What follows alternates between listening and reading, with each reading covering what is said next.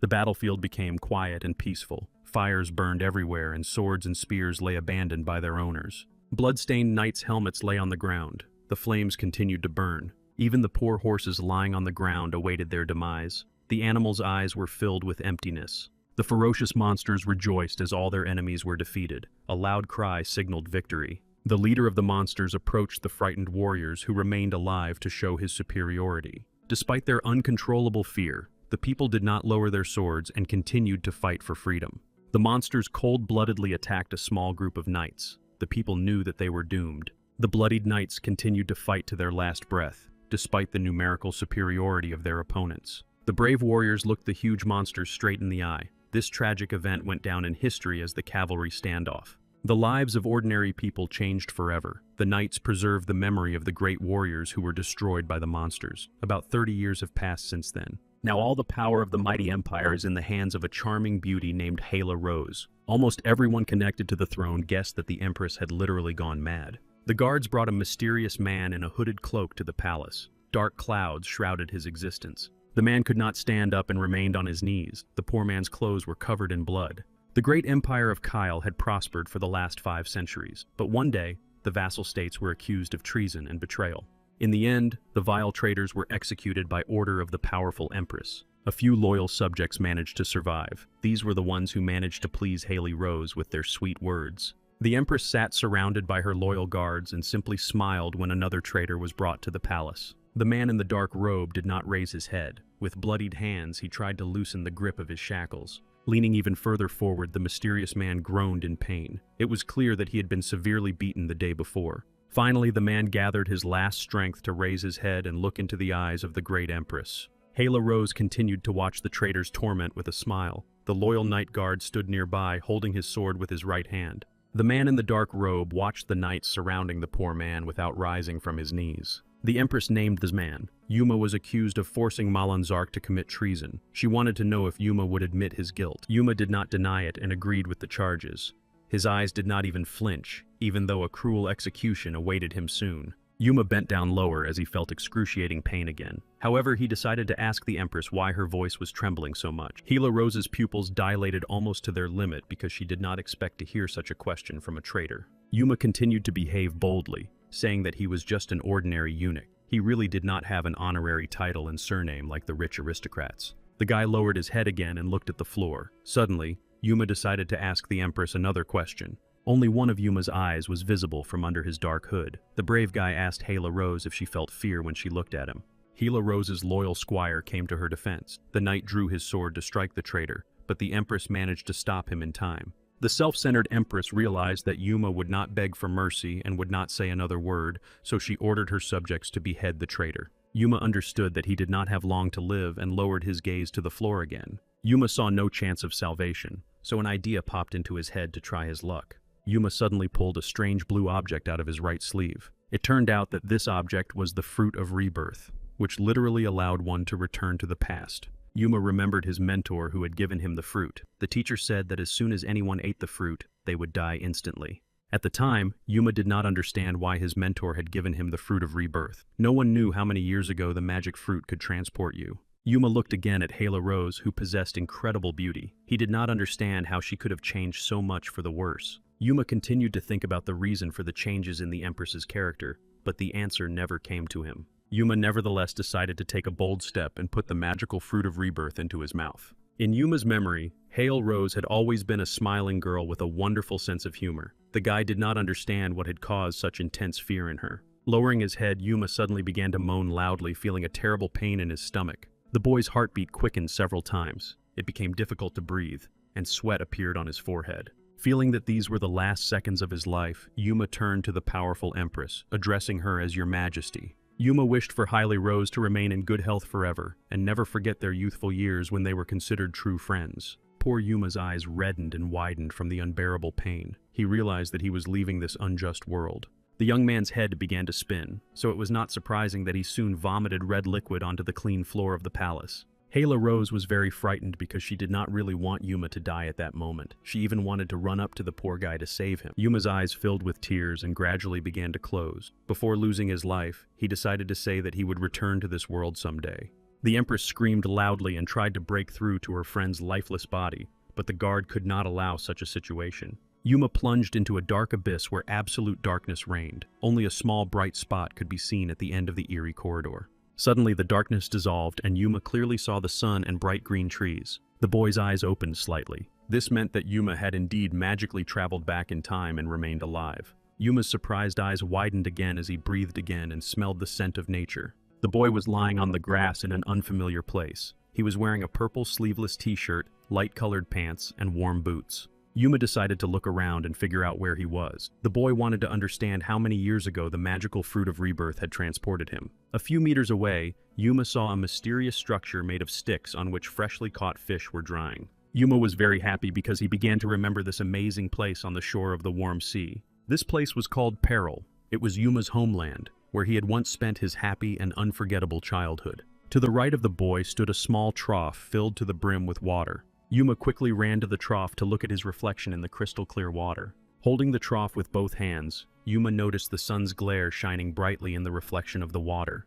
As soon as he glanced at his own reflection in the water, Yuma realized that he had truly been reborn. This meant that the fruit had saved him from certain death. The happy young man only had to figure out what year it was now, and he soon realized that the fruit of rebirth had transported him 40 years back in time. Yuma instantly remembered what had happened 40 years ago and bowed his head. The young man's mood noticeably deteriorated. Yuma saw Mr. Hack lying in the shade of a tree with his eyes closed. The boy even remembered what had happened yesterday, on the eve of his transfer. Yuma turned to Mr. Hack and told him that Malin had once again behaved inappropriately. Yuma told Mr. Hack that this time Malin had brutally beaten Cage, the owner of the fish shop. Mr. Haka became angry and was about to punish Malin, but Yuma informed him that Cage had spoken ill of him, which was why Malin had taught him a lesson. Despite Yuma's words, Mr. Haka got up to find Malin. The man asked where the culprit was now. Yuma did not cover for his best friend Malin and said that he was probably sleeping on the beach. Yuma and Mr. Haka headed to the beach to find Malin, who had no idea that punishment awaited him. After a while, Yuma and Mr. Haka saw Malin lying on the sand with his eyes closed.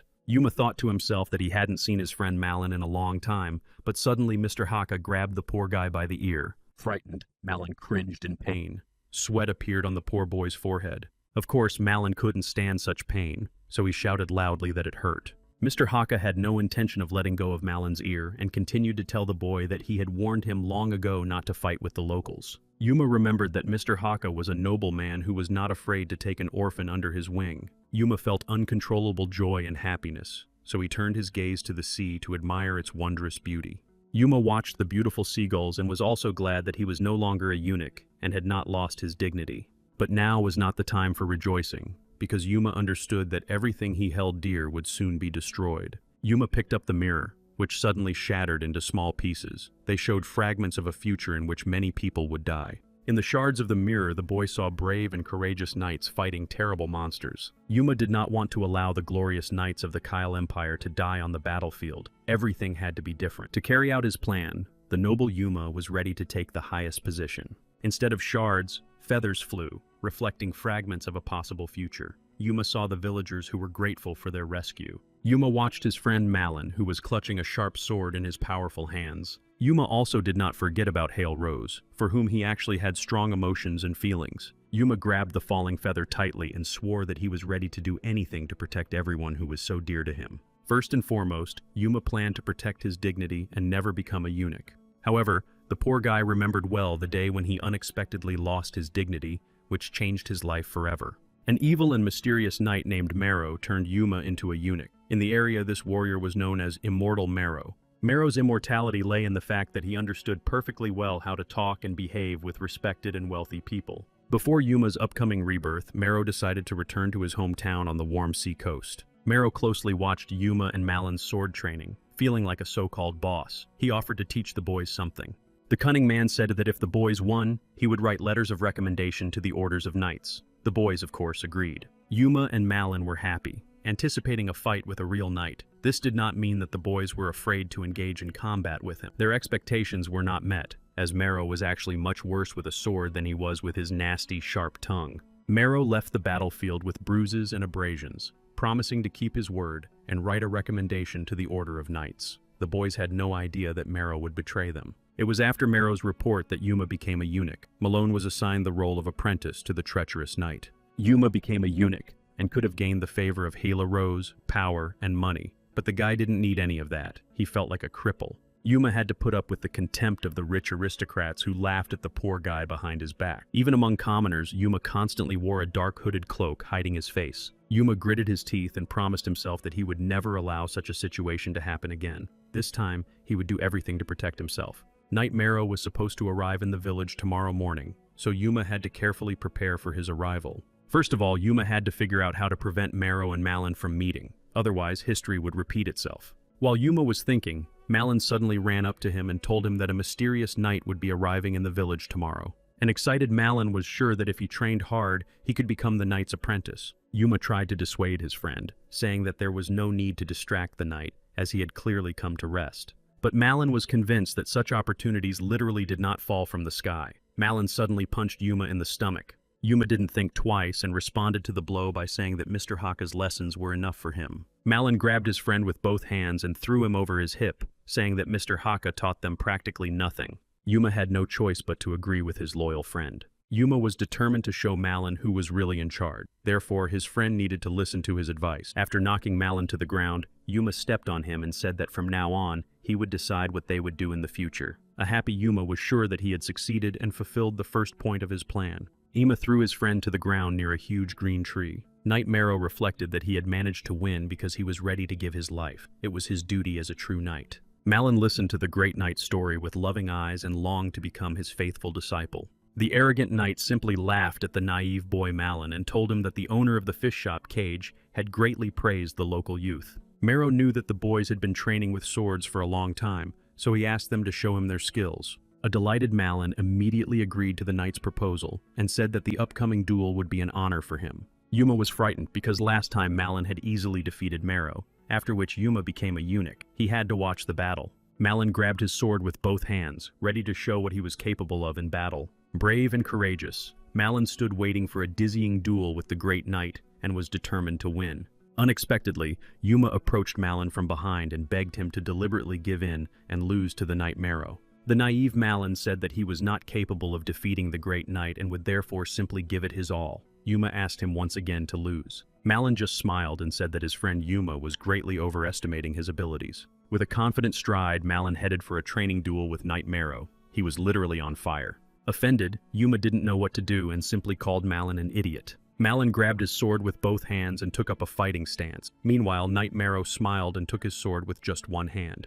Mr. Haka joined Yuma to watch the legendary duel between Malin and Knight Marrow. Knight Marrow looked confidently at his opponent and asked him to attack first to see what he had learned. Malin raised his sword above his head with wide eyes and thought that he needed to give it his all. Malin struck his opponent's weapon with incredible force. The sword of the great Knight Marrow suddenly found itself in the air, flying in an unknown direction. Soon, the sword of the Knight Marrow ended up in the ground behind the mighty warrior. Surprised, Malin just stood in front of his opponent and literally did not know what to do next. Yuma, standing behind Mr. Hack, suddenly began to smile. It was as if he already knew what would happen next. Knight Marrow's face contorted with anger. The man felt uncontrollable rage and fury. Yuma turned to Malin and said that he had no right to attack the great knight by distracting him with his loud cries. Yuma continued to humiliate his friend by calling him a coward. Malin was not worthy of training with a knight. Yuma was very upset that Knight Marrow might not believe in his acting abilities. Marrow urged Yuma not to speak negatively about his friend anymore. After all, cowardice could also be part of a strategy. Yuma was happy because Knight Marrow clearly believed his statement. This meant that Marrow was a foolish person.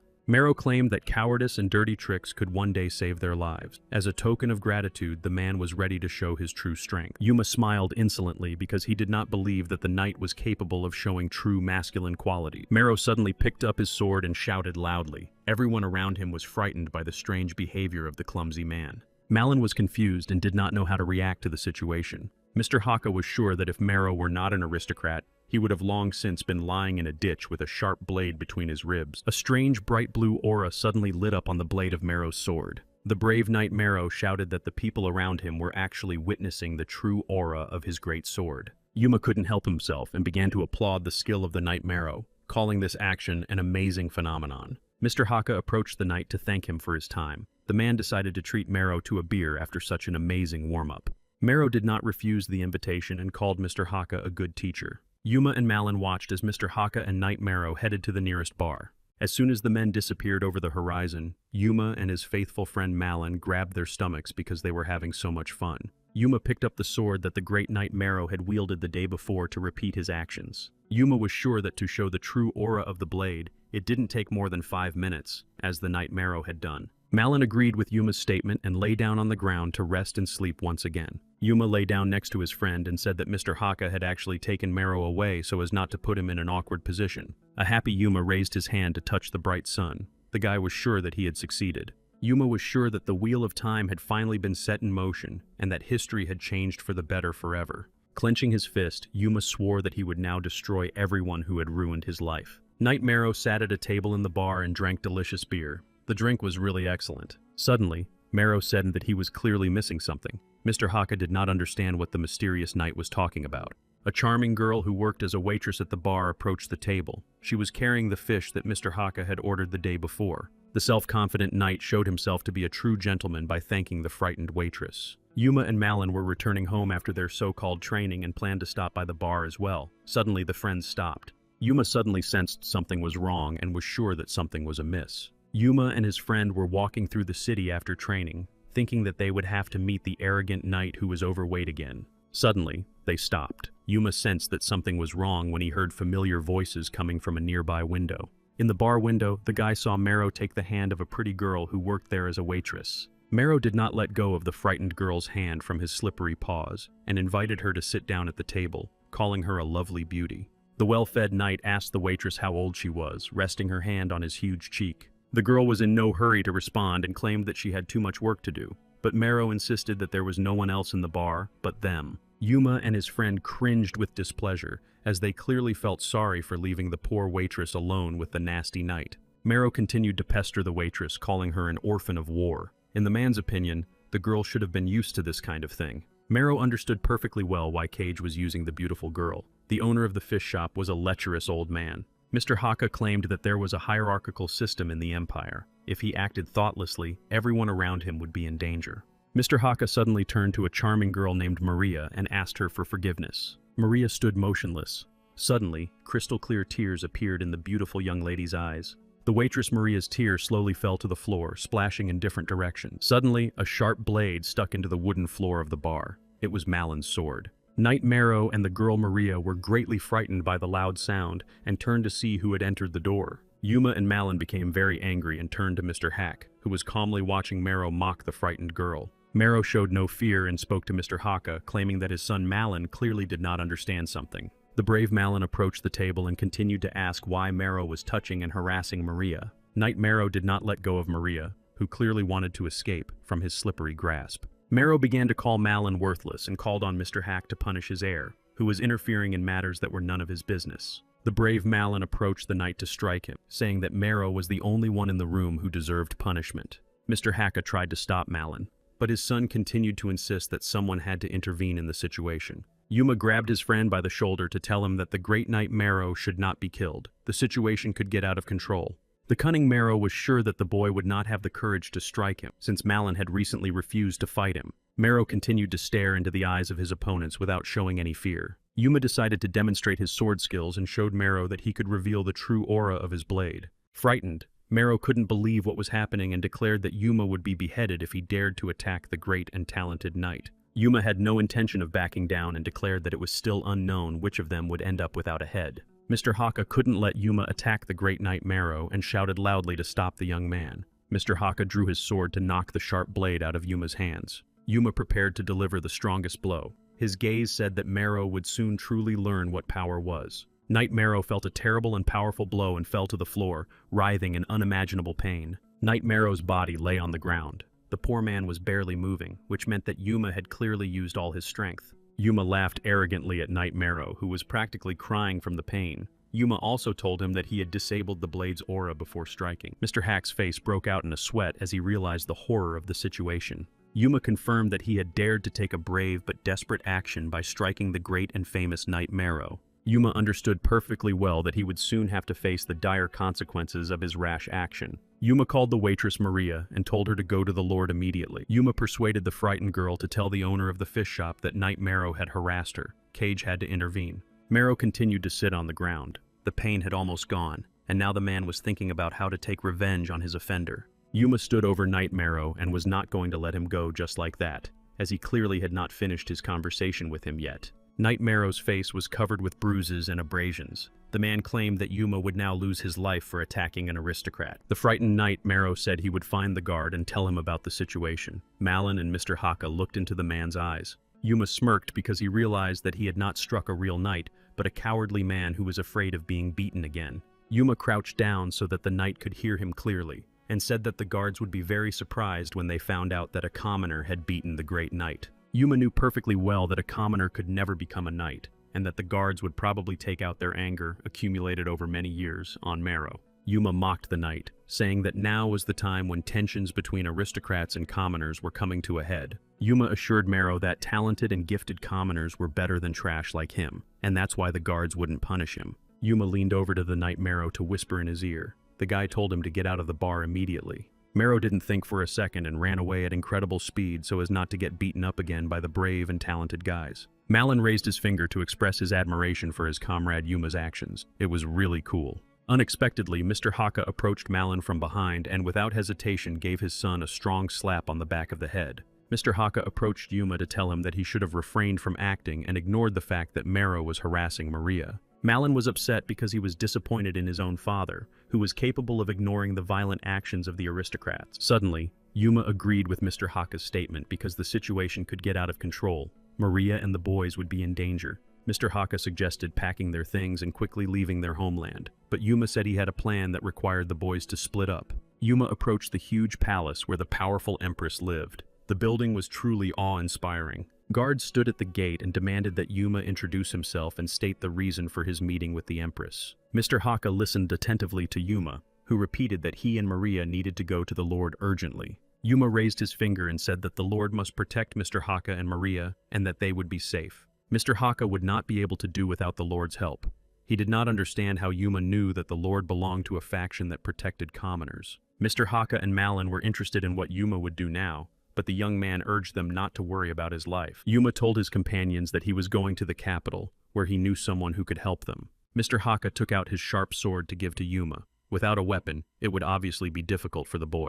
Mr. Haka held out the sword to Yuma and told the boy to take the weapon that placed a heavier burden on him. Yuma set off on an exciting but short journey and soon found himself at the gates of Hale Castle. The majestic building remained the same as in Yuma's memories. The boy had worked here for the past 40 years. Many years had passed, but Yuma was glad to see this place again. Besides, Yuma was no longer a eunuch. Yuma was sure that Empress Hyla Rose was in the castle and could help him avoid losing his life. Yuma remembered when the powerful Empress Hyla Rose showed him a unique place. Hyla Rose showed him the place where Yuma should go if he had to flee the palace because of her. Empress Hyla Rose begged Yuma to flee from everyone if difficult times came. Yuma, as an obedient eunuch, agreed with the Empress, who said that no one would ever find him in this place. With her charming hand, Hyla Rose carefully searched for something and said that it must be somewhere here. Yuma began to search carefully, running his hands over the entire wall. Suddenly, a small hole appeared in the wall, large enough for a person to crawl through. Without hesitation, Yuma crawled through the small opening in the wall and began to crawl along the path. Yuma stopped to gather his strength,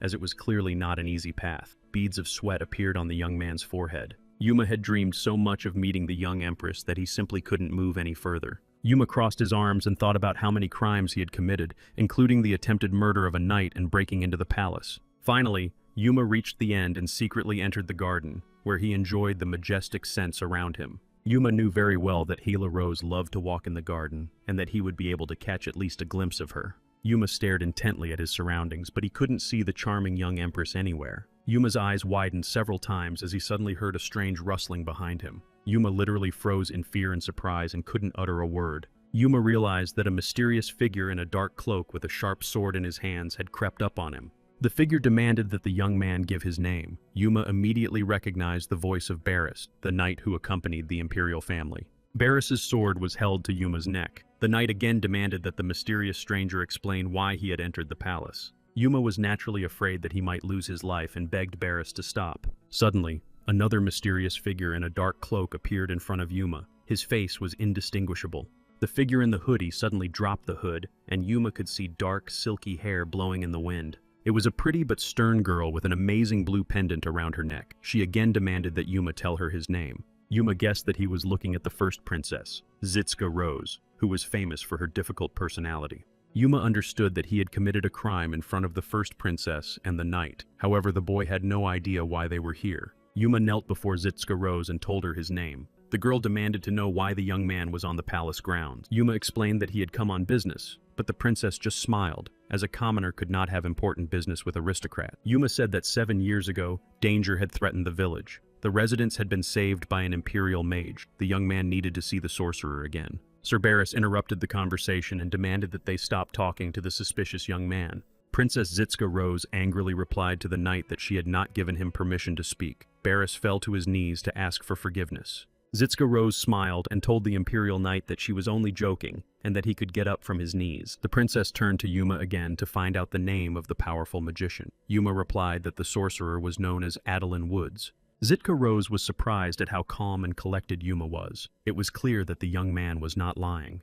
The princess headed off in an unknown direction to relay Yuma's words. The girl demanded that he no longer stick his nose into the palace's affairs. Barris turned to Yuma and said that the princess was not the kind of person who could forgive such insolent behavior. He was lucky. Now the question arose in Yuma's mind of how to meet Adeline Woods. There was also another small, strange thing. Over the next year, Zitsuka Rose would attempt a dizzying coup d'etat. During the coup attempt, it was the imperial knight Barris who would take Zitsuka Rose's life by stabbing her in the back with his sword. Yuma assumed that at this point, Barris and Hitsuka must have a bad relationship. Yuma asked himself again why Barris and Zitsuka were together, and in such a strange place at that. Something was clearly wrong here. Yuma needed to be more careful and not stick his neck out unnecessarily. First and foremost, the boy had to deal with Marrow. Yuma made his way through the city and tried to enlist the help of a merchant community called Puana. Puan was known as a moneylender and tax collector. Yuma knew that he was respected and even feared by the rich and powerful aristocrats and nobles. At first glance, it seemed that Puan's main source of income was the trade in expensive and exquisite furniture. No one guessed that Puana was importing magic stones from the great kingdom of Helga. Yuma knew that in recent years, Puana had been trying hard to find a way to make magic stones on his own. It was clear that after developing a monopoly on the production of magic stones, Puana's trading community would become the strongest. Near the gate, Yuma once again met two guards who asked him again why he had come there. Yuma did not show his fear and said that he had come to meet Puan. The young man asked the guards to call the master. The guards just laughed loudly and asked Yuma not to joke like that anymore, calling him a kid. Yuma drew his sharp sword to prove to the guards that he was not joking. With one swing of his blade, Yuma cut through the guards' spears, who were now clearly not laughing. Yuma promised that he would cut off the guards' long tongues if they continued to laugh at him. The young man introduced himself as an escort for the Adeline family. The guards were frightened and let Yuma into the colorful building. Here, the young man's attention was drawn to the huge red curtains. Yuma sat down at a table where a mysterious man with a mustache was already waiting for him. He introduced himself as Mr. Puan. Puan offered him some delicious, expensive tea that had been brought from the east. Yuma thought to himself that sitting in front of him was the future owner of one of the most powerful trading communities, Puan. While the man with the mustache drank tea, Yuma continued to think, calling him a great moneylender to himself. Mr. Puan smiled and enjoyed the expensive tea. The man's delight was literally boundless. Yuma grew tired of watching Puan rave about the tea and asked him to get down to business. Mr. Puan asked why Yuma had come to him uninvited. The young man replied that he wanted to make a lucrative deal with the man. Yuma said that he knew a unique way to make magic stones and that he had lied when he introduced himself as an escort for the Woods family. Mr. Puan spat out his tea. The man laughed because he knew that according to the Empire's Magic Academy, there was no way to produce stones. Yuma suggested that Puan sign a magical contract stating that if the young man broke it, he would become a test subject in the study of magic stones. Puan asked what was in it for Yuma. Parents said that he had recently attacked a knight and now needed help. Puan said that money would not help the boy escape the consequences. Yuma needed to go to the casino owned by the Fabian family. At the casino, Yuma had to find a knight obsessed with gambling named Haven Woods. In the first few seconds, Yuma noticed a table with unique knight's armor made of real gold. Haven Woods sat down opposite Mr. Puan and asked the man what he wanted from a simple knight. Puan said that he had heard rumors that a commoner had attacked Knight Marrow and nearly killed him. Haven Woods did not hide the fact that he had heard about the attack on Knight Marrow. The man even knew that the culprit was an ordinary village boy. Puan explained that the culprit's name was Yuma and that he was his nephew. According to Baron Lewis, Knight Marrow had behaved badly towards the girl. Haven Woods demanded that the story be dropped. The man promised that he would soon bring the matter up at a meeting of the elders. Woods was about to leave Puan's house, taking the golden armor with him. The man said that he would not mind meeting Mr. Puan again soon. Everything went as Yuma had said. Now the boy had to return to the business of making magic stone. Yuma felt like a real teacher and began to explain that the method of making stones was actually very simple. Yuma said that first of all, the magic stones had to be carefully ground into a natural powder. Then the stones had to be planted in the ground and watered every day with the blood of magical animals, as if they were seeds. Mr. Poan was very surprised. However, Yuma warned the naive man by telling him what would actually happen when he reached the third step. Yuma said that everything around him would start to explode. To solve this problem, Poan would need only one archmage. Mr. Poan's disappointment knew no bounds, as he understood that there were very few archmages left in the Empire. Yuma tried to calm Mr. Poan down. The guy said that she had just the person he needed in mind. Yuma knew very well that Kale Fabian had been adopted because of his exceptional talent, but now he was an outcast among high society. Yuma carefully observed the behavior of the rich and influential society. Everyone around him smiled sincerely. Kale Fabian held a glass of a drink of unknown origin in his hand and suddenly asked Mr. Poin what had happened. Mr. Poin did not hide the fact that he was actually overjoyed to meet a real powerful archmage. Poin introduced himself as a merchant. Sitting at the table, Kale Fabian said that if Mr. Poin wanted the power that was in the hands of the Fabian family, he had come in vain. The day before, Yuma had advised Mr. Poan to behave in this manner so as not to irritate Fabian. Mr. Poan loudly declared that what he really needed were people who cared only about blood ties and strong bonds. Archmage Kalian. Fabian clenched his teeth and shut his mouth. The man did not expect such insolent behavior from an ordinary merchant. Unexpectedly, Kalian Fabian could not contain his emotions and laughed out loud. Mr. Poin was not frightened by the loud sound and repeated that the only person he planned to cooperate with was Kalian Fabian. Kalian Fabian fell silent again and began to stare at the floor, making strange, mysterious sounds. Suddenly, Archmage Kalian Fabian couldn't hold back again and laughed even louder, scaring the people around him. Holding his stomach, the gray-haired old man Kalian Fabian turned to the respected Mr. Poin and called him a mentally ill person. Mr. Poin did not show his displeasure. The man clearly did not expect to hear such words from Fabian in such a majestic place. Kalian Fabian continued to drink from his glass and said that he would give Mr. Poin a chance to speak in the near future. Yuma was sure that the pieces of the puzzle would fall into place, and said that the Kingdom of Matin would be a unique place where stones would be produced. The Kingdom of Matin was the only place capable of repelling constant attacks from the powerful empire. The fact was that it was in the Kingdom of Matin that a squad of professional mercenaries called the Black Wolves had once been created long ago. Every warrior in the Black Wolves squad sincerely hated the Empire and was opposed to any foreigner. Yuma understood that since the Black Wolves were opposed to the Empire, it would not be easy for them to get through to find out about the production of magic stones. Mr. Poin was not sure he wanted to get involved with savages. After all, the man could lose his life and leave the soldiers to die of hunger. Meanwhile, the weather outside was incredible. The clouds seemed to float across an endless blue slope. The bright sun illuminated the peaks of giant mountains surrounded by green trees and bushes. Mr. Poan claimed that the people of the Empire had come to the Kingdom of Matin voluntarily. The man mentioned his wife, whom he would never see again. Yuma tried to calm Mr. Poan down. The boy claimed that he could protect him from attack. Besides, a real archmage was walking beside them. Mr. Poan was encouraged and said that even if they did not win, they would still be able to get out of Matin alive. Yuma and Kalian Fabian laughed and said that only cowards actually run away from battle. The men were sure that they would fall as brave men. Looking at the beautiful bird, Yuma remembered that none of them had families to worry about. The three men walked on the ground covered with dry leaves. Kalian Fabian suddenly stopped and shouted that they had finally reached their destination. The men stopped near a scary building with a terrifying wolf's head on top. It was the lair of the Black Wolves. It was a strange, mysterious structure surrounded by bright green trees. The surprised trio stopped and looked around carefully. Their gaze was drawn to the huge gates. The frightened companions looked for the guards who were supposed to be guarding the main entrance to the lair of the Black Wolves. There was an eerie silence.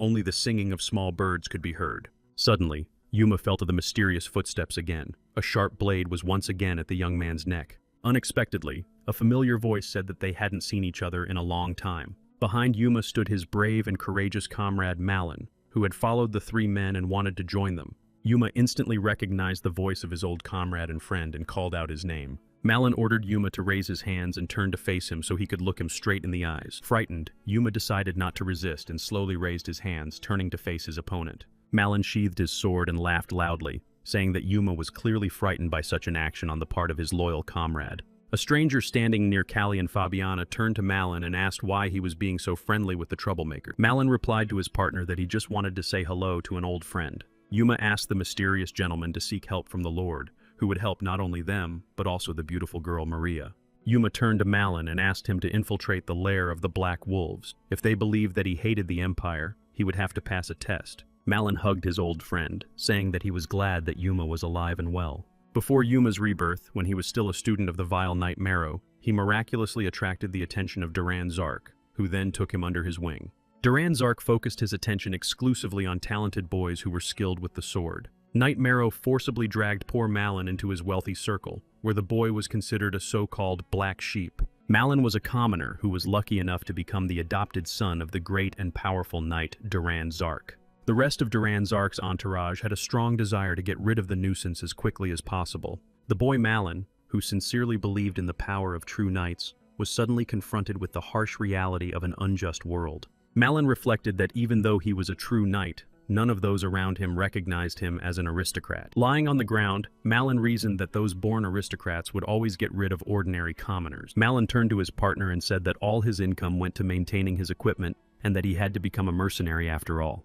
His partner tried to support Malin by telling him that he had worked hard to get to where he was. Malin stood opposite Yuma and soon asked him a simple question. Why had he come to the lair of the Black Wolf? Yuma did not want to lie and said that he had come here to ask the great commander Hugo for a favor. Malin quickly realized that the three men had come to rescue him from the clutches of the mercenaries. The guy ordered them to be led inside. Suddenly, the sword of the brave and courageous Malin glistened in the bright sunlight. Malin said he would let Yuma inside if the boy could defeat him in a fair fight. Yuma smiled broadly and began to pull a sharp blade from behind his back. The boy didn't believe that Malin was serious. Entering into a dizzying battle, Yuma still asked Malin if he was sure he could defeat him after just a few training sessions. The swords of the old friends clashed in a terrifying duel. Neither of the boys was going to give up. Yuma was greatly surprised at how much his comrade Malone's strength had increased. After all, Yuma's sword bent under the weight of his friend. The razor-sharp blades clashed in the air once again. A piercing sound rang out. Suddenly, Malin managed to deliver a crushing blow to his friend's head with his right foot. Another deafening crack rang out.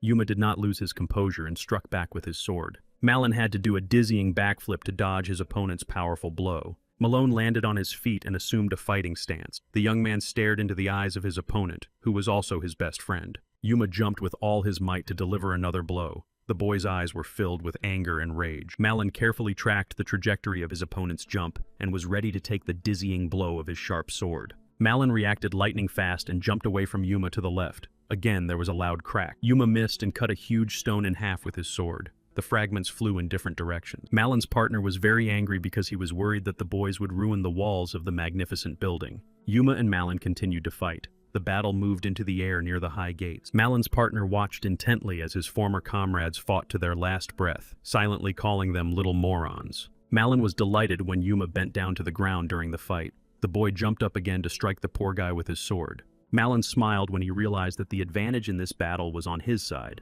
Unexpectedly, Yuma managed to react quickly and parried Malin's blow with his blade. The boys looked at each other again. During the fight between Yuma and Malin, there was another rumble and fragments of stone flew in different directions. Kale Fabian turned to Mr. Poan and asked if the boy had come to him with a request. Poan nodded. Kale Fabian was delighted because he thought he had found a real golden egg. But for Mr. Poan, it was too much. Finally, the fight between Yuma and Malin came to its logical conclusion. Yuma's sword lay on the ground. Malin did not hide his admiration and joy. The boy brought his sharp blade to Yuma's neck to prove his victory. Happy Malin couldn't contain his emotions and demanded that Yuma admit defeat. Yuma didn't hide his disappointment. Pushing his opponent's sword away from his neck, he said that he had only given in to his friend. Malin didn't believe his friend and ordered him to stand up so he could take him to his boss. Malin dreamed of finally defeating Yuma in a fair fight. Malin continued to taunt Yuma and said that in reality, a snake was never a match for a dragon. The heroes found themselves inside a huge building and walked down a dark corridor to the boss of the Black Wolves. Suddenly, Kale Fabian turned to Mr. Poan and said that he needed to pull himself together and not show uncontrollable fear in front of the boss. Malin smiled and said that when you first meet his commander, every cell in your body literally trembles with fear. Yuma decided to joke with Malin, accusing him of needing to change his pants behind the door. Malin did not appreciate his friend's joke, refusing to respond and simply opening the dark door. In an instant, the three guys found themselves inside a huge, tall office. Yuma was happy because he had finally reached his destination. In the center of the hall, on a high throne, sat Hugo, the commander of the Black Wolves. The muscular man was truly fearsome. Hugo called the uninvited guests imperial rats who had recently decided to crawl out of their dirty burrows. Hugo was known as the Orc Slayer. He was the only person who had managed to defeat an orc with the strength of a real dragon. Before the battle between the dragons and demons began, one of the members of the Black Wolves betrayed his commander and cold-bloodedly took his life. If Hugo had been alive, the consequences of the fierce battle would have been much less than they are now. The uninvited guests showed their submission and respect and knelt before the leader of the Black Wolves. Yuma was the first to start the conversation and decided to introduce himself by calling everyone present by name. Hugo did not listen to Yuma's monologue to the end and asked the guy if he was the leader of this small group. Yuma denied his leadership, calling the others simply comrades. Hugo couldn't believe that an aristocrat and a commoner could be friends. Yuma said that it wasn't about the empire, but the commander interrupted him, unwilling to accept the fact that he was being contradicted again by a commoner.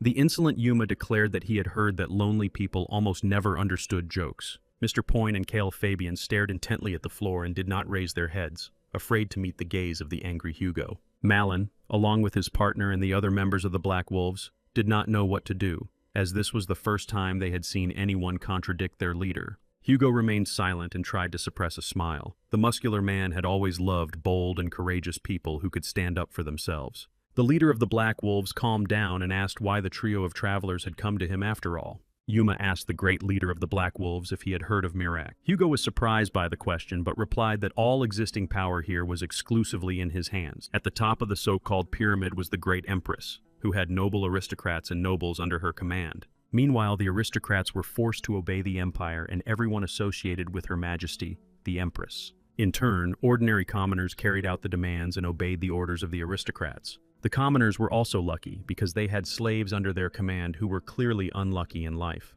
However, even the slaves were a little lucky because each slave could have livestock, including pigs, goats, or even cows. Unfortunately, below the slaves were military deserters, whom the empire called maracas. They were the true outcasts of modern society. Yuma asked Hugo for several maracas so that he could later buy land in the territory of Matin. The fact was that he needed guards. Hugo asked Yuma if he planned to use the lowest class of people for his own financial gain. During the war, Hugo destroyed 5 kingdoms. It was because of him that an incredible number of Miraxes appeared in the world. Yuma continued to show his bravery, saying that it was better to use the Mirax than to have them sit idle. Yuma confidently asserted that the Mirax had been wasting their lives for many years. Hugo said that such self-flagellation would affect not only those who were wavering, but also those around the Mirax. Hugo said that he saw in Yuma a true warrior, defined not by the number of heads he had cut off, but by the number of lives he had saved with his words. Yuma was greatly surprised by the words of the leader of the Black Wolves and decided to thank the great mercenary leader. Hugo accepted Yuma's offer without any negotiation. This was not surprising, as he could not argue with the leader of the mercenaries. Yuma and his companions said goodbye and found themselves back in a huge, tall, dark corridor. Yuma continued to walk forward but suddenly decided to stop to catch his breath. Yuma leaned against the wall and covered his mouth with his right hand. The boy could barely stand because he was overwhelmed by uncontrollable fear. Yuma held onto a column to keep from falling to the ground. There was an unbearable buzzing in his head. Yuma admitted that the conversation with the leader of the Black Wolves was much scarier than he had imagined the day before. Yuma was sure that Malin would not be able to restrain himself when he met the powerful leader Hugo. Finally, Yuma left the building. Yuma heard strange rustling sounds again, and his sword once more clashed with the weapon of the mysterious opponent who had approached him. Malin did not want to let his old friend go so easily, so he attacked the poor but brave boy again. The guards watched the fight between Yuma and Malin closely, and did not understand what was really happening in the fishing village of Peril. Suddenly, a razor-sharp spear flew towards Yuma's face.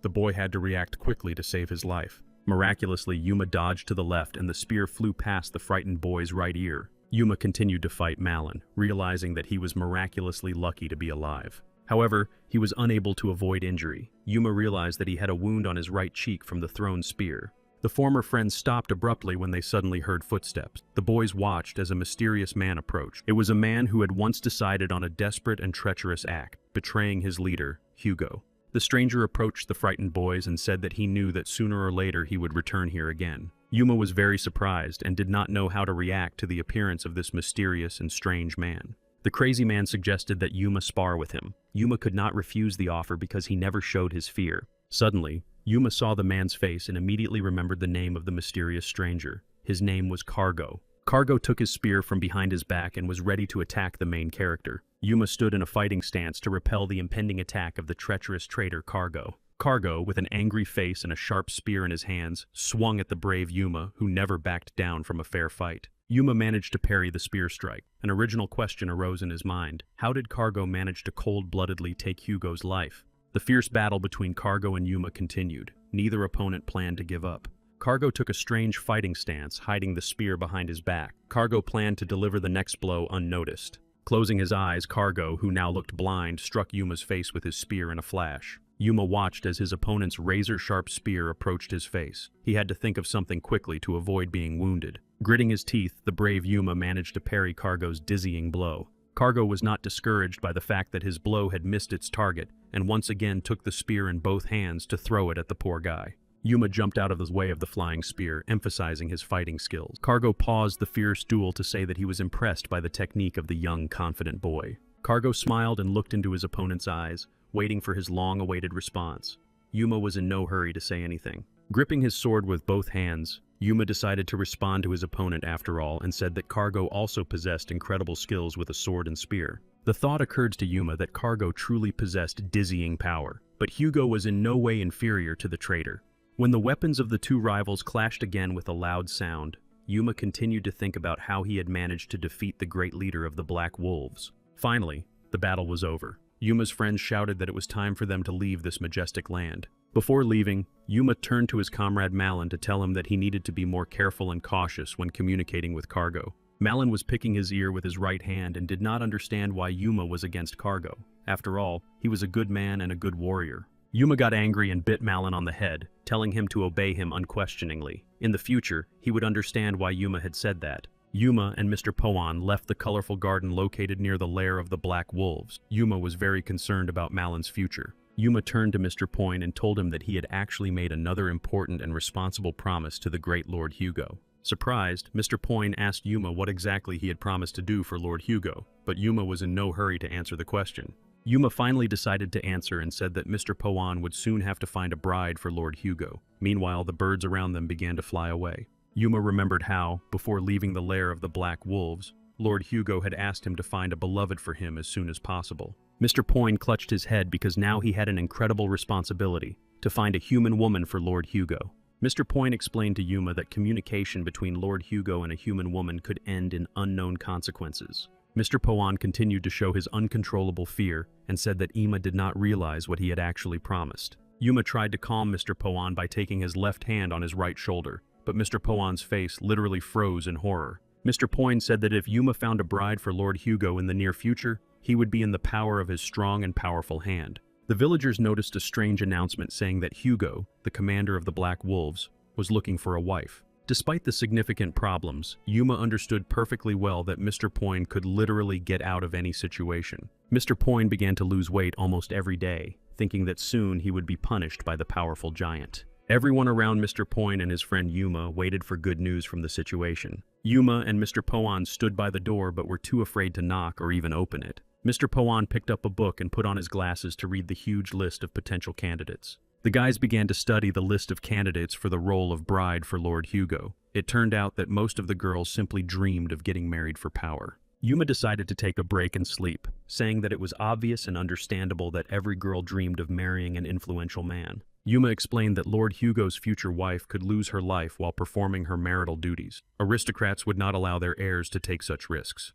Mr. Poan understood that every girl on the list of brides had already literally resigned herself to the impending loss of her life for the sake of honor and a surname. Poan again decided to ask Yuma a question about the fact that growing magic stones would take a long time, about a year. Unexpectedly, Mr. Poan said that in a year his trading community would most likely go bankrupt. Mr. Poan began to recall the financial investments he had made recently. First of all, he remembered the armor he had bought for the Woods family. Later, Mr. Poan became upset when he remembered the small pile of gold he had had to give as a bribe to the Fabian family. In addition to gold, Mr. Poan had to give the Fabian family precious stones and expensive swords cast from rare metals. Mr. Poan and his trading community also had to send a bag of gold to the Black Wolves mercenaries every month. Mr. Poan's emotions overwhelmed his patience, and the man cried because he really had too many expenses lately. Yuma tried to calm his now comrade again. Nothing could be changed now. First, he had to find a new bride for Lord Hugo. Yuma said that it was urgent to find an aristocrat who would support Juan. Yuma had huge doubts in his head because he didn't understand if he would be able to get support from a respected aristocrat. Yuma and Mr. Poyne sat at the table and shouted for the new candidate for the role of bride of the leader of the Black Wolves to enter the room. A lovely, charming girl with dark hair and light blue eyes entered the room and introduced herself as Cindy Mew. The confident girl turned to Yuma and said that she agreed to become Lord Hugo's wife, but she had one important condition. Yuma was very surprised by Cindy Mew's audacity, so he decided to ask what condition the girl had come up with for Lord Hugo. Cindy Mew asked the guys to hire her as a secretary. Yuma and Mr. Poyne exchanged glances but did not rush to answer the lovely young lady. Cindy said that she had worked for a long time at the Fabian family casino, where she often had to wear short and revealing dresses. Cindy told them about Mr. Shirel, who, after drinking strong alcohol, could talk to her for hours on various important topics. In addition, Shirel told Cindy about his secret vault, and only later did the cunning man try to get rid of the unnecessary witness.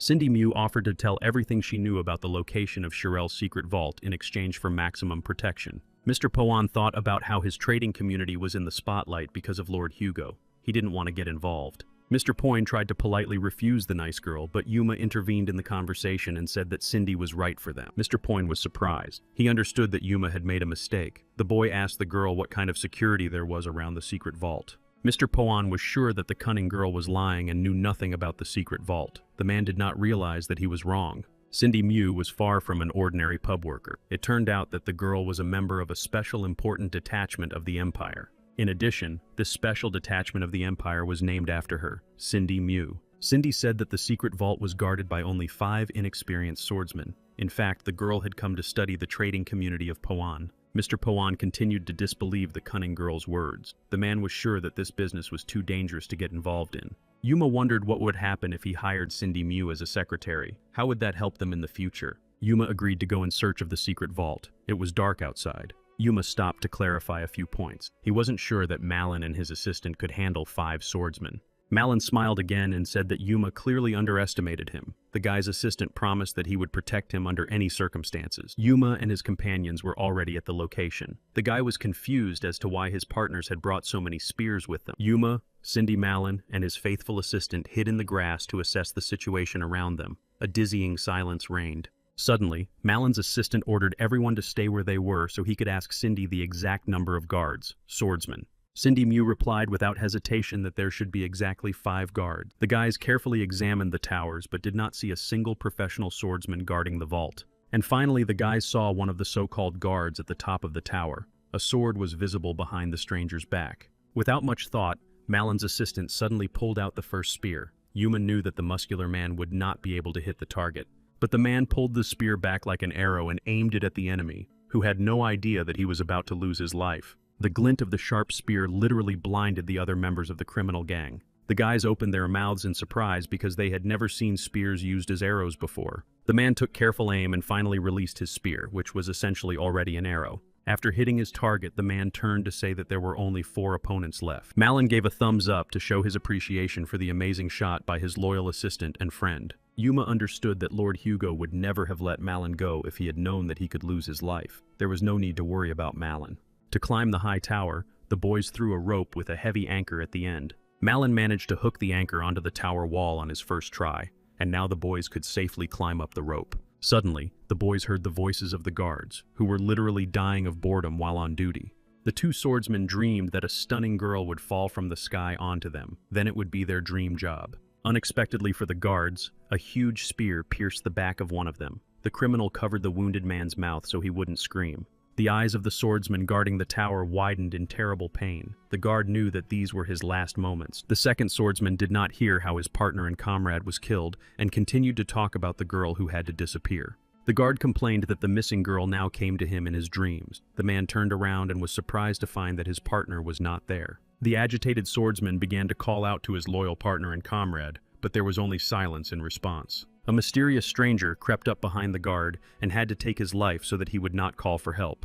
The guard did not utter a word and fell to the ground. His light-colored boots were visible. Yuma stood over the swordsman's body, hiding his face behind a light-colored scarf. The young man could not believe that he had dealt with 2 mercenaries so easily. Malin smiled as usual, supporting Yuma. The boys had indeed managed to defeat the professional swordsman too easily. Yuma removed the light-colored scarf from his face to show his friend Malin his dazzling smile. Yuma and Malin stood facing each other and suddenly cringed at a strange, foul smell. The boys did not understand where the stench was coming from. Suddenly, a brown boot appeared from the stairs. Yuma and Malin froze in anticipation. A huge, tall man with a beard and a sword in his hands approached the boys. The guard said that there were obviously rats here. The guard's long, shiny sword quickly approached Yuma. The young man continued to stand waiting. Yuma's gaze quickly changed. His eyes literally turned red. When the swordsman saw that Yuma had unexpectedly used his ability to activate the sword's aura, he was greatly surprised, but it did not scare him. Yuma stood almost motionless and looked his formidable opponent in the eye. After a few seconds, Yuma turned to the insolent swordsman and asked him if he wanted to test the abilities of the so-called rats. The sharp swords of the two opponents clashed again in the air, making a dizzying sound of metal. Yuma raised his sword above his head, grabbing it with both hands. This gesture was meant to scare the professional swordsman. The bearded man was clearly not a coward, so he continued to attack the young lad. The swordsman tried to crush his opponent, but Yuma's reaction was lightning fast. A piercing bright light flashed around Yuma's boots, which meant that Yuma had once again activated the aura of his sharp blade. The swordsman stopped. His strength was quickly leaving him. The man decided to address Yuma, saying that rats really did possess incredible talent. The proud Yuma did not thank his so-called opponent. The young man understood perfectly well that he would have to take his life. To humiliate the man, Yuma began to smile slightly. The young man asked again if he really had excellent skills. Yuma brought his sharp blade to his face and took a fighting stance to attack his opponent, who was clearly inferior to him in strength. The guard did not have time to dodge the approaching attack, and a small abrasion formed on the man's head. Yuma continued to strike with his sword at the armor of the professional swordsman, who was already about to give up and throw away his blade. With a feint, Yuma managed to hit his target. The guard took his last breaths in life. In an instant, Yuma found himself sitting on his opponent. The young man smiled sincerely as he easily defeated the trained mercenary once again. Yuma raised his gleaming sword to his face again and said aloud that he was very disappointed with his opponent's sword skills. The swordsman continued to stand but already understood that he had to say goodbye to life. The man still held the sword in his hands. He had almost no strength left to hold such a heavy weapon. Yuma spread his legs wider than his shoulders to show his friends that his confrontation had come to its logical conclusion. Yuma once again called his dying opponent a disappointment and smiled, showing his invincibility. Cindy Malin and his assistant applauded, unable to believe that they had managed to eliminate the secret vault's guards so easily. Soon, the group found themselves in front of the gate to the secret vault. Yuma asked Cindy how to open the door and get inside. Yuma touched the gate with his hand and suggested simply breaking it down by force. The guy asked what metal the doors were made of. Malin's assistant didn't think twice and already loaded 3 spears to shoot at the gate. The man asked the rest of his companions to step back. A second later, there was a loud crash. The frightened guys covered their faces with their hands so that the fragments would not hurt them. Cindy and Yuma turned and looked with great surprise at the hole in the gate. In the opening, the guys saw a tall pile of gold. Yuma could not believe that a spear could destroy a steel gate. The 4 friends entered the secret vault and began to examine the treasures. Their amazement knew no bounds. Yuma and his companions continued to enjoy the sight of the treasure. There were indeed many precious items here. Yuma smiled slyly and thought that this amount of gold would only last him for the next 2 years. Malone and his assistant received a small, modest bag of gold. Of course, the guys were angry that the reward for the Black Wolves was too small. A carriage with a mysterious passenger inside passed under the arch. It was clear that representatives of a noble family were sitting inside. However, inside the carriage sat Yuma, who thought to himself that he had managed to solve one of the main problems. It was crystal clear to Yuma that as soon as the Poan trading community expanded, new problems and troubles would appear on the horizon. Now Yuma needed to find a worthy person who could support the Poan trading community. Yuma made the only right decision. He needed a respected and powerful aristocrat. Mr. Poan handed Yuma an envelope containing recommendations from Sir Haywan. Thanks to this letter, Yuma could move freely in the avant-garde near the Yornir plain. Yuma thanked his friend. Puan asked why Yuma was heading to the battlefield. The young man replied that he planned to convince Duran Zark to join their company. Surprised, Mr. Puan asked if Yuma had a plan. The young man was confident that he would be able to attract the aristocrat's attention with his skillful abilities. The only problem for Yuma was how to make Duran Zark a future ally. Duran Zark was considered one of the strongest and most skilled warriors during the conquest of the Empire. Duran Zark was rightly called the greatest swordsman in history. His strength was even compared to that of Lord Hugo. Duran Zark was a third-generation aristocrat who was fortunate enough to gain the trust and favor of the Great Empress. Meanwhile, on the plains of Yornir, Avant-garde's dizzying and unpredictable conquest was taking place. Yuma approached one of the many tents near which the emblem of the great empire fluttered in the wind. A calm old man handed Yuma some equipment and said that for the time being, he would be enlisted in the ranks of the infantry. The old man was very surprised because he thought Yuma was too young to fight on equal terms with the other great warriors. Two strange, muscular men stood near the carriage and laughed openly at Yuma. One of them invited the young man to visit his tent. Proud Yuma said nothing in response to the men's provocation and simply threw his armor at their feet. Yuma continued to think about how and where to find Duran Zark and win his favor and attention. The perfect moment literally found Yuma, so he decided to respond to the insult by hitting one of the insolent men. The poor man lay onto the ground. The rest of the Empire's representatives quickly gathered at the loud cries. The young man, who had received recommendations from the great Sir Haven Woods, dealt with 20 knights in a matter of seconds. A military tribunal awaited the young man. Armed guards seized Yuma to show him to Sir Duran Zark. No one doubted that the poor man would soon be put to death. Duran Zark read the recommendations from Haven Woods and was very upset that Yuma had already fought with his men on his first day. Yuma was truly remorseful and managed to say that he was very sorry for the inconvenience he had caused. Duran Zark did not believe the young man's words of repentance. The Lord could not believe that the boy had dealt with 20 knights without weapons and without a single scratch. Sir Duran Zark was angry with his guest and was about to say something, but an unexpected event forced the man to fall silent. Behind Yuma, an aura suddenly appeared, emanating from the sharp sword of the brave and courageous young man. Duran Zark was impressed by the skills and abilities of the talented boy. The man noted his strong aura and praised him. Sir Duran Zark began to stroke his beard and thought deeply. The Lord did not know that a commoner was capable of such mastery of the aura of a blade. Meanwhile, the knights beaten by Yuma stood in silence. The wounded men realized that the commander clearly liked the gifted boy. Duran Zark turned to Yuma and said that he urgently needed to find out what kind of person he really was. The Lord ordered his henchman Centurion to strike the boy 20 times and then bring him to the Emperor's chambers after the punishment. Unexpectedly, Centurion shouted that he would not mock Yuma because the commander had shown a noticeable interest in him. However, the punishment was soon carried out. Yuma took off his sleeveless shirt, and Centurion began to whip his bare back. After the severe beating, Centurion turned to Yuma and offered him his unique pain-relieving ointment. Yuma silently turned around and was about to head to the chambers of the great Sir Duran Zark. The Centurion wished him luck. The moon fully illuminated the chambers of Duran Zark, who was already waiting for Yuma's arrival. They talked practically all night. A month later, Yuma received a unique battle and sword, which Lord Duran Zark himself had chosen for him. Now Yuma led his own army, which was to conquer the capital of the powerful kingdom of Armad. Together with his army, which included brave knights, Yuma headed for battle near Armad Castle. The majestic Sir Duran Zark arrived at the battlefield and shouted to his soldiers to prepare for the approaching confrontation. The first to enter the dizzying confrontation were the archers, who fired a crazy number of arrows with sharpened tips from their bows.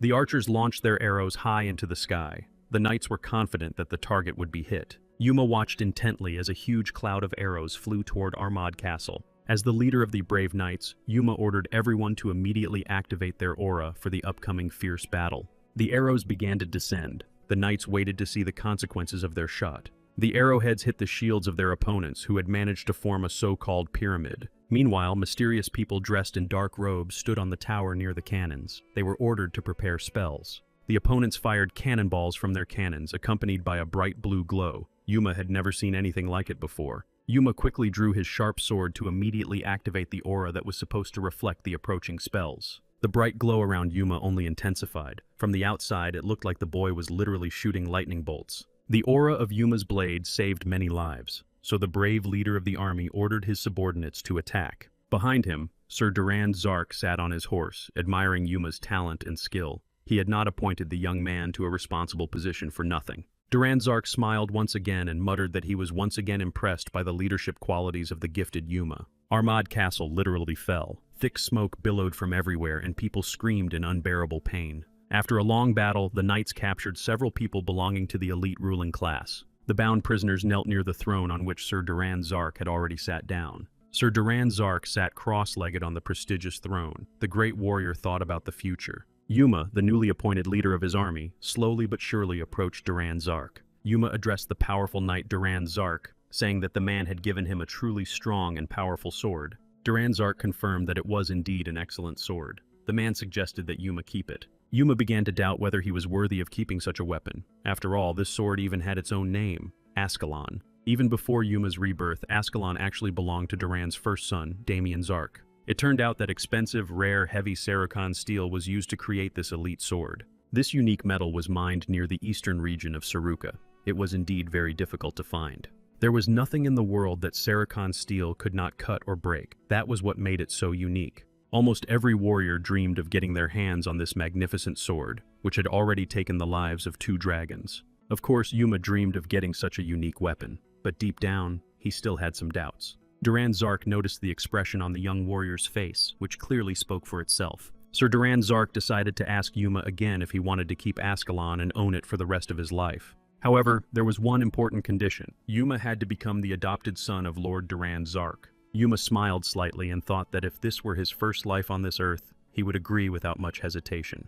Unexpectedly for Duran Zark, Yuma suddenly said that he would like to work for the Poan trading community. Duran Zark was even a little offended and crossed his arms over his stomach. The man replied that in that case Yuma would not be able to own Ascalon. Yuma tried to appease the offended lord by offering to take the boy as his apprentice. It was the best solution for both of them. Sir Duran Zark began to stroke his beard again and pondered the proposal of the bold and courageous young man. Duran Zark approached Yuma and said that it would be more profitable if he became his adopted son and successor, but the young man did not want to be adopted. Duran Zark turned away from Yuma and thought that the young man was too stubborn to repeat his offer. Yuma clearly would not agree. Lord Duran Zark smiled and thought that he could train the young man well physically, and then he would definitely change his mind. Yuma agreed without much hesitation and simply stood looking into the kind eyes of the great warrior Duran Zark. The decision was made. Duran Zark sat back on the throne and said that he would soon take Yuma as his apprentice. Suddenly, Duran Zark stood up abruptly and ordered Yuma to follow him. A new, dizzying battle awaited them. Duran Zark was sure that this time Yuma would have to work hard and train with the best warriors almost every day. Duran Zark approached the door and said that the knights of Heihazeo would clearly not be weak and would not give up easily. Yuma thought seriously, as he had not recently encountered a warrior who could defeat him in a fair fight. Yuma, accompanied by Sir Duran Zark, headed for the majestic plains of Yornir. Yuma and Sir Duran Zark stopped near the gate to the Haseo military camp. Here they were met by 2 guards. One of the armed guards was very surprised by the approach of the mysterious strangers. The guards blocked the entrance to the military camp of Haseo and demanded that the guests introduce themselves and state the reason for their visit. Despite the shouts of the strict and confident guards, Yuma's heavy boots continued to approach the gates of the military camp of Haseo. Sir Duran Zark looked at the 2 guards with a menacing gaze and was surprised that the men did not recognize him. Sadi stood next to Yuma. Yuma couldn't believe that they had personally come to the military camp of their enemies, with whom they planned to fight in the future. The insolent guards clearly did not recognize the uninvited guests, and therefore asked them again why they had come. The men were sure that they had not come here for a drink. The guards continued their interrogation and asked again what could have brought the mysterious strangers to the Haseo camp. Commander Hichijo suddenly approached Duran and Yume, who was also surprised by the appearance of strangers in the midst of combat. Sir Duran Zark was surprised that the great Commander Hichijo had personally met him and Yume, so the man decided to get straight to the point. Duran Zark looked bravely at Commander Hichijo and proposed a battle between elite knights. Hichijo laughed and decided to ask the travelers why he should agree to such a foolish proposal. Duran Zark replied without hesitation that Hichijo would never be able to win against his mighty army. Regardless of whether Duran Zark himself would participate in this knightly battle, the man demanded to immediately engage in combat. Sir Duran Zark hugged Yuma and said that his new student, who possessed incredible talent, would participate in the upcoming battle. Hichijo smiled again and agreed to the warrior's proposal. There was one condition. If he won, he would take Duran's head. Duran Zark was far from a cowardly man and therefore agreed to Hichijo's important condition. The great warriors said goodbye and agreed to meet again in a week at the Haseo camp.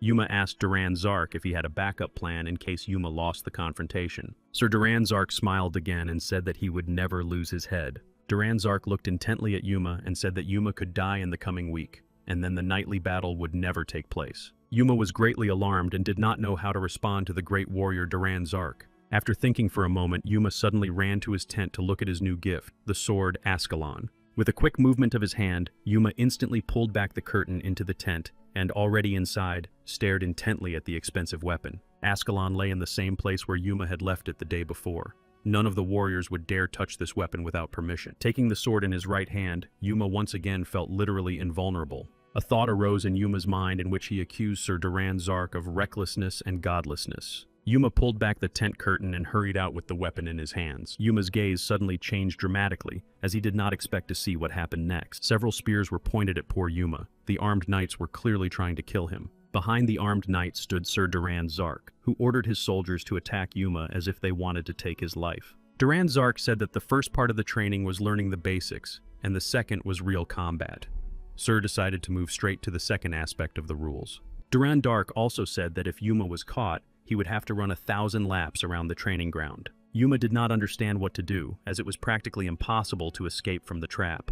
Spears flew straight at him. Amazingly, Yuma managed to dodge the crazy number of spears flying at him and run away. Yuma instantly struck one of the armed knights in the face, and the poor man fell to the ground, showing no signs of life. Yuma grabbed the second knight with his left hand and turned to the other armed knights, promising that if they approached, he would take their lives. The armed knights standing around Yuma couldn't understand where the young man got so much strength to hold a warrior with his left hand alone. Sir Duran Zark stood behind him in the company of a mysterious stranger, and said that Yuma was able to quickly adapt to difficult situations. The strange stranger was also surprised by Yuma's skill and said that he would not know what to do in a similar situation. The stranger turned out to be Duran Zark's assistant, Randall, who was his nephew. He was sure that the knight should be killed.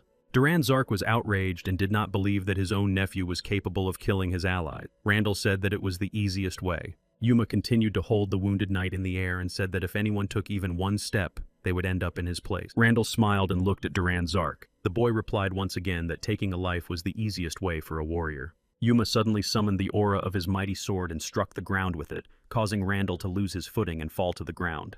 Duran Zark laughed and turned to his nephew, saying that he was too easy a target. Yuma found himself surrounded by armed knights again. The boy thought that they would never end. In such a negative situation, Yuma had to attack the leader of the armed forces, who would have to lay down his weapons after the attack. Yuma pointed his sharp blade at Randall, who stood opposite him, surrounded by his brave soldiers. Yuma prepared to attack Sir Duran Zark's nephew, Randall. Randall became slightly concerned and shouted that Yuma was not worthy of fighting Lord Duran Zark's nephew himself. Randall confidently stated that attacking his commander deserved the ultimate punishment, death. Armed soldiers raised their hands to support their commander, Randall. The warriors eagerly awaited the dizzying battle. Randall arrogantly turned to Yuma and asked if he knew what they called him in the neighborhood. He was indeed more than just a brilliant knight. Yuma did not wait for Randall's colorful remarks and called him a knight in diapers. Duran's nephew was greatly angered. It turned out that Randall was considered one of the most talented warriors of the Zark family. The guy used 2 sharp blades at once in battle. Yuma was not afraid because at that moment, Randall had only one sword in his hands and clearly could not show his skills.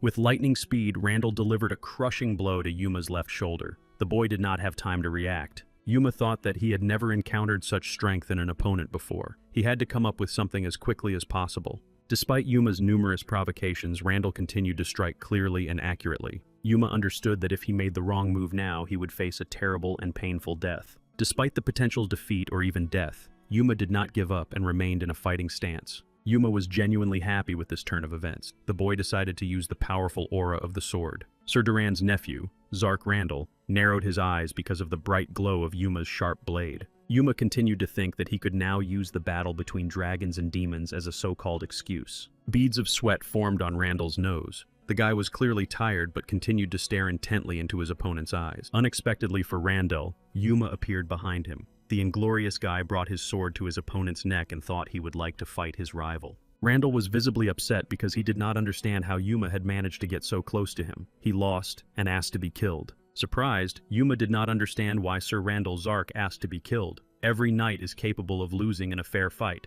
The proud Yuma reassured Sir Randall Zark and said that it was indeed an excellent, unpredictable battle. Lord Duran Zark intervened in the conversation and demanded that the training be stopped immediately. Everyone could go and rest. Sir Duran Zark called for a doctor and ordered him to take care of the fresh wounds of the talented warrior Yuma. The doctor quickly bandaged Yuma's left arm. The young man thought to himself that he could easily have lost his life if his attack had failed. Suddenly, Sir Duran Zark approached Yuma and said that Yuma would most likely have lost the fight if his nephew had had 2 swords. Duran Zark said that Yuma would be able to reach such a high level in the next 3 years of training as his student. Duran Zark again asked Yuma to become his adopted son, saying that then his skill level would increase in just 2 years. Yuma still refused. Suddenly, Yuma heard a strange rustling sound to his left, so he stopped talking to figure out where the sound was coming from. Yuma cringed from a terrible, dizzying pain in his shoulder. Naturally, the boy couldn't take it and fell down. It turned out that Yuma's negative response greatly upset Duran Zark, and the man struck his victim hard on the shoulder with a long stick. Yuma was on the ground holding his shoulder. His brain told him that the wound was indeed serious. Meanwhile, Duran Zark said that a warrior must always be on the defensive when wounded. The man asked what the boy would do next. Sir Duran Zark continued to scold Yuma, saying that he had miraculously escaped death and thought he was already safe. That was not the case. Duran Zark claimed that Yuma's subconscious actually controlled only half of his body. This was a mistake. Duran Zark said that Yuma needed to learn to control every millimeter of his body in the near future so as not to disgrace him later. Although Yuma thought to himself that the old man was clearly overestimating himself, he simply agreed and nodded. Night fell. Yuma reflected on how Sir Duran Zark had constantly shown aggression towards him and that the time had come to take revenge.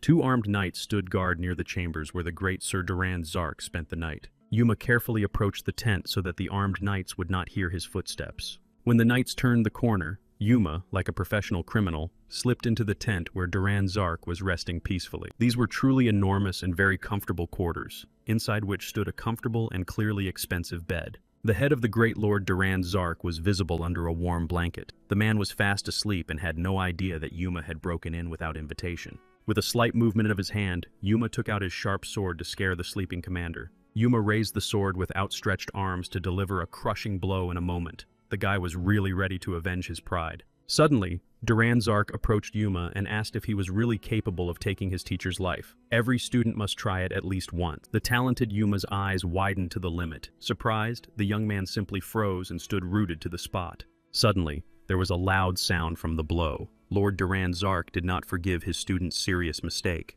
The armed guards reacted to the unperturbed cry. The knights instantly ran into the tent to save their commander's life. One of the armed knights on duty asked Lord Duran Zark how he was feeling and if he was all right. Duran Zark held Yuma, who had lost consciousness, by the scruff of his neck with his right hand. The Lord asked that the boy be taken to his chambers and allowed to sleep. The next training session was to begin in 2 hours. Yuma had to regain his strength and heal the wound on his shoulder. Duran Zark, accompanied by Yuma, was already standing on the grass. The man asked if the boy had slept well, as difficult training was about to begin. A dizzying surprise awaited Yuma. Lord Duran Zark said that for the next 6 days, the boy would eat nothing. Yuma was very frightened and once again thought that the Lord was trying to kill him. But the man said that he would not lose his life due to lack of food. Duran Zark smiled and said that if Yuma still couldn't withstand the test, then his fate was just that difficult. Yuma and Durand approached the tall grass. This is where the next task would take place. Yuma had to count every blade of grass in the area. Suddenly, Lord Duran Zark bent down to take off Yuma's shoes. The boy had to complete the test barefoot. Duran Zark continued to scare Yuma and said that he had to cover every blade of grass with his aura while his eyes were completely closed. Yuma replied that it was very difficult for him to cover his own hands with an aura, so he would clearly not be able to pass the difficult test. Yuma suggested that Lord Duran Zark try the task himself first. Of course, the man agreed without hesitation and took off his boots. Standing barefoot on the grass, Duran Zark turned to Yuma and said that he should not doubt the abilities of his brave mentor. A few seconds later, a light appeared under Lord Duran Zark's feet, which then spread to every blade of grass in the area. Yuma was so surprised that he couldn't utter a single word. The boy didn't understand how the old man managed to pass such a difficult test. In amazement, Yuma simply opened his mouth and watched intently the talent and gift of the brave and great warrior Duran Zark. The aura created by Duran Zark quickly spread across the clearing. Every blade of grass began to sprout. Lord Zark turned to his student and said that sooner or later he would be able to repeat such a magical feat. Yuma's mouth remained open in amazement. It was difficult for the boy to imagine how Duran Zark actually fought during the battle between dragons and demons. In addition, it was also difficult for Yuma to imagine how the evil demons were ultimately able to take the life of the great warrior Zark. The first day of training arrived for Yuma. The boy stood and tried to complete the task set before him. For the first time in a long time, Yuma suddenly felt a terrible hunger. He was ready to give up for a crumb of bread. On the second day, Yuma had his first successes. The blades of grass began to glow softly. The boy watched the beautiful butterflies. Hundreds of blades of grass in the area were destroyed forever because they could not withstand Yuma's dizzying aura. On the third day, Yuma watched the birds flying by closely so that he could later try to connect his mind with them. Finally, Yuma managed to merge his own mind with the beautiful world around him. A squirrel and a pigeon sat on the boy's shoulder. The fourth day of dizzying training began. The sun illuminated everything around him with its bright rays. A huge herd of bulls suddenly rushed past Yuma, but the talented young man was not afraid and did not even open his eyes. On the fifth day, the situation became seriously aggravated. Yuma's head was constantly filled with terrifying visual and auditory hallucinations. Yuma was overjoyed when the hallucinations and constant noises in his head finally disappeared completely. On the sixth day, almost all of the energy Yuma had accumulated was depleted. The situation was clearly getting out of control, and something had to be done. Yuma held on with his last ounce of strength, but suddenly, the poor guy simply lost consciousness from exhaustion. He fell onto the grass. Yuma continued to lie on the cold, icy ground, showing no signs of life. It seemed that the guy would never open his eyes again. Yuma seemed to have fallen into a black abyss from which he clearly could not escape. Here he found himself completely naked. Thoughts flashed through the frightened boy's mind. Had he lost his life again? And most importantly, too quickly. Yuma was very upset that on the eve of his death he had to simply count every blade of grass in the endless meadow. With every passing second, Yuma fell deeper and deeper into complete darkness. The young man blamed Duran Zark exclusively for what was happening. Yuma understood that on the eve of his death, Lord Duran Zark had forced him to perform a task that was too difficult for him to accomplish. Yuma swore to himself that if he opened his eyes, he would rid the world of the arrogant and conceited Lord Duran Zark forever. Yuma thought that if he shouted Duran's name as loud as he could, the great lord would hear him and come to his aid. Unexpectedly for Yuma himself, he opened his eyes and saw the blue sky. The boy did not understand what was happening. Duran Zark was sitting on the grass near Yuma, saying that he had no idea that this thing worked. Frightened, Yuma said that a few seconds ago he was in the afterlife, where he dreamed of killing his teacher and mentor. Lord Duran Zark refused to listen to any more insults and replied that he would never have left his student in such a situation. Duran Zark said that he had used real orc blood, which according to local myths and legends could revive any person. Sir Zark began to laugh loudly as he admitted that he had never believed in these tales about orc blood. The man did not know if the elixir would work. Lord Duran Zark stood up to say a few wise words, but in reality, he simply began to check how Yuma was doing in the test. The fact is that Yuma managed to light up the aura around every blade of grass in the meadow, even from the afterlife. Duran Zark praised his student. Surprised, Yuma still did not understand how he had managed to pass such a difficult and unbearable test. Duran Zark looked at Yuma, who had managed to return from the afterlife, and told him to immediately prepare for the upcoming battle. Duran and Yuma approached the huge army. The soldiers raised their spears, at the ends of which were flags with the Empire's coat of arms. Sir Duran Zark stood in front of the brave and courageous knights who were already ready to engage in a terrible confrontation with their enemies. Duran Zark shouted to Commander Heichijo that a week had already passed. The man asked if he had chosen the best among his fighters.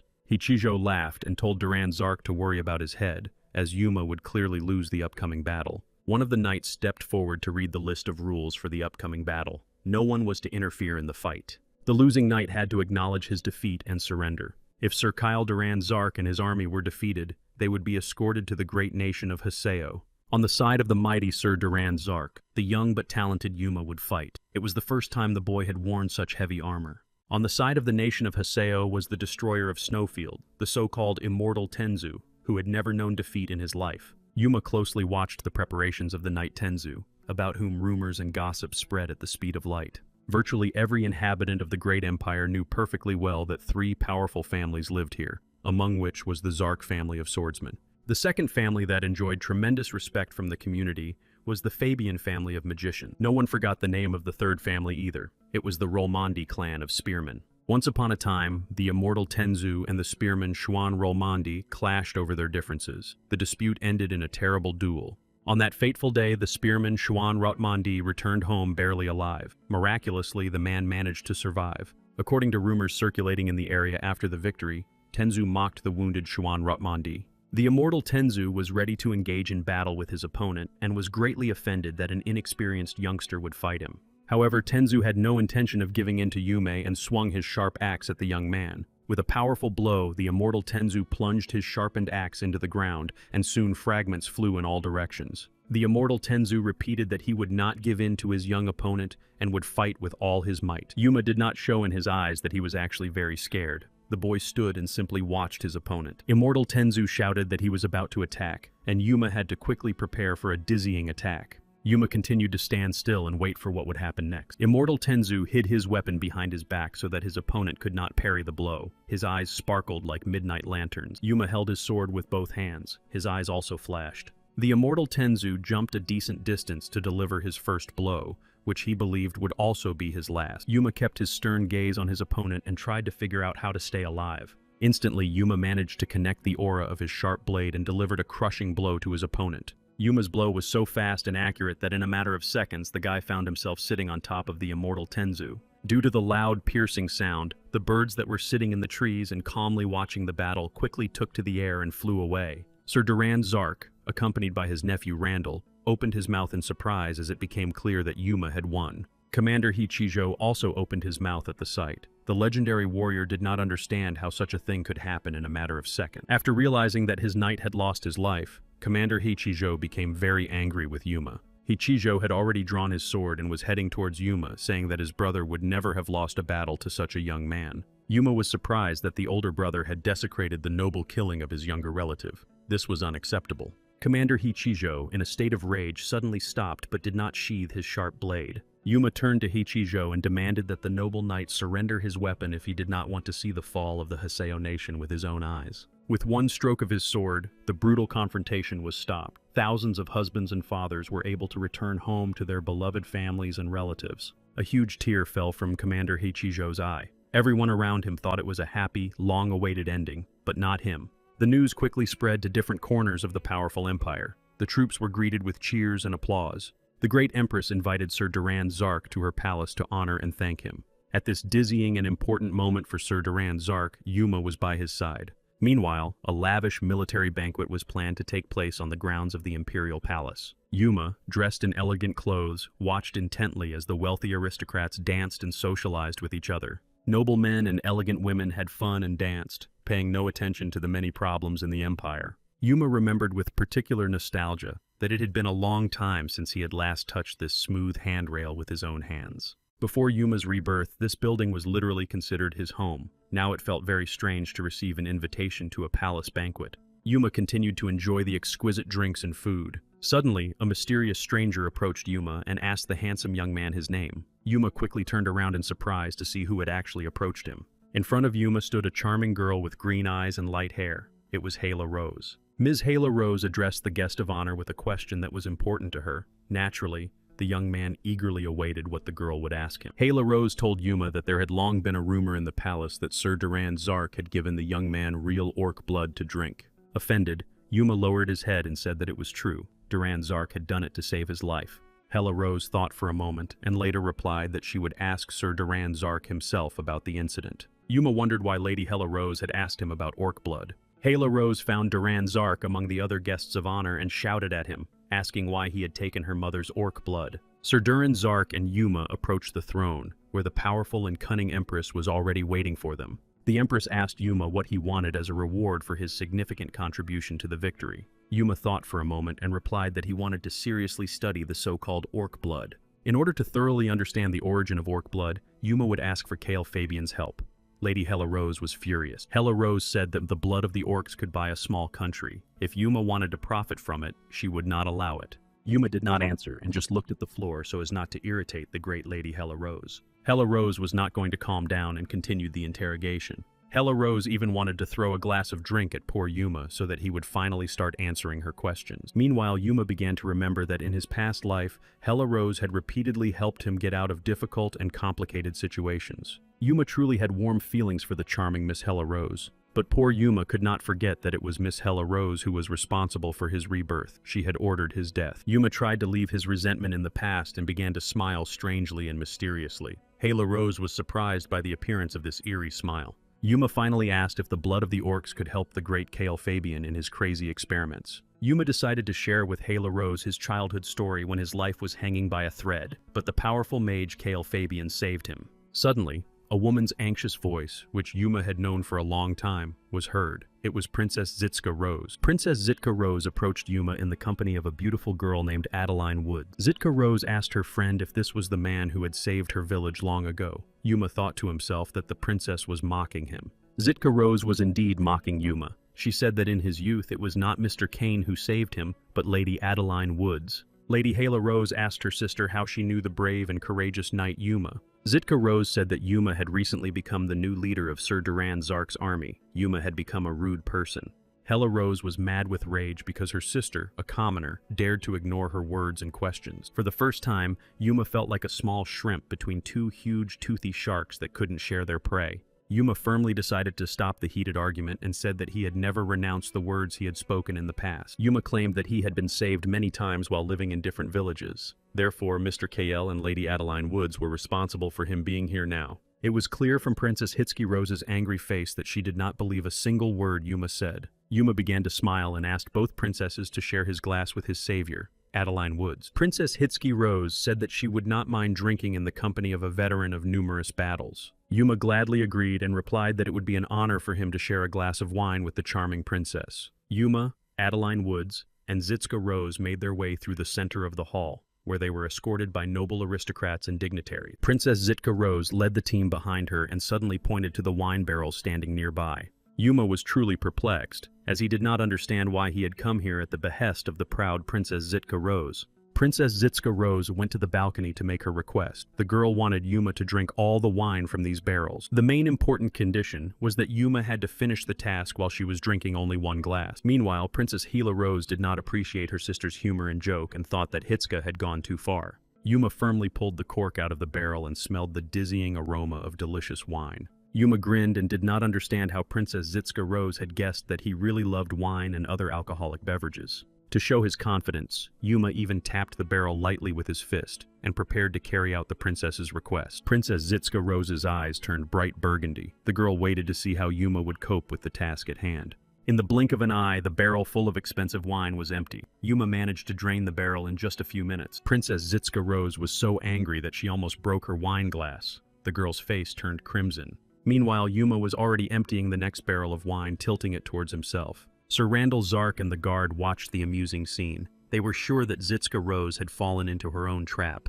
Princess Zitska Rose deeply regretted her decision and, in order not to show weakness, also drained her small glass. The charming Princess Zitska Rose placed the empty glass on the railing. It seemed as if it would break at any moment. Zitka Rose loudly ordered Yuma to stop. It was not as spectacular a sight as she had imagined beforehand. Princess Zitka Rose asked Yuma how he would rate such an expensive drink. After all, the barrels had been standing there for several years. Yuma replied that it was a wonderful and very tasty drink. The boy was ready to open another barrel. Zitska Rose laughed. Yuma stood near the empty barrels right in the center of the hall and said that he really liked that there were so many spectators here. Zitska Rose continued to mock Yuma and told everyone standing nearby that he had managed to defeat the immortal Tenzu with a single blow. Zila Rose immediately intervened, saying that the boy had just drunk 5 barrels of wine in front of everyone. Zitska Rose replied that the people around them might think that Yuma had received favor from her sister. Princess Zitska Rose addressed an important question to her mother, the Great Empress, and asked for her opinion. The Empress was standing near Sir Duran Zark and replied to Zitska that she should do as she wished. Zitka Rose turned to her sister Hyla again and told her not to interfere in her conversation with Yuma. Hyla Rose was not going to give up and leave, and asked Zitka if she realized what impression she would make on the guests. Princess Zitska Rose thought about it. The girl was really curious about what the invited guests were thinking about her now.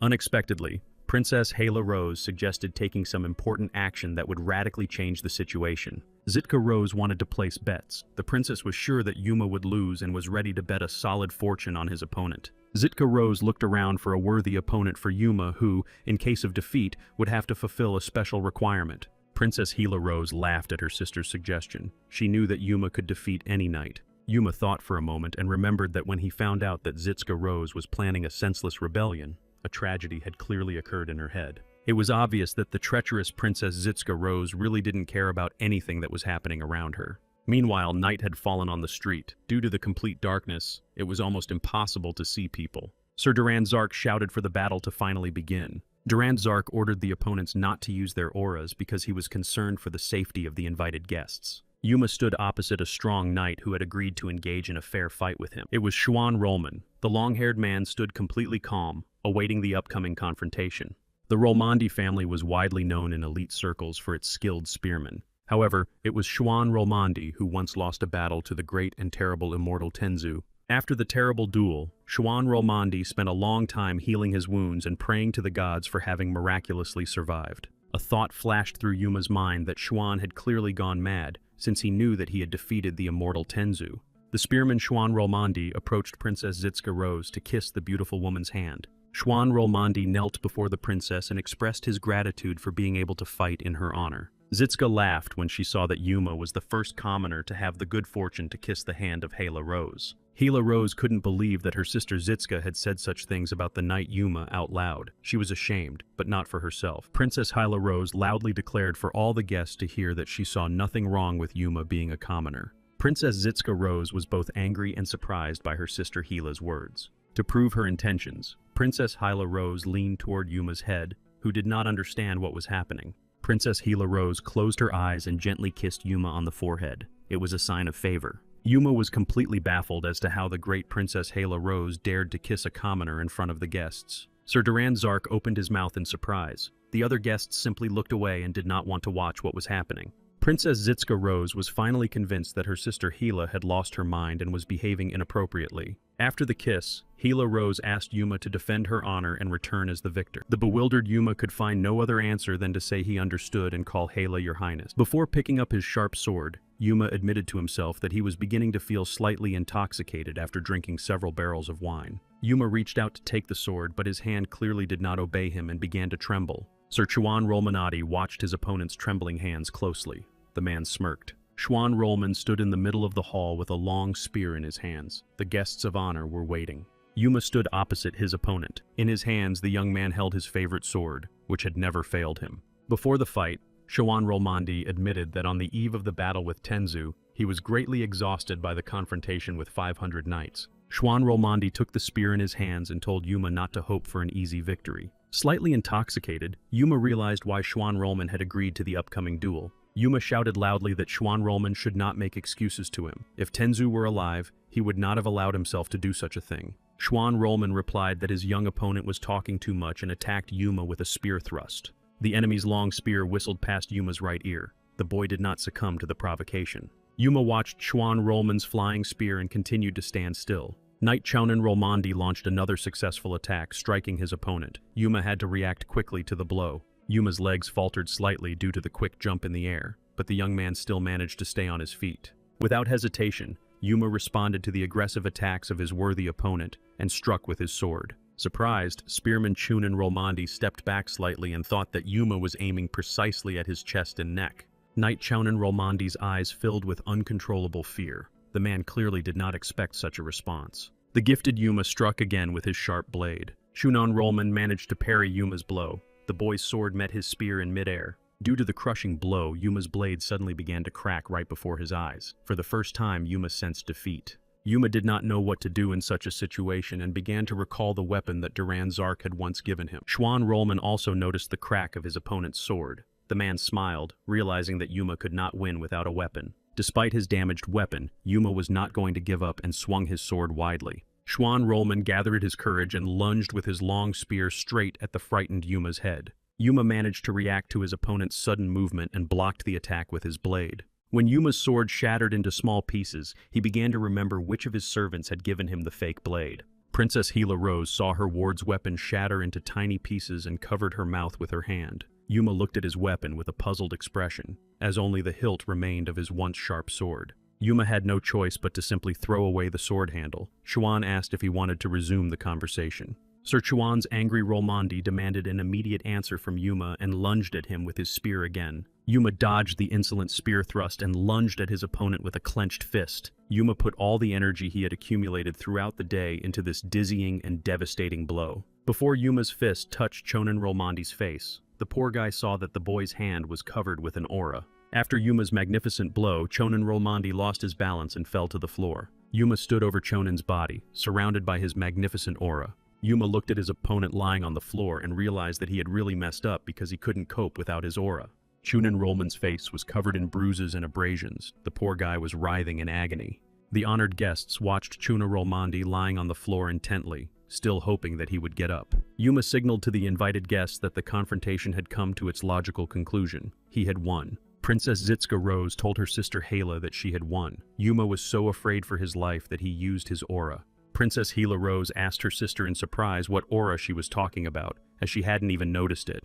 Hala Rose asked Sir Duran if he had seen the aura. The knight replied that he had only noticed the fake sword in Yuma's hands. Zitka Rose was angry because she had seen with her own eyes how Yuma had used his aura during the confrontation. Sir Duran Zark asked the guests of honor if any of them had seen his student use the aura to win. The guests simply remained silent. People thought that the blame for the negative situation lay entirely with Zitska Rose. The mad Princess Zitska Rose turned to her mother, the Great Empress, to ask another question about the aura. The Empress scolded her daughter Zitska, who clearly did not have the status to cause such a scene with a battle in the palace. Zitska Rose turned to all those present to ask them if their eyesight was okay. The proud Empress decided to put an end to this silly conversation and said that today Zitka would sleep in the servants' quarters. Princess Zitska Rose laughed loudly and asked the Empress if she thought she was a little child. Zitska Rose said that the Empire's power had fallen to the bottom because her mother favored people like Duan Zark. The proud Empress could not tolerate such an attitude towards herself, and so after a few seconds she slapped her daughter on the cheek. The Empress shouted that Zitska should never dare to contradict her own mother, calling her an ill-mannered child. Sir Chunan Rolmondi continued to lie unconscious on the floor. Yuma stood nearby and simply looked at the poor boy. Yuma thought to himself that he really just wanted to protect the honor of Princess Gila Rose, but the situation had clearly gotten out of control. Yuma admitted to himself that he had indeed used his aura in the confrontation to save his life. There was no other way out at the time. The Empress and her daughter, Princess Zitska, seemed to hear the thoughts of the knight Yuma and looked at him with contempt. The proud Yuma finally declared loudly that he had defeated the great Sir Chuna Rolmondi with the help of his aura, but there was a reason. Yuma did not hide the fact that he had used his aura, but only because a terrible accident had happened to his sword and it had broken into small pieces. Yuma stopped talking and simply watched the reaction of the Empress and her daughter, Princess Zitsuki Rose. Suddenly, an Imperial Guard intervened and struck Yuma with a spear because he had interrupted the Empress's speech. The Empress ordered the night to stop, as this banquet was organized in honor of the great knights, including Yuma. The Empress added that if anyone dared to spoil the dizzying celebration, she would personally punish the offender. Thus, the commoner Yuma made an incredible impression on the other rich and respected aristocrats. Sir Duran Zark did not plan to tell his student Yuma that he had indeed shown courage in front of the respected guest. The weather changed dramatically and it began to rain heavily. Yuma always loved the smell of fresh air. It was literally pouring rain, and therefore it was almost impossible to see anything on the street. Meanwhile, the weather inside the huge royal palace also changed. Someone was walking down a long, dark corridor. The legs of a knight in armor appeared, rapidly approaching the tall doors. It was the powerful Imperial Knight, the guard Barris. The man possessed incredible calm and peacefulness. The Imperial Knight Barris came closer and closer to the door to finally open it. Barris entered a mysterious, huge room where a strange stranger was already waiting for him. Barris said he had come with a report.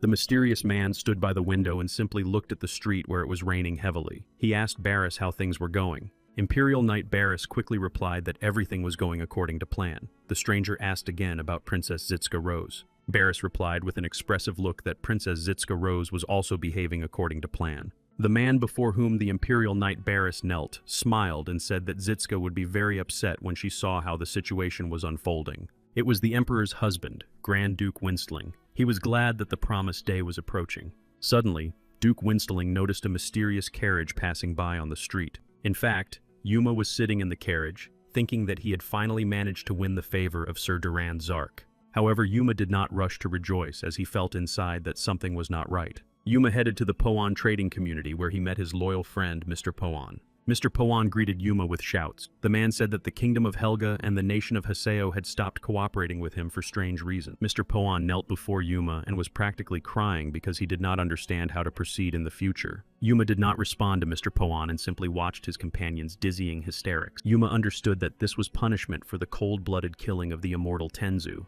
Mr. Poan said that they had not received any money for the ships sent there. Yuma ordered everyone to quickly pack their things. A frightened Mr. Poan asked where they were going, to which Yuma replied that they were going to the Haseo nation. Yuma claimed that the Haseo nation had attacked first and now they needed to respond quickly to the situation. Yuma turned to a servant named Cog, who was to immediately find out who the Haseo were currently cooperating with. The servant Cog did not ask any questions and simply made it clear that he understood everything and that the order would be carried out as soon as possible. Mr. Poan argued that it would be a mistake to go to the Haseo nation in person, since Yuma already had a good relationship with the Empire. Yuma replied that before you can get anything, you literally have to put your life on the line and not be afraid of the consequences. Mr. Poan had never heard such an expression before. Yuma repeated that he should quickly pack his things for the journey. A horse-drawn carriage was already waiting for Yuma and Mr. Poan, who were heading to the Haseo nation for peace talks. Yuma and Mr. Poan looked out the window when the carriage stopped. They realized they had arrived at their destination. Upon exiting the expansive carriage, Yuma and Mr. Poan encountered three mysterious strangers who resembled smugglers. Yuma reminded Mr. Poan not to forget to stick to their prearranged story. According to the made-up story, Mr. Poan was considered the greatest merchant in the world, and Yuma was his right-hand man. Mr. Poan was very surprised but just nodded his head to show that he agreed with the made-up story. Frightened, Mr. Poan asked Yuma again if he was sure that the upcoming conversation would go according to plan. Yuma reassured the frightened Mr. Poan and told him to do everything the guy said. Poan agreed again. The so-called smugglers approached the approaching travelers and asked if they wanted to cross illegally to Haseo. Mr. Poan and Yuma were dressed in long dark hoodies so that their faces could not be seen. The smugglers asked them to pay. Once again, Mr. Poan was frightened when he heard the word money in the conversation. They were to go to the cargo compartment. Frightened, Mr. Poan just stood and waited for a reaction from his faithful assistant Yuma, who clearly had no intention of paying the smugglers. Without hesitation, Yuma lunged at one of the smugglers, kicking him in the head with his right foot. Surprised, Mr. Poan simply opened his mouth. The man did not know what to do, help or run away. Yuma did not stop after the first blow and continued his attack on the second smuggler. There was a loud crack from the dizzying and crushing blow. One of the smugglers lay unconscious on the ground. Yuma managed to win this confrontation with his first blow. Yuma turned to the other smugglers and said that they were lucky to have met the greatest merchant in the world, Mr. Poan. Shocked by what was happening, the smugglers let Mr. Poan and Yuma onto the ship, which was already sailing away from the shore. Yuma settled comfortably on his bed in a spacious cabin. The guy said it was much better this way. Next to Yuma stood Mr. Poan, who was once again amazed at how he managed to get the best cabin from the smugglers. After lying down and resting for a while, Yuma got up to address Mr. Poan. The man listened attentively without interrupting. Yuma wagged his finger at Mr. Poan, as he was about to tell him the most important and crucial part of the operation. Yuma claimed that rumors would soon spread on the ship that there was an important merchant on board accompanied by a great knight. Yuma knew perfectly well that in reality, the poor and commoners survived in this world by selling special information. The smugglers were heading in an unknown direction to obtain funds for the treatment of one of them. The fact was that merchants who heard such information would soon begin to take valuable items out of the empire so as not to go bankrupt. All Yuma and Poan had to do was intimidate these foolish merchants and find out who was really behind them. For this reason, Yuma said that he needed Mr. Poan to literally behave disgustingly and indignantly towards the poor. Mr. Poan began to worry and asked what Yuma meant by indignantly or disgustingly. Yuma repeated once again that Poan was a great merchant. Now they needed new names, Cornadin and Bamol. Yuma understood that they would be in trouble if someone accidentally recognized them, so the boys had to quickly change their appearance. A mysterious bell hung near the door, which soon rang out with a dizzying chime. Someone had arrived. Yuma and Mr. Poan guessed that important and wealthy people had come to see them, so they hid their faces behind scarves. Yuma hurried to open the door to the mysterious strangers, warning Mr. Yuma to behave arrogantly toward them. The doors to Mr. Poan and Yuma's cabin opened with an unpleasant, piercing creak. Standing on the threshold was a mysterious man who introduced himself as Homer, the owner of a large store. He planned to discuss important matters. Mr. Poan settled into his so-called arrogant role and asked Yuma to watch the doors, calling him by his alias, Bamol. Mr. Poan again instructed Yuma, telling him that no human soul should warm their ears near the door. Mr. Poan put on a beard and turned to his guest, Omer, saying that he had a very ugly face. He had dealt with such people before. Mr. Omer, who owned a large store, came to Poan's cabin accompanied by armed guards. Omer's guards clearly did not like Mr. Poan's insolent remarks and therefore tried to attack him. Yuma, who introduced himself as the Great Knight Bamel, instantly came to Mr. Poan's defense. With lightning speed, Yuma punched one of Mr. Omer's armed guards in the face. A small scuffle ensued as a second guard came to the aid of the wounded guard. The imposing man with a weapon in his hands rushed straight at the brave Yuma, who was already preparing to respond to the attack. Yuma did not take his eyes off his opponent, who had no idea how powerful his rival was. With a sharp movement, Yuma tripped the approaching armed guard, causing the man to crash to the floor. The armed guard quickly got up to attack again, but a blow to the face from Yuma stopped his attack. The owner of the large store, Mr. Omer, opened his mouth in surprise, as it was the first time he had seen his guards defeated so quickly. Mr. Omer watched intently as his armed guard fell to the floor unconscious. Mr. Omer was very frightened, thinking that Yuma would soon strike his pleasant face. However, Yuma was in no hurry to humiliate Mr. Omer and simply looked him straight in the eye with a stern gaze. Mr. Omir couldn't take it anymore and asked Mr. Poan and Yuma if they knew who he really was. For disrespecting himself and Mr. Poan, Yuma grabbed Mr. Omir's finger with his strong hand and was ready to break it. Yuma turned to the frightened Mr. Omir and told him to bring someone much more important than himself to their cabin. Mr. Omir cringed from the dizzying pain and replied that no one would have anything to do with scum like them. There was another loud crack. Mr. Omir paid for his unkind words and ran away from the cabin. The weather on board the ship was dizzyingly warm. The sun was shining brightly. Gradually the sun sank below the horizon, and an incredible sight could be seen. The sunset over the sea. Dark night fell. Complete darkness reigned all around. There was almost no one on deck. More crazy sounds came from Mr. Poan and Yuma's cabin. Someone was repeatedly punched in the face. The next guests who had planned to talk to the so-called great merchant carried away the wounded. The cabin door closed again and again in front of the noses of the next uninvited guests. Yuma and Mr. Poan rubbed their fists and realized that several hours had passed and none of the important rich people had come. Mr. Poin noticed that they would soon be broke because of the rent for this expensive room. However, Yuma didn't really care about money. He had a completely different plan. Once again, someone knocked on the door of their cabin. Yuma prepared to engage in a dizzying battle with the mysterious strangers. The door began to open slowly. The hand of the mysterious guest appeared. Soon, in addition to a strong hand, a pipe appeared in Mr. Poan and Yuma's cabin, emitting thick smoke with an unpleasant odor. It was an incredibly beautiful girl with dark hair who exuded arrogance and self-confidence. Yuma just glanced at the charming girl and realized that she had come at the right time, as the guys were already getting nervous. The attractive girl turned to Yuma and said that she had heard that a certain imperial descendant was acting like he owned the place. The charming girl looked into Yuma's eyes and asked him if he was the one who felt like he owned the universe. The cute but cheeky girl with the pipe asked again who was acting like they owned the world. Yuma turned to Mr. Poan and said that this girl was the one they had been waiting for several days. Mr. Poan asked how Yuma could be so sure about the charming girl. Yuma replied that she had an incredible aura. The passionate girl, accompanied by two muscular bodyguards, did indeed have a stunning aura.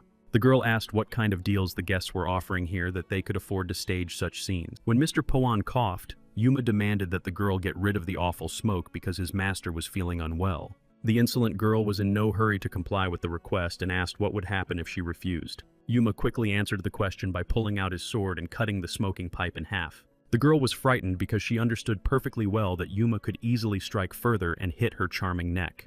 The armed guards reacted quickly and tried to attack the insolent and self-confident young man. The mistress of the armed knights stopped them and said that everything was going according to her plan.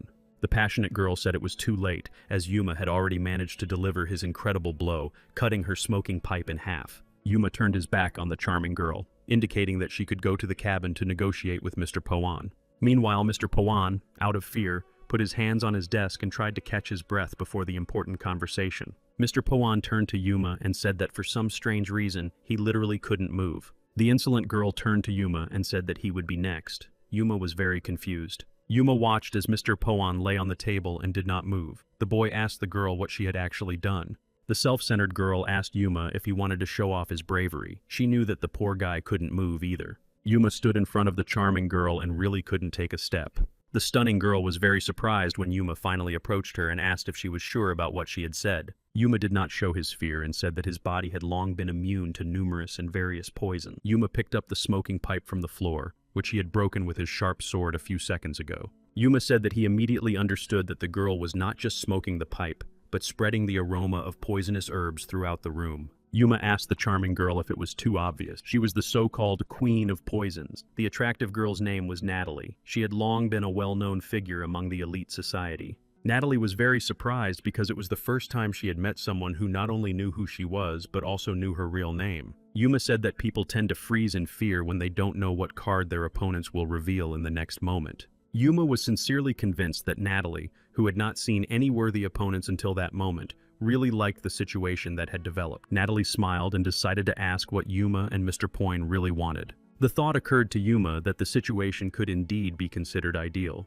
Yuma replied that he would like Natalie to ask the chief merchant, Haseo, to immediately pay off his numerous debts. Natalie smirked because now she knew for sure that Yuma was the very person who had been lucky enough to take Tenzu's life. Yuma also planned to conclude a lucrative contract to sell magic stones at 30% of their original price. In return, Yuma offered Natalie 20% of the total amount of magic stones as compensation. Natalie thought seriously and put her fingers to her luscious scarlet lips. Natalie agreed without much hesitation and finally asked what else Mr. Poin and Yuma wanted. Natalie touched the dark scarf that covered Yuma's face. The guy realized that the girl had agreed too quickly. Something was wrong.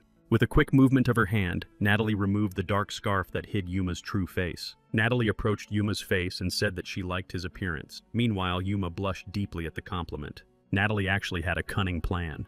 The girl grabbed Yuma's face and gently kissed the young, handsome man. Yuma clearly did not expect such an action from a charming girl he barely knew, and so his legs trembled. Although Yuma and Natalie's kiss was short, it made the guy feel incredible warmth in his soul. A moment later, Yuma realized that this kiss was not accidental. There was a poison of unknown origin on Natalie's lips. This powerful poison was known as deprivation of life. Natalie said she had always been looking for a man who was immune to poison. Natalie turned around and planned to leave the cabin. She said she would fulfill his demands soon, even though they seemed absurd to her. Yuma said he hadn't asked Natalie to kiss him, but the girl replied that it was her dizzying gift. Leaving Yuma and Mr. Poan's cabin, Natalie called the young man sweet and said that they would meet again soon. Yuma began to smile broadly and clearly did not believe that everything had happened as he had planned in advance. Yuma and Mr. Poan had a wonderful night in their cozy and comfortable cabin, and then the long-awaited morning came. At breakfast, Yuma said he was very happy that everything had turned out for the best. The young man felt peaceful and calm.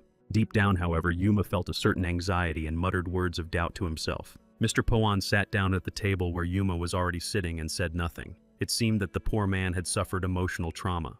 At the table, Mr. Poan said that the Haseo nation really scared him. He took a breath and almost lost his life. Mr. Poan's emotions could not withstand such stress again, so he asked Yuma to finish his business quickly and return home. Yuma replied that first they needed to visit a tourist spot urgently, and only then would they return home. Mr. Poan asked again where exactly they should go in the near future. Yuma replied that it didn't matter, but it would be fun. Yuma was already prepared for an unforgettable experience as he and Mr. Poan approached the legendary Hellish Caves. It was in these legendary Hellish Caves that one could encounter both evil dragons and magical stones. Everything was different during the time of the battle between demons and dragons. Now, only weak demons appeared here due to the emergence of the demon god Sekhmia.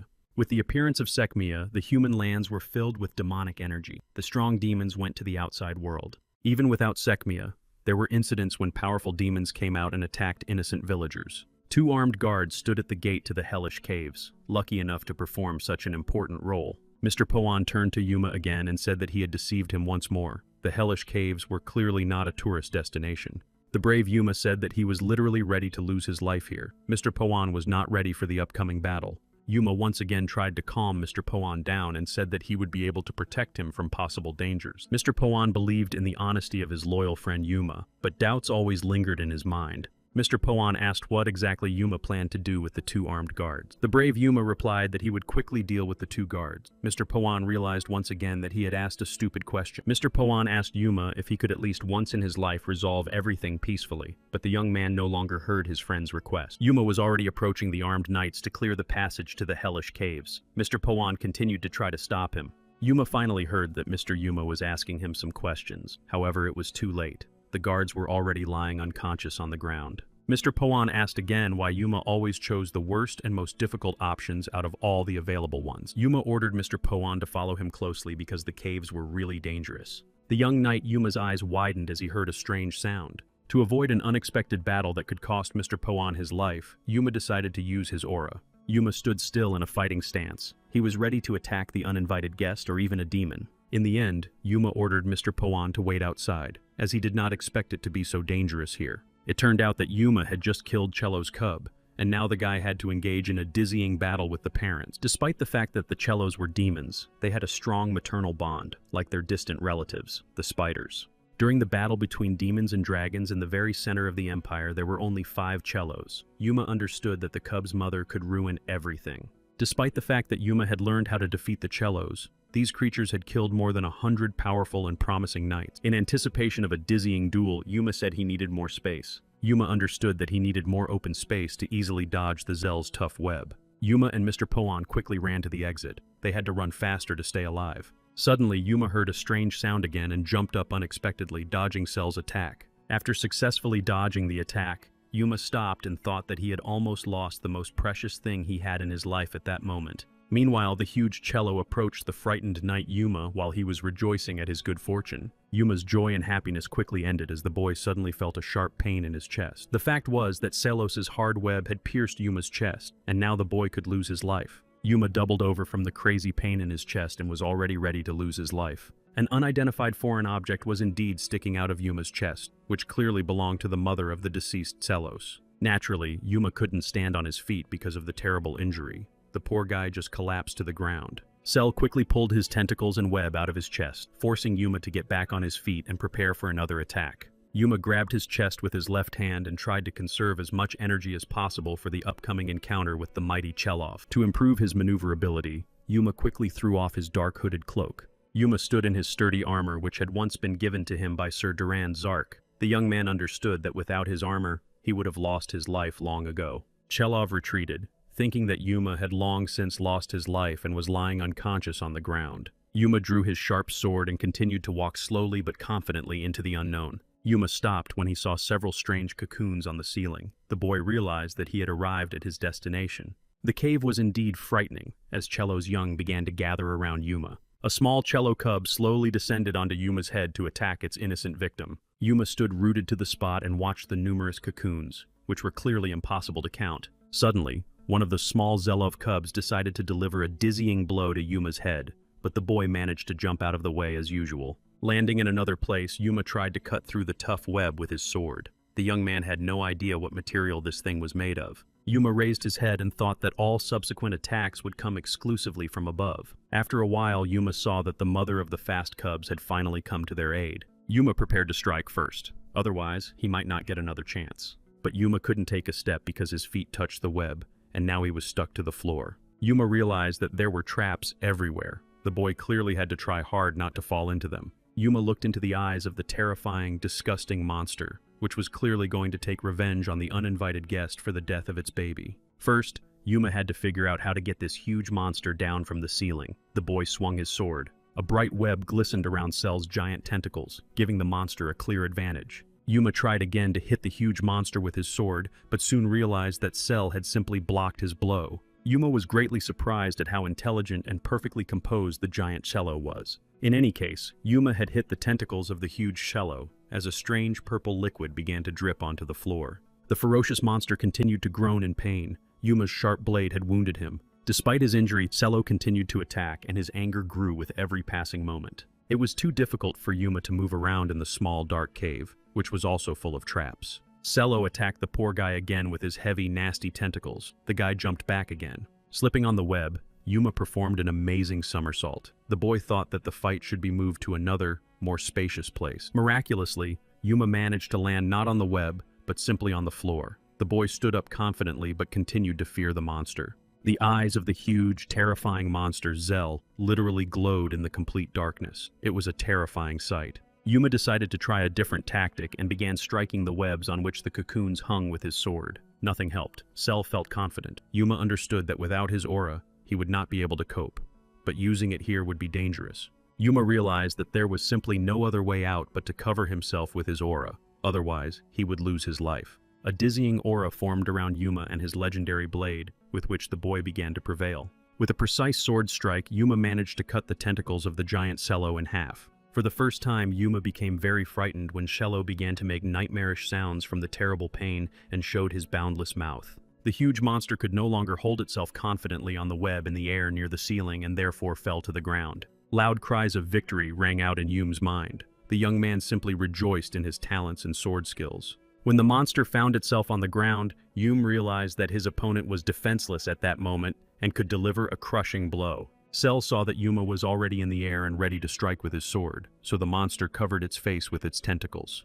Yuma had no intention of retreating, and as he jumped, he shouted loudly and confidently, anticipating his incredibly difficult victory. Cell felt uncontrollable fear and again let out piercing sounds, opening its giant mouth. Suddenly, the eyes of the giant monster Cell changed color sharply and seemed to glow brightly. Yuma literally plunged into a crazy abyss where his whole life was represented by a chain of reflections and magical shards. First of all, Yuma saw in the shard how, because of the legendary knight Mero, he became a eunuch and considered himself a cripple and a disabled person ever since. A second later, in the next fragment, the boy saw the fire that would later destroy his village and kill his close relatives. In the reflection of the next fragment, Yuma saw several bodies lying unconscious on the ground. They were his relatives. A little later, Yuma witnessed the deaths of thousands of powerful knights who fell at the hands of demons and dragons. In addition, Yuma even watched the death of the great and immortal Tenzu. In the next moment, Yuma saw himself in his past life before rebirth, kneeling before the powerful Empress. Yuma saw how Empress Hyla Rose gave the order to her guards to take his life and felt no pity for him. The eyes of the charming Empress Hyla Rose were still filled with tears, although the girl carefully hid it. Soon after, Yuma saw how, after rebirth, Princess Hyla Rose was not ashamed and kissed him on the forehead before the battle. After an incredibly short film from the fragments of his own life, Yuma's eyes filled with bitter tears. Yuma stood and cried, not understanding how such a terrible and terrifying monster could show him the story of his life. After regaining his composure a little, Yuma tried to throw these bitter images out of his head and wave them away with his hand. Yuma said he would never have believed that a simple big spider had a real demonic eye. Yuma turned to Chelov and asked how he managed to prepare so quickly for his unpredictable attacks. Wiping the last tear from his face, Yuma admitted that this giant and terrifying Chelov really scared him. Yuma stood with his sword in his hands and simply waited to see what would happen next. However, during the fierce confrontation between demons and dragons, and even after it ended, Yuma swore that he would never lose a battle. Chelov took advantage of the situation and tried to knock the sword out of the boy's hands with his large tentacles. Yuma did not expect such a perfect attack from the nightmarish spider and unexpectedly fell to the ground, dropping his sharp blade. Using the power of his aura, Yuma quickly picked up his sword and jumped into the air again to deliver a crushing blow. The cunning and nimble Cello tried again to stop Yuma by blocking himself with several tentacles. Yuma failed to hit the target immediately and landed on the ground, waiting for his next jump. Yuma realized that he had to make a quick decision and struck Cello with his sword. A blue liquid flowed from the enraged monster. Cello again emitted loud, piercing sounds similar to human screams. The giant spider did not give up. Yuma realized that another powerful attack was coming, which he would have to quickly dodge. Yuma tried to take a step to the side but saw that his legs were completely entangled in the cursed web. The situation was spiraling out of control as small offspring of the vicious Cello suddenly began to run towards Yuma. Yuma only had time to shout that he couldn't stand the pain when suddenly a red liquid began to flow from his mouth. Yuma understood in his mind that he could not lose to some scary but ordinary spider. Yuma began to recall the lessons of the legendary teacher Sir Duran Zark, who taught the boy how to use his enhanced aura. To carry out his plan, Yuma needed to concentrate hard and gather his energy into a single point. Yuma tried with all his might to use his already legendary glow, and unexpectedly, he succeeded. The cave shone with an aura. Yuma said that he could release his own energy for a final and decisive blow to his opponent. Yuma tensed with all his might and directed a beam with maximum energy straight into Cell's huge mouth. There was a dizzying sound and a crash. It became clear that Cello had simply shattered into thousands of tiny fragments. The cave literally shook. There had never been such a crazy incident here before. Huge, sharp fragments began to fall from the top where the small Cello cocoons hung. Yuma stared intently at the spreading blue liquid. That was all that remained of the giant, vile spider. Yuma rejoiced in his dizzying victory and began to shake the blue liquid off himself, preferring to wear only clean armor. To defeat the huge Selov, Yuma literally had to put all his energy into a crushing blow. Yuma was left without strength and simply fell to the ground, breathing heavily. Lying on the cold ground, Yuma said that next time he would have to come here only with a team of knights. Yuma told himself that he didn't even have the strength to get up. If another monster attacked right now, he would surely lose his life. Yuma reasoned that he could be killed by the hand of a vicious, ferocious orc. It would be a very sad end for a knight. Suddenly, Yuma felt a strange but warm breath on his lips. The young man was very frightened. It seemed to Yuma that he had been kissed by another terrible, vicious monster. A yellow liquid ran down his lips. Opening his eyes, Yuma screamed. The young man was already saying goodbye to his beloved relatives and thought he had swallowed a deadly poison. Yuma tried to wipe the deadly poison from his lips. He did not understand what this nasty stuff was. The frightened Yuma's eyes widened to the limit. The guy kept wiping his own mouth, thinking he would be saved. Suddenly, a familiar female voice sounded. It was Natalie, who said that it was actually an expensive medicine. Natalie claimed that she had just saved Yuma's life and now he was indebted to her. Yuma was very surprised to see the charming queen of poison, Natalie, here in the hellish caves. The boy wondered how she got here. Natalie said that Mr. Poan was crying loudly in front of the main hall of the trading community. Natalie claimed that Yuma would have died if she and Mr. Poan had not come to the cave. Natalie claimed that Yuma would have lost his life if she and Mr. Poan had not come to the cave. Mr. Poan hugged his friend Yuma tightly. The boys stared intently at the queen of poisons, Natalie. Natalie claimed that Yuma definitely had power, but would not live long if he threw himself into certain death. Exhausted, Yuma agreed with Natalie in his mind. The girl was indeed right. Yuma remembered that if this situation had happened before his rebirth, everything would have been different. The image of the deceitful and vile knight Mero came to Yuma's mind, and there would have been no point in that. The Queen of Poisons, Natalie, did not hear what Yuma said, and asked him what he was muttering under his breath. Yuma picked up a piece of the giant spider's tentacle from the ground and wanted to see what it looked like. Yuma held the giant cell's tentacle in his hands and said that it could fetch a huge fortune. Yuma leaned over the remains of the giant spider and said that they should check the cave more often. It was a huge fortune. The Queen of Poisons, Natalie, lowered her eyes and said that she was planning to leave the hellish cave. Before leaving, the charming girl Natalie found a strange yellow piece of material of unknown origin. Natalie held an orange bag in her hands and couldn't figure out what it was. Yuma smiled and said it was a bag of acid. It was a gift to the girl for saving him. Natalie, the Queen of Poisons, smiled and said she would use the bag of acid as a drink. Yuma and Mr. Poin were left alone. Yuma said it was time to go, but first they had to collect all the remains of the so-called cell. Yuma and Mr. Poin headed for the port to finally board the ship home.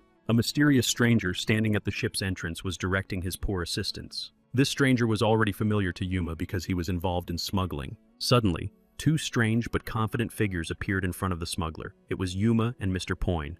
The frightened smuggler said that he was no longer involved in illegal activities and apologized to Yuma and Mr. Poan. The former smuggler put his hand on his heart and sincerely apologized to Yuma and Mr. Poan for all his sins. Meanwhile, the two mysterious strangers talked about how they had miraculously managed to get on board the ship, which was about to sail. Yuma and Mr. Poan stared intently at the former smuggler. Their gaze made it clear that they were in charge here. The smuggler, with bumps on his face, asked the respected gentleman to board the departing ship. Mr. Poan and Yuma happily boarded the ship and set off on a dizzying journey across the sea. Already in their comfortable cabin, Yuma and Mr. Poan settled down on a comfortable bed. Yuma said that they had dealt with the main problem. Mr. Poan said that now they could calmly and easily conduct important business in their Poan trading community. Yuma was so surprised that he jumped out of bed and asked Mr. Poan what he meant by peacefully. Yuma said with confidence that they first needed to make sure their competitors had learned their lesson. The trading community that had begun to compete with Mr. Poan and Yuma was called the Zika community.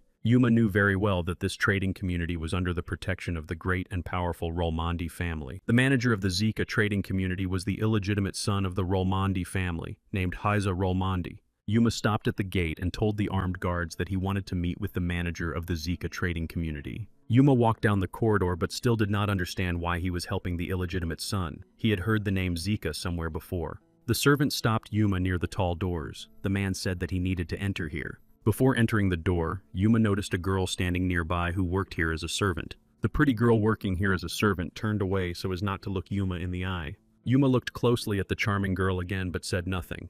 The maid opened the door that Yuma was supposed to enter. The young man felt an incredible desire to meet the manager of the trading community. Entering the huge hall, Yuma first noticed that there were empty bottles on the floor that had once contained alcoholic beverages. Yuma made a dissatisfied face and thought to himself that the people here drink too much alcohol.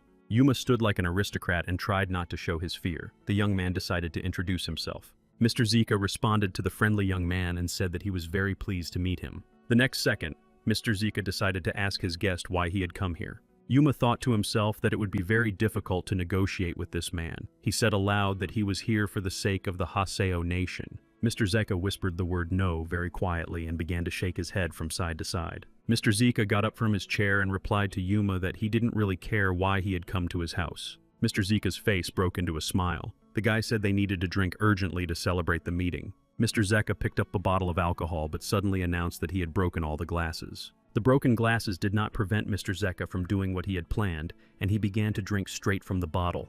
In order not to offend the owner of the luxurious castle, Yuma took the bottle in his right hand, but did not plan to drink from it. At first glance, it might have seemed that Mr. Zeka was insane. Yuma did not understand why he was drinking so much. In addition, Yuma noticed Mr. Zeka's aura, which was literally impossible to control. Mr. Zeka, already slightly intoxicated, asked Yuma why he had come to his castle after all. Yuma decided to answer again in a confident voice and said that he had come to discuss a deal with the Haseo nation. Suddenly, Mr. Zeka became very upset and angrily overturned the table at which he was sitting. The man ordered Yuma to leave immediately. Yuma sat on a chair with his eyes wide open and thought to himself what would happen if he refused to comply with his demands. Mr. Zika stood his ground. Otherwise, he promised to take Yuma's life in the most horrific way possible. Yuma smiled broadly, knowing full well that Mr. Zeka would not succeed, and said that no one had ever been able to do that. Yuma's expression changed, and he told Mr. Zeka that he did not like people who hurt girls like the maid behind the doors. Mr. Zeka became even more angry, and in a matter of seconds tried to attack Yuma for his insolence. Mr. Zeka tried to grab Yuma by the head with his left hand and shouted that he never hit women,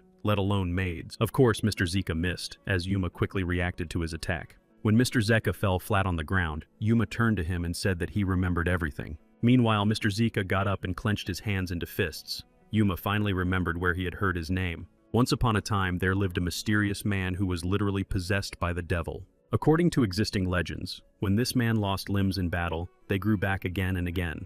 The locals also said that this vile man could not be killed, even if an arrow pierced his heart.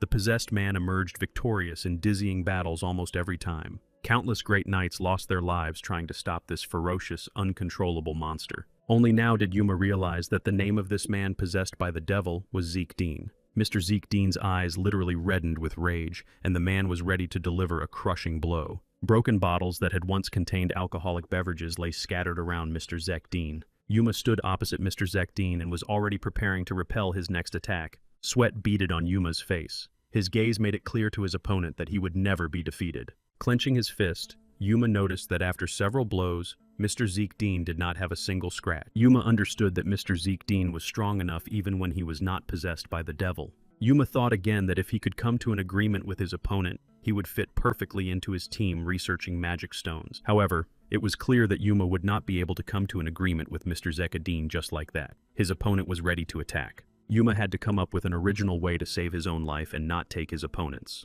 Mr. Zeke Dean's first blow did not hit its target. Yuma ducked and struck him in the stomach with his right hand. Soon, Yuma struck again, this time directly in the face of his opponent, Mr. Zeke Dean. The boy wondered how to stop the fight. After a dizzying blow from Yuma, Mr. Zeka Dean found himself on the floor and soon began to insult his opponent. Mr. Zeka Dean picked up a long spear that was lying nearby so that he could easily take Yuma's life. Mr. Zeka Dean stood up and was ready to strike his first blow with his sharp long spear. Yuma clenched his teeth and was ready to dodge his opponent's attack once again. The boy thought about how to stop the fight. Yuma thought to himself that Mr. Zeka Dean was acting dishonorably by attacking an unarmed man with a spear. Mr. Zeka Dean's gaze indicated that he had no intention of backing down and would soon attack his opponent. Yuma stood in a fighting stance and was ready to meet Mr. Zeka Dean's crushing blow. Mr. Zeka Dean made an incredible lunge toward his opponent, holding his spear in front of him. Yuma reacted instantly, and the long spear miraculously missed the skilled and agile young man's face. The unpredictable battle continued. Mr. Zeka Dean struck again with his spear. Yuma miraculously managed to dodge it. No matter how much he dodged his opponent's numerous blows, he felt a sharp pain in his left arm. Mr. Zeka Dean had finally hit him. Yuma discovered that after his opponent's blow, his left arm was damaged and red liquid began to ooze from it. Yuma was very surprised that he had missed such a dizzying blow from his opponent and therefore defended his face by any means necessary. Mr. Zeka Dean attacked again. But this time, Yuma was focused on his opponent's movements and was able to dodge. Once again, Mr. Zeka Dean struck with his spear and dodged to the right. Yuma thought to himself that Mr. Zeka Dean possessed incredible speed and would be very difficult to defeat in a fair fight. Yuma crouched slightly to jump into the air and perform his unique signature move. Mr. Zeka Dean held his long spear with both hands and waited for his opponent's attack. Once again, Mr. Zeka Dean tried to strike with the sharp tip of his long spear. Mr. Zeka Dean's eyes were fixed on his opponent. The guy was clearly expecting a quick victory. Mr. Zeka Dean decided to be cunning and hid the spear behind his back to deliver an unexpected blow. The sharp tip of Mr. Zeka Dean's long spear was once again approaching the face of the skilled and agile Yuma. Yuma realized that it would be very difficult for him to defeat his formidable opponent in a duel. Therefore, the guy's right hand began to emit an aura. Unexpectedly, Yuma's fist with its powerful aura met the palm of the mysterious stranger. It was clear that Yuma was very tired, so he stopped resisting and just looked into the face of the mysterious stranger. An elderly man with gray hair stood next to Mr. Zeke Dean and silently looked into Yuma's face. This mysterious stranger turned out to be a great and powerful man named Hayes Rolmondi. Mr. Hayes Rollman was the head of the family and was considered a cold-blooded aristocrat who maintained the purity of his lineage. According to legends and myths, Mr. Hayes Rollman was second in power only to Sir Duran Zark. Mr. Hayes Rolmani literally never missed an opportunity to argue with Sir Duran Zark during ministerial meetings. Mr. Hayes Rolmani turned to Yuma and said that Sir Duran Zark's student had nearly killed his illegitimate son. Yuma replied without hesitation that if he had not resisted, he himself would have lost his life long ago. Mr. Hayes Rolmani looked furiously and angrily at Sir Zekdeen, who simply remained silent and listened to his so-called father. Mr. Hayes Rolmani said that at first glance Yuma was no different from the others, but in reality, he hides his strength behind a gentle nature. Mr. Hayes Rolman also noted that Yuma continued to stand his ground even in front of such a powerful man as himself. Mr. Hayes Rolman made no secret of the fact that such talent, if it fell into the hands of his rival, Duran Zark, would be worth much more. Mr. Hayes Rolmanzi loudly told Yuma to leave his castle and never return. However, Yuma was in no hurry to comply with Mr. Hayes Rolmanzi's demands and said that he needed to talk to Zekdeen. Mr. Hayes Rolman did not respond to the young man, and soon the poor fellow had no choice but to leave the castle and go out into the street. With slow but confident steps, Yuma walked along the path from the castle and thought to himself that the situation was out of control. Yuma couldn't believe that Mr. Hayes Rolman would now be working with the real monster, Zekdeen. Yuma was sure that Hayes Rolman had started working with Zekdeen only because he had incredible talent. It was hard for Yuma to imagine that a supporter of pure blood heritage could work with an illegitimate heir. Yuma looked at the windows with huge red curtains hanging in them and thought to himself that there was something else going on in this situation. Meanwhile, Lord Zekdeen was lying on the floor receiving heavy blows to the head. A poor maid sat unconscious nearby. Mr. Hayes Rolmandi continued to kick Lord Zekdeen in the head and had no intention of sparing this monster. He could take Lord Zekdeen's life. Meanwhile, the brave Yuma was already approaching the huge gates that, at first glance, opened the gates to paradise. The guards asked him his name. The red-haired girl asked Yuma if he considered the grand and colorful Zarkov estate to be his personal bar. Naturally, Yuma replied that he had never thought so. The boy closed his eyes and asked for forgiveness. Sir Duran Zark joined the conversation between Katerina Zark and Yuma and asked the girl not to scold the frightened boy. Katerina Zark was the youngest daughter of the great Duran Zark. The insolent girl asked Yuma again why he needed to come here for alcohol. Katerina Zark turned again to her noble father, Duran Zark, and said that he should not listen to what this commoner was saying. An angry Katerina Zark left the room where her father and Yuma were sitting and finally said that there was something wrong with them. Sir Duran Zark said that if he had known that Katerina would grow up like this, he would not have had more than 3 children. Sir Duran Zark drank his delicious tea and asked Yuma to return to the conversation about elite alcohol. Sir Duran Zark finished his strong tea and asked Yuma why he wanted a 40-year-old wine from the province of Shaley. Yuma confirmed that he would not mind trying this expensive drink, as he knew that only wealthy aristocrats could afford it. Meanwhile, Yuma also took a cup of tea and said that he needed this expensive wine for a special and picky customer. Yuma again said that his high-ranking customer simply adored alcoholic beverages. Lord Zekdeen sat at his table in complete solitude, as usual. His servant told him that Knight Yuma had come to see him. Yuma opened the door where Lord Zekdeen was sitting and looked at him with a proud gaze, feeling his superiority. Lord Zekdeen smiled and asked Yuma if he had come to organize a second round of unpredictable battle. Yuma denied that he had come to fight, as last time he had not even had time to talk about important and real matters. Lord Zekdeen slammed his hand on the table and asked Yuma in an angry voice what he had come to his house for. Yuma began to smile to appease his interlocutor's anger and said that he had come to enjoy a glass of fine wine. Yuma poured a glass of 40-year-old wine from the Shali province into Lord Zika's glass. Naturally, he couldn't resist and began to drink. Lord Zekdeen practically drained his own glass of wine in one gulp, which greatly surprised Yuma. Lord Zekdeen grimaced and said that it was like drinking liquid fire. The young man thanked him once again for the expensive gift. Yuma was glad that the owner of such a huge castle liked his expensive gift. Already intoxicated, Zekdeen offered to tell Yuma an unpredictable story as payment for his gift. Lord Zekdeen began his story by saying that once upon a time there lived a charming girl who worked as a servant. She possessed incredible beauty. The attractive girl bore a striking resemblance to the goddess Sebra, but she was an ordinary peasant girl living in the village of Tezi in the hilly region. And one fine day, Mr. Hayes Rolmandi, who had come to the village of Tezi on some important business, found her. Lord Zekdeen asked Yuma, who was listening attentively to his story, what he thought the Lord had done with this beautiful girl. Lord Zekdeen continued to tell the story with tears in his eyes. He said that this girl was his mother. His maternal grandparents tried to talk to the harsh tyrant, but Hayes brazenly got rid of the witnesses. Lord Zekdeen continued and said that his mother jumped off a huge cliff when the boy was only 6 years old. After that fateful day, Hayes unexpectedly noticed the boy's talent as a spear thrower. Mr. Hayes Rolmondi watched the talented boy's skills closely and one day decided to approach him and speak to him. Zika Dean heard for the first time from his so-called father that he planned to take him with him and subsequently adopt him. Yuma was deeply moved and said that the story he had heard was indeed terrible and unjust. Lord Zika Dean looked toward the door and unexpectedly called for a mysterious girl named Lisa. A lovely girl named Lisa, who worked here as a maid, entered the room. Lord Zika Dean said that he had refused to adopt him every time.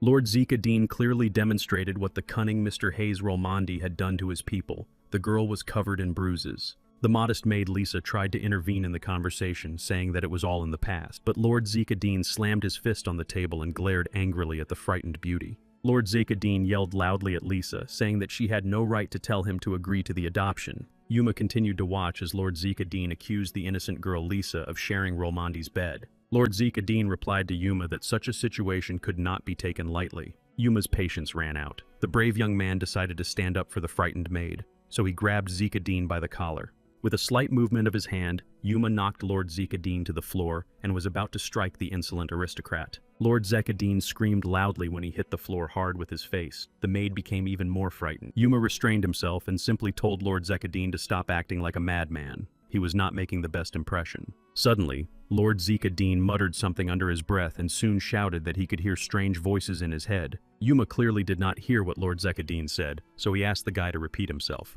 Lord Zika Dean did not get up from the floor and replied once again that he heard strange voices in his head that were constantly telling him something. It turned out that the voices in Lord Zika Dean's head constantly demanded that the poor man destroy everything around him and take the life of anyone without hesitation. Yuma became very wary, as he understood that Lord Zika Dean was hearing the real voice of a demon in his head. Yuma stood up and declared that when a person heard the voice of a demon, they had only 3 days left before the demon completely took control. Lord Zika Dean had a lot of demonic energy in him, and if everything remained as it was, everything would repeat itself until Yuma's rebirth. Yuma couldn't allow the situation to take a catastrophic turn, but a new question arose in his mind. Yuma didn't understand why the great Mr. Hayes Rolmondi was so obsessed with Lord Zika Dean. People like Zika Dean, who were literally mutilated by demonic energy, were useless to Hayes Rollman. The answers to the questions in Yuma's head never came. Despite numerous problems, Yuma understood that he had to help Lord Zika Dean no matter what. Meanwhile, a strange man was approaching the estate where Cage, the owner of the fish shop, lived.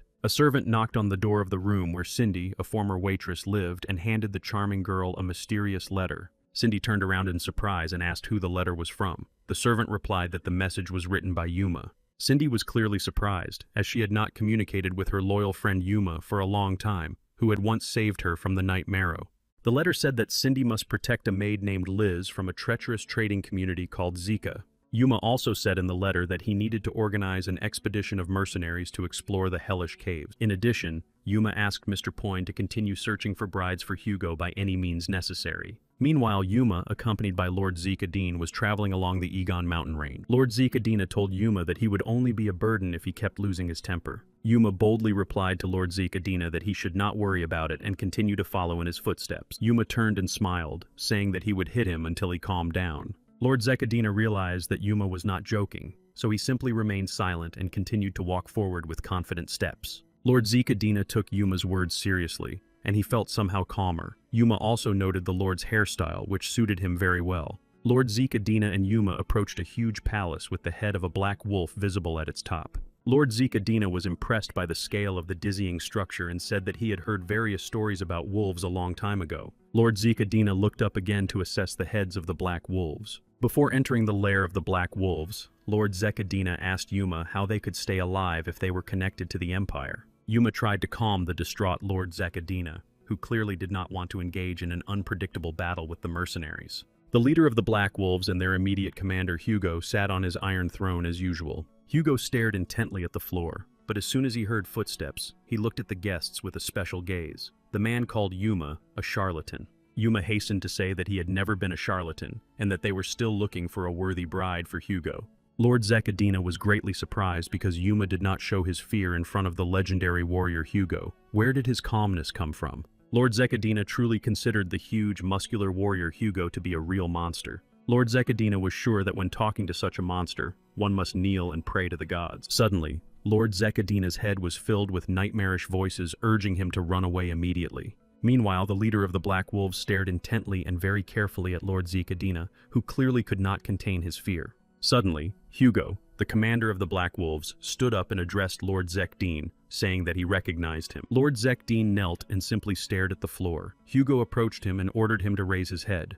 Lord Zekdeen's fear instantly intensified several times over. The poor guy didn't know what to do. From uncontrollable fear, Lord Zekdeen's eyes began to fill with light, indicating that demonic energy had awakened. Hugo, commander of the Black Wolves, continued to look at the cowardly guy and even thought for a moment. Lord Zekadeen tried with incredible effort to restrain the demonic energy, but with every second it became more painful for him. Lord Zekadeen got up from his knees and literally began to turn into a vicious, ferocious monster. Lord Zekadeen's teeth became long and fang-like, and a green fireball flew out. The commander of the Black Wolves, Hugo, seemed to pay no attention to the situation and simply snapped his right hand against Lord Zekadeen's forehead. Before striking, Hugo, the commander of the Black Wolves, said that this was clearly a neglected case. Yuma couldn't believe what he was seeing and was very surprised. He thought that Lord Zekadeen would never open his eyes again. Lord Zekadeen hit his head on the ground at lightning speed and began to scream loudly from the terrible and unbearable pain. The commander of the Black Wolves, Hugo, turned to Yuma and asked where he got this trash. Yuma replied that he found it in the capital of the empire. Lord Zekadeen was seriously injured, and his subordinates came to him, not understanding how anyone could show aggression towards their commander. Yuma watched as the Black Wolves commander's subordinates carried away the wounded lord. Hugo asked where these monsters came from. Yuma turned to the commander of the Black Wolves, Hugo, and asked if he had noticed that Lord Zekadeen was possessed by a demon. The commander of the Black Wolves, Hugo, was surprised and asked what demon he was referring to specifically. After thinking for a moment, the commander of the Black Wolves, Hugo, replied that he had seen something similar in other people. Yuma asked Hugo, the commander of the Black Wolves, if he could rid Zekdeen's innocent soul of this powerful demon. Hugo, the leader of the Black Wolves, asked if this was a request. Yuma replied that it was simply a wish. Hugo, the commander of the Black Wolves, called Yuma a charlatan and said that only a deceitful person would respond in such a way. Hugo, the commander of the Black Wolves, turned to Yuma again and said that he urgently needed to find the Witch of the Golden Tower as soon as possible. Surprised, Yuma asked Hugo, the commander of the Black Wolves, if he thought the Witch of the Golden Tower was a children's fairy tale. According to existing legends and myths, somewhere in the ocean there was an island, the so-called refuge of ancient artifacts. This island was called Inzvikan. It was here that the famous Golden Tower was located. The local residents in the area seriously believed that a powerful and cunning witch with incredible strength lived in this tower.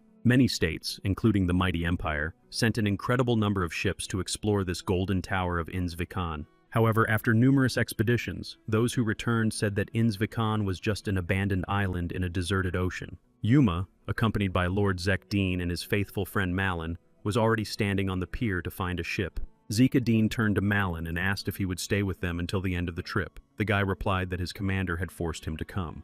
As soon as Lord Zekadeen heard Malin's answer, he simply agreed and nodded his head, confirming that he had no objection to such cheerful company. Meanwhile, Malin asked Lord Zekadeen how he was feeling after his dizzying injury, the blow from the commander of the Black Wolves. Zekadeen replied that his head had become much clearer, even after drinking a strong alcoholic beverage. Lord Zekadeen decided to ask Yuma again about the powerful and cunning witch of the Golden Tower, Inzvikan. He thought it was just a legend. Yuma smiled and said that the commander of the Black Wolves, Hugo, was not lying, so he said they would see how the situation developed in the future. Meanwhile, Yuma, accompanied by Lord Zekdeen and Malin, was already approaching the mysterious old man standing near the pier. The strange bearded old man replied that his ships never go to Inzviken because it is an abandoned island and it is very far away. Standing next to the old man was a cunning assistant who said that it would take about a week to sail to Inzviken. Yuma and his assistants went to another stranger to ask him about Inzviken. The man replied that it was a deserted island. Yuma began to worry greatly because no one agreed to sail to Inzviken. Would they have to build a boat themselves?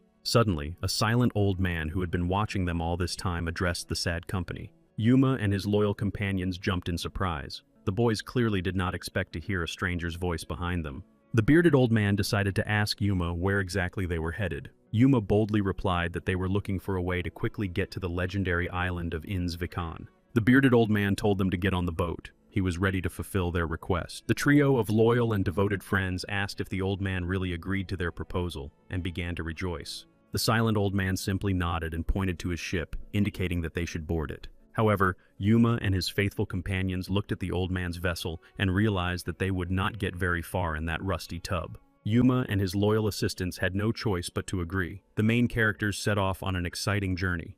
Throughout the day, Yuma and his companions had to sail towards dizzying adventures. Night fell. At night, the main characters tried to sleep, but the calm ocean suddenly decided to form a strong storm. Yuma, Malin, and Lord Zekadine lay and looked at the sky. Everyone claimed that they felt very sick. Even Yuma, who thought he was never prone to seasickness, was broken. Everything changed dramatically when the main characters suddenly saw a mysterious and enigmatic ship approaching their vessel. Soon, Yuma managed to see that a real pirate flag was visible at the top of the sails of the approaching ship. It was obvious that the treacherous pirates were going to try to board Yuma's ship, so they rammed it from the side. The trio of cunning and arrogant pirates turned to the main characters and demanded that they immediately hand over everything they had. Malin was the first to respond to the pirates' demands, saying that their boat was about to fall apart anyway, and there was no need to sink it. Suddenly, Yuma noticed that the captain of their ship was fidgeting and doing something. The main characters asked him what he was doing. The poor old man began to take out the remains of bread, a rope, and his broken sword, and was already planning to give these things to the pirates. Yuma told the old man that the pirates would kill them all anyway, to which the bearded captain replied that it was fate. Yuma stopped the frightened old man and told him not to interfere in their conversation and not to worry. The pirates did not expect a rope with an anchor at the end to suddenly fly onto their ship. The pirates guessed that it was a hook. They could not believe that young people could stand up to them in battle. The brave and courageous Malin was the first to climb aboard the pirate ship.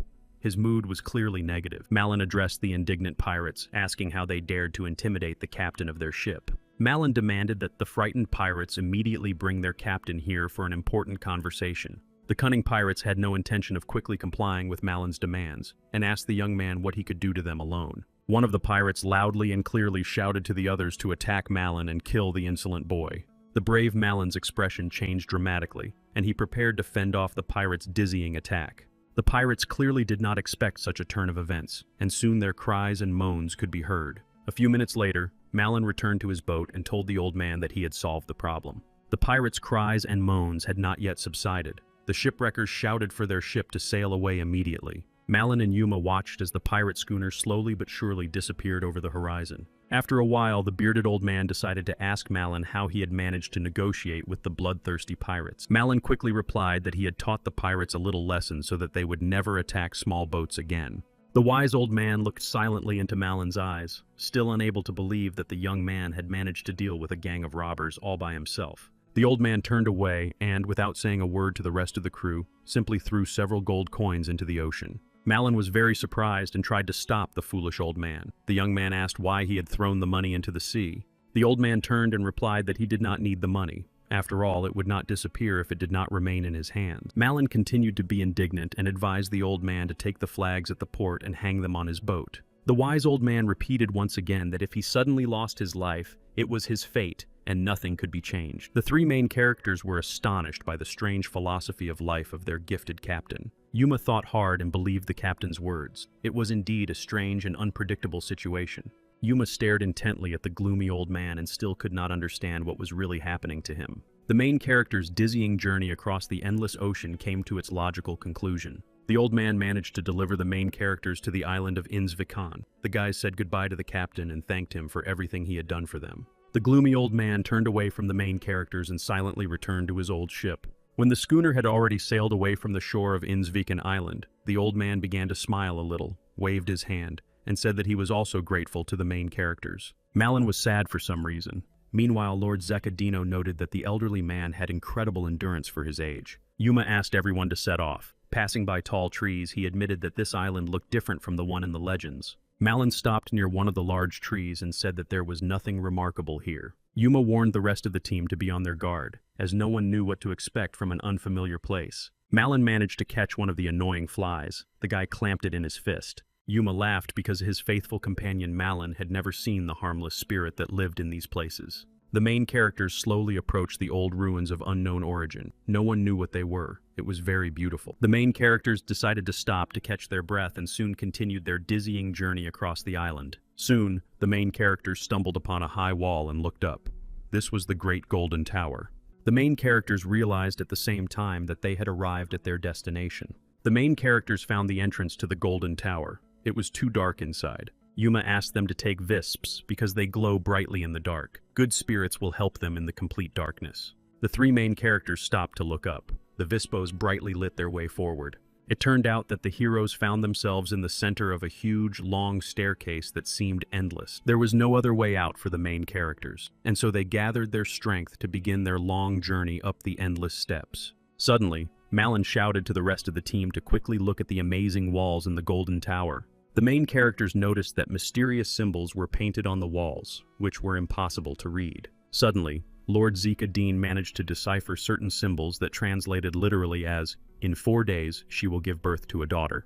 A few seconds later, Lord Zika-Dean began to read the next symbols. They translated as, "They will bind you with new bonds of oath." The most surprising thing for Lord Zika-Din was that he could read these symbols, even though he was seeing them for the first time. Yuma decided to show off his intelligence and logic and told Lord Zika-Din that the demon inside him understood this ancient language. Yuma continued to reassure everyone despite his uncontrollable fear. The guy said they needed to get to the top as quickly as possible. The trio of main characters continued their journey up the steps of the staircase in the Golden Tower, lighting their way with cheerful flashes. In addition, Yuma tried to understand what material the Golden Tower was made of by touching the walls with his right hand. The closer the main characters got to the top of the Golden Tower, the more frightened they looked. To see how long it would take to reach the top, the main characters looked down and realized that they were only halfway up the stairs. Tired of the endless steps of the Golden Tower, Humor and his companions stopped to catch their breath and gather their strength. The picture changed dramatically when the main characters saw that the staircase had suddenly ended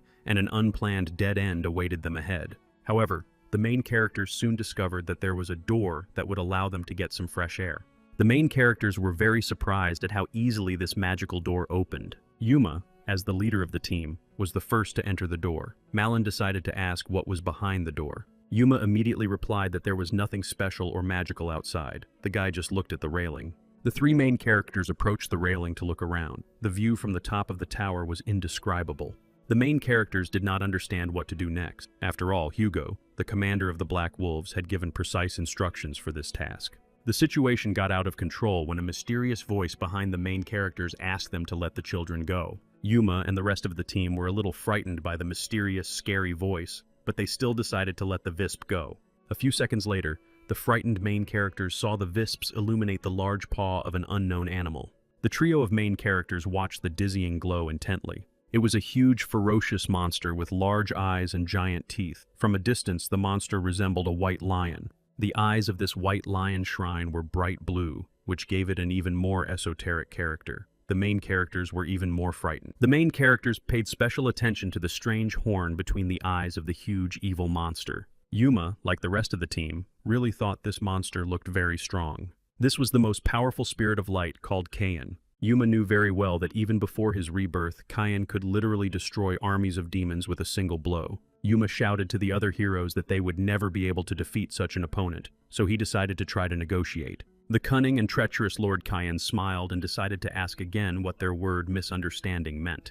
The powerful Lord Kain claimed that the main heroes had brazenly stolen the Vispo without their consent. In the world where the respected Lord Kain lived, such an act was not understood and was ultimately punished. Yuma tried again to talk to Lord Kain, saying that travelers almost always used Visps for lighting. With a decisive movement, Yuma managed to grab a sharp blade so as not to show fear of the monster, just in case. Lord Kain continued to look his opponent in the eye. It seemed that the powerful and invincible Lord Kain was simply toying with the main characters. Yuma admitted that such games greatly annoyed him. The guy was ready to repel Kain's attack. The main characters realized that they needed to try to strike first, but the monster simply brushed them off like flies. Lord Zeka-Din also noticed that the main characters would not be able to seriously injure their powerful opponent and suggested a different tactic. Yuma still didn't understand what Lord Zeka-Din was suggesting. Malin was very frightened by the approaching blue balls. These magical blue balls literally inflicted unbearable damage on the main characters. The guys screamed loudly in pain. After a few seconds, Yuma realized that these balls were actually spheres with an aura. Malin and Lord Zeka-Din turned to Yuma and asked him to try throwing these spheres with an aura at Kain. Yuma couldn't believe his eyes when several spheres with an aura flew straight at Lord Kain. For the first time, Lord Kain, who was invincible and the most powerful monster, was injured and damaged by a commoner named Yuma.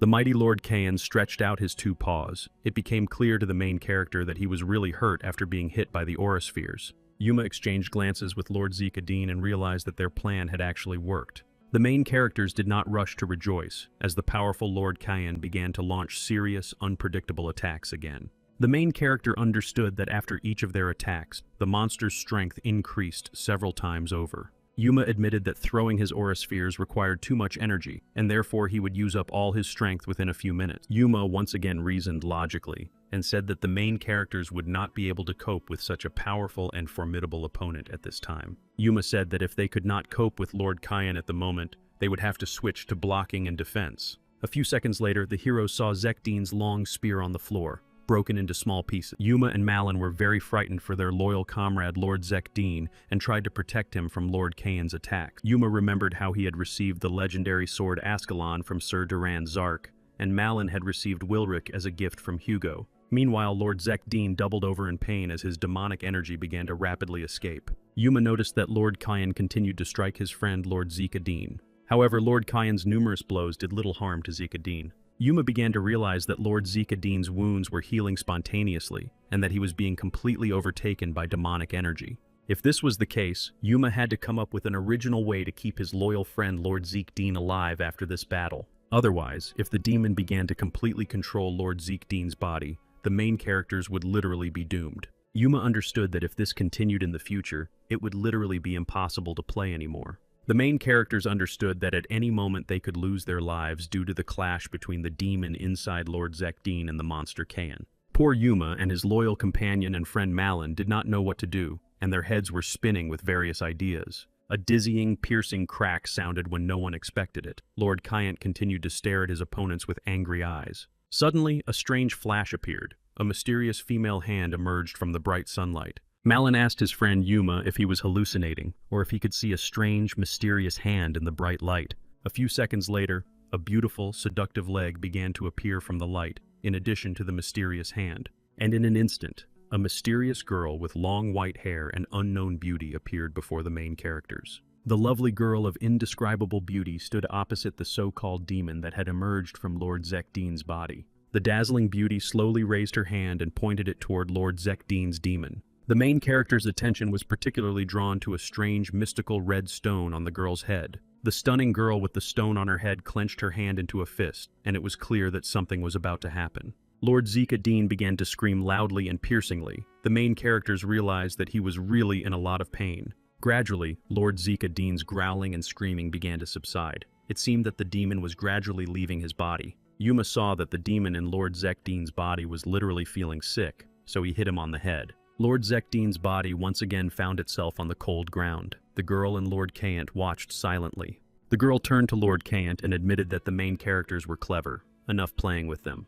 The monster again claimed that the main characters had grabbed the Visps for no apparent reason and were doing terrible things to them. The girl repeated that it didn't matter whether Lord Kayant did it for protection or for fun, the unpredictable fight had to be stopped. The stunning beauty slowly approached the body of Lord Zekdine, which was still lying on the ground. The girl stopped near Lord Zekdine's head and simply remained silent. Meanwhile, Lord Zekdine writhed in agony and tried to gather his strength to finally get to his feet. With surprised eyes, Lord Zekadine finally looked at the charming girl who had saved him from the demon. Finally, the girl introduced herself and gave her name, Krishna. Welcome to the tower. Krishna continued to smile sweetly and looked into the eyes of the wounded Lord Zekadine. Yuma decided to ask again what the name of the charming lady with the red stone on her head was. It turns out that Krishna is a dragon who led the defense of humans, cold-bloodedly taking the lives of powerful demons. Krishna's appearance on the battlefield between dragons and demons literally changed the course of important things and events. However, according to history,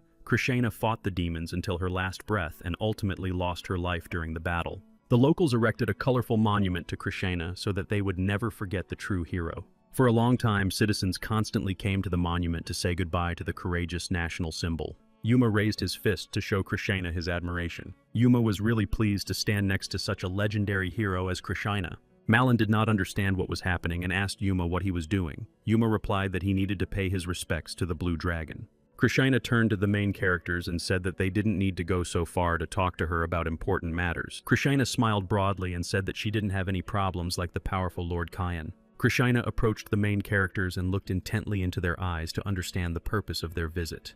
Krishna turned her attention to Lord Zekdine and replied to the main characters that she already knew why they had climbed the Golden Tower. Krishna raised her right hand above Lord Zekdine's head and said that he was the heir to a truly powerful dragon. Krishna confirmed what the other main characters already knew. that there was something dark inside Lord Zekdeen that he wanted to get rid of. Suddenly, a bright, dazzling glow formed in Krishna's hand. The girl said that she would show the Lord what he desired with all his heart. Lord Zekdeen began to see strange images in his mind. The first image centered around Krishna's older brother, whose name was Katuriaina.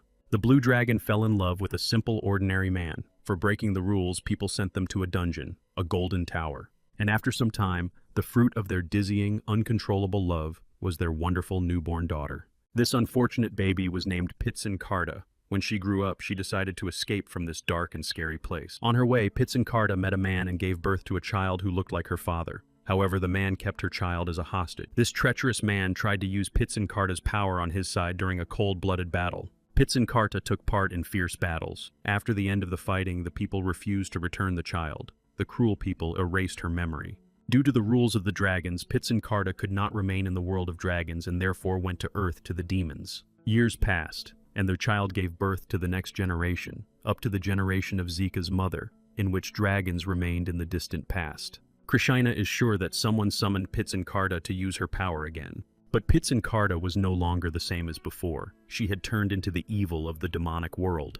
And so it happened that Lord Zekdeen also had a small trace of the mighty dragons. Lord Zekdeen literally cried because he thought that a demon lived in his body, not a dragon. Krishna continued her story and said that Lord Zekdeen could no longer be called a half-dragon. Krishna said that if Lord Zekdeen wanted to get rid of the so-called trace forever, then he would lose his life. Krishna repeated again and again that Lord Zekdeen would now have to live with this crazy gift forever. Krishna again stretched out her right hand to the frightened Lord Zekdeen. Krishna clenched her hands into fists to perform a magical act. The main characters waited to see what would happen next. Suddenly, a long, sharp spear of a magical nature appeared in Krishna's gentle but confident hand. Krishna said that the spear was called Sea Carriage, and that from that moment on, Lord Zekdeen would be the new owner of the magical weapon. Krishna said that this unique weapon was made for her eldest child. After presenting the gift, Krishna unexpectedly approached Lord Zekdeen and leaned her face against the frightened boy's head. Krishna whispered quietly that from that moment on, only Lord Zekdeen could touch this unique spear. No one was allowed to touch the sea carriage spear with their hands, including Pitsenkarta. Suddenly, the red stone on Krishna's head began to emit a dizzying bright light. A few seconds later, Lord Zekdeen began to scream loudly for some unknown reason. Thick black smoke of unknown origin literally poured out of Lord Zekdeen's mouth. Gradually, the thick black smoke began to spread around Lord Zekdeen. No one understood what was happening except Krishna.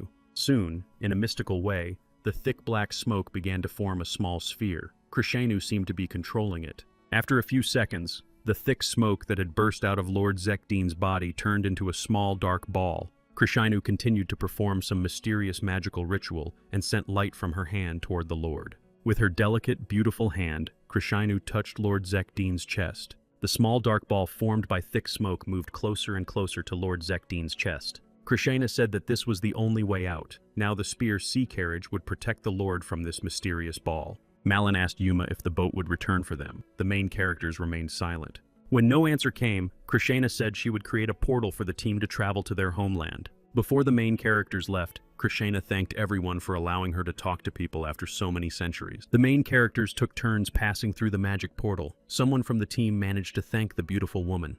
Krishna was about to leave, but suddenly turned around to look at Lord Zekdeen one last time. Before leaving for his homeland, Lord Zekdeen bowed to Krishna and thanked her again for everything. Krishna smiled sincerely, and was genuinely glad that the main characters turned out to be noble people. Krishna said that the great time of the mighty dragons had fallen on their fragile shoulders. Krishna also said that if any of the main characters ever found themselves in trouble, they should simply call her name. The main characters watched intently as Krishna returned to her own world. Yuma touched Lord Zekdeen's shoulder and said that it was time for them to leave and not think about useless things. The main characters finally returned to their native colorful lands, which they clearly missed. Already in their native lands, Yuma told Malone that their paths were diverging for now, but they would see each other again soon. Yuma, accompanied by Lord Zekdeen, sat in a carriage and quickly approached their destination. Yuma turned to Lord Zekdeen again and asked if he was feeling better after his dizzying encounter with Krishna. Lord Zekdeen looked out the window and said that he was feeling much better, but his head was still in complete disarray. Lord Zekdeen claimed that this job was clearly not suitable for him, and that Mr. Hayes Rolmondi would not be pleased. Yuma once again tried to reassure Lord Zekdeen, saying that he had long had a solution to this problem. Finally, the main characters arrived at their destination, the Zika trading community. The main characters were greeted by a charming girl named Liz, who worked as a maid. She said that Mr. Hayes had sent them a letter. Yuma was especially happy to take the letter from the beautiful maid Liz. Yuma was very surprised that Mr. Hayes Rolmondi had written him a message so quickly. As they say, it came like a bolt from the blue. Yuma and Lord Zekdeen walked down the tall, colorful hallway, looking out the window. When they reached the right door, Yuma knocked and asked loudly and clearly if Mr. Rolmondi wanted to see him. Mr. Hayes Rollman was sitting at his desk, writing something meticulously. The man ordered Yuma to come in, sit down on a chair, and wait. Yuma hastened to obey the order of the powerful Mr. Hayes Rollman and sat down on a chair, patiently waiting for his turn. Yuma was already getting very nervous because several hours had passed since he came to Rolmondi. A thought arose in Yuma's mind. Why did Hayes Rolmondi call him if he was so busy with some important business? Suddenly, Mr. Hayes Rolmondi asked Yuma if he had ever seen his teacher, Zark, work for so long. Yuma did not lie and replied that he had never seen Sir Duran Zark sit at her desk for so long. Hayes Rollman said that he found it amusing to hear that the commander-in-chief had left the work to members of his family. Hayes Rollman immediately asked the next question. What did Yuma think? Should this happen in a proper country? To use other people because of one's power. It was difficult for Yuma to find an answer to this difficult question. Yuma decided to answer that this country was not the best, but it was the most powerful. Mr. Rolmondi shouted loudly that Yuma had probably forgotten where he was. Mr. Hayes Rolmondi stood up and approached Yuma, saying that he did not even understand these basic things. Mr. Hayes Rollman approached Yuma closely and said that he would now ask a direct question to which he wanted to hear the truth. Mr. Hayes Rollman's question was related to Lord Zekdeen. The man was trying to find out what Yuma had done to him. Mr. Hayes Rollman stood near Yuma and waited patiently for an answer to his question. Yuma mentioned the name of the blue dragon Krishna, who ultimately helped Lord Zekdeen cope with his magic. Mr. Hayes Rolmondi became angry and said that he would never believe that the young men had managed to find Krishna. Yuma asked Mr. Hayes Rolmondi if he had noticed that Lord Zekdeen now had the spear sea carriage in his hands. It was a weapon that could only be created by someone with the true spirit of a dragon. Yuma firmly insisted that Lord Zekdeen's mother was a distant relative of a powerful dragon. Yuma pointed out that Mr. Hayes Rollman had used the descendant of Pitzenkarta for his own material gain. It was a mistake. However, Zek's mother did not remember her child because people had erased the poor girl's memory. Yuma did not know what would happen to Hayes if the truth came out.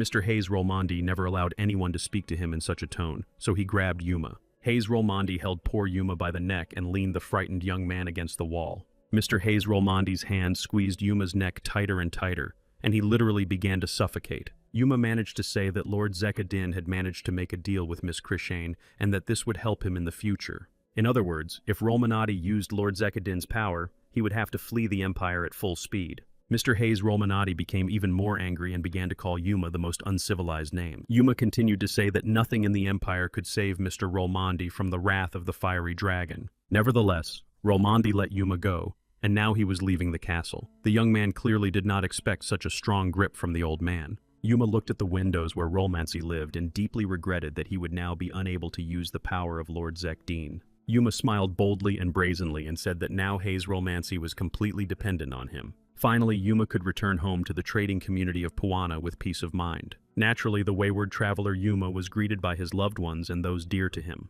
Yuma was already standing in front of a dizzying crowd of people that his charming friend Cindy had found for him. Yuma turned to Cindy and said that she had done a really great job and found worthy workers for their common goal. Although they were just ordinary mercenaries, they did not leave the most favorable impression. Experienced workers looked at Yuma with incredible surprise and tried to remember where they had seen his face before. The mercenaries remembered how, a long time ago, this very guy named Yuma did not chicken out and accepted the challenge from the legendary Tenzu. In some incredible way, Yuma managed to take the life of the immortal Tenzu with practically one blow. It was a young boy named Yuma who received the title of strongest from Sir Duran Zark for his outstanding feats. The mercenaries sincerely believed Hugo to be the destroyer of powerful demons and Yuma to be his secret son. There were also rumors among the mercenaries that it was Yuma who sneaked into the second princess's bedroom every night. The mercenaries looked at the talented Yuma and could not believe that they had been given such an honor to stand next to a true legend. Yuma noted that he did not like the mercenaries' looks, but he still congratulated the men on joining the Hell's Lair squad.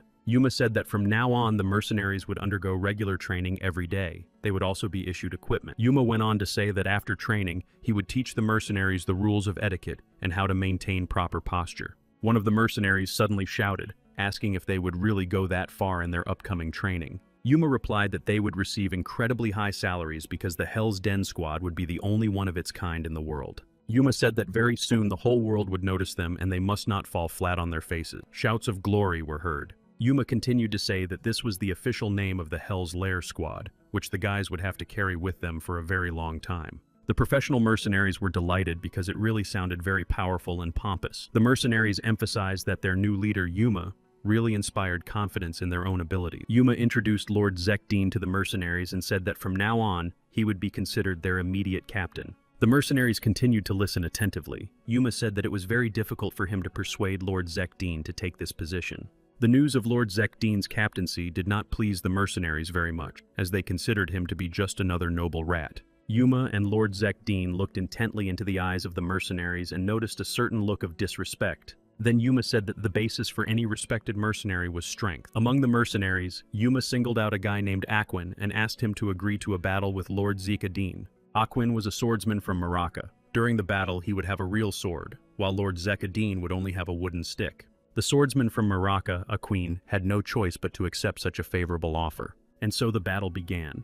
Lord Zekdeen was greatly surprised when he saw how fast his worthy opponent was. Aquin missed slightly and struck the ground with his sharp blade. Lord Zekdeen used his aura in time and managed to instantly dodge Aquino's dizzying blow. Lord Zekdeen's aura almost completely covered his long wooden stick. The swordsman from Aquino was already preparing to deliver another powerful blow. There was a loud crunch. Aquina's sharp sword struck right in the middle of Lord Zekdeen's wooden stick. Amazingly, the wooden stick remained intact. Lord Zekdeen's aura literally saved his weapon. The mercenaries watched the fight closely and realized that Zekdeen had long since ceased to be the best warrior. Meanwhile, Lord Zekdeen began to wonder why he had agreed to take on such a responsible position. Lord Zekdeen sat at the table and held his head. The guy said that now he had no support from Hayes Rolmondi and he couldn't pay. Suddenly, Yuma entered the room and started shouting about why Lord Zekdeen was still in this miserable place. Yuma offered Lord Zekdeen to become not just a mercenary, but the captain of a real hellish den squad. Yuma promised to pay generously.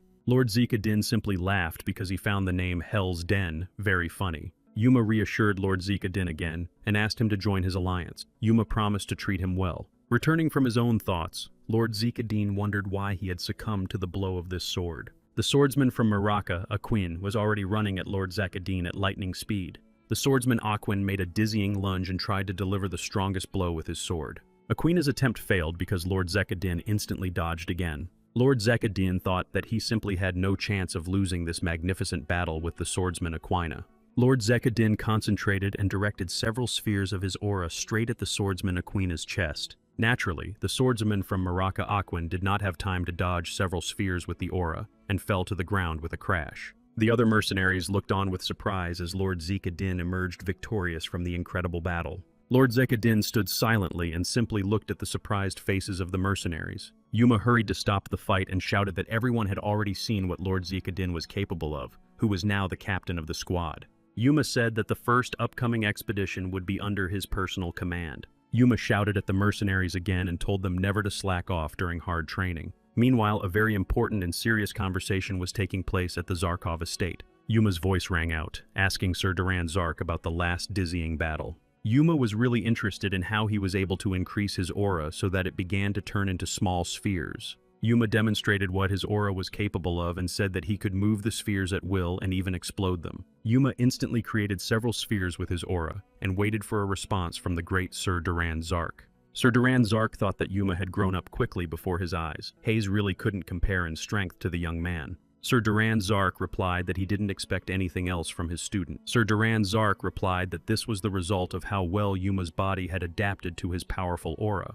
Duran Zark added that his power had increased because he was close to a real dragon at the time. Sir Duran Zark showed that he could also do something similar. Yuma watched his teacher's abilities with fascination. Yuma literally opened his mouth in surprise and admiration and just looked up. Duran Zark emphasized that even his aura could not compare to the power of the aura of the young and talented Yuma. Yuma did not believe his teacher's words because he saw that his aura was enormous. The boy saw a real monster in his mentor. By the way, Yuma suddenly said that he had one request for Sir Duran Zark. Yuma had already written in a letter to Duran Zark that he planned to create his own union or squad called Hell's Lair. Yuma asked Sir Duran Zark to inform the Empire about the formation of a new powerful union. The man agreed. However, even Sir Duran Zark had a request for Yuma. The man asked the boy to be simpler if he wanted to become his adopted son. Yuma promised that all the treasures they collected from monsters would be sent to the Zark estate. Sir Duran Zark actually wanted to thank his student, but told him to do as he wished. Suddenly, a mysterious voice was heard asking to join the newly formed Hell's Lair squad.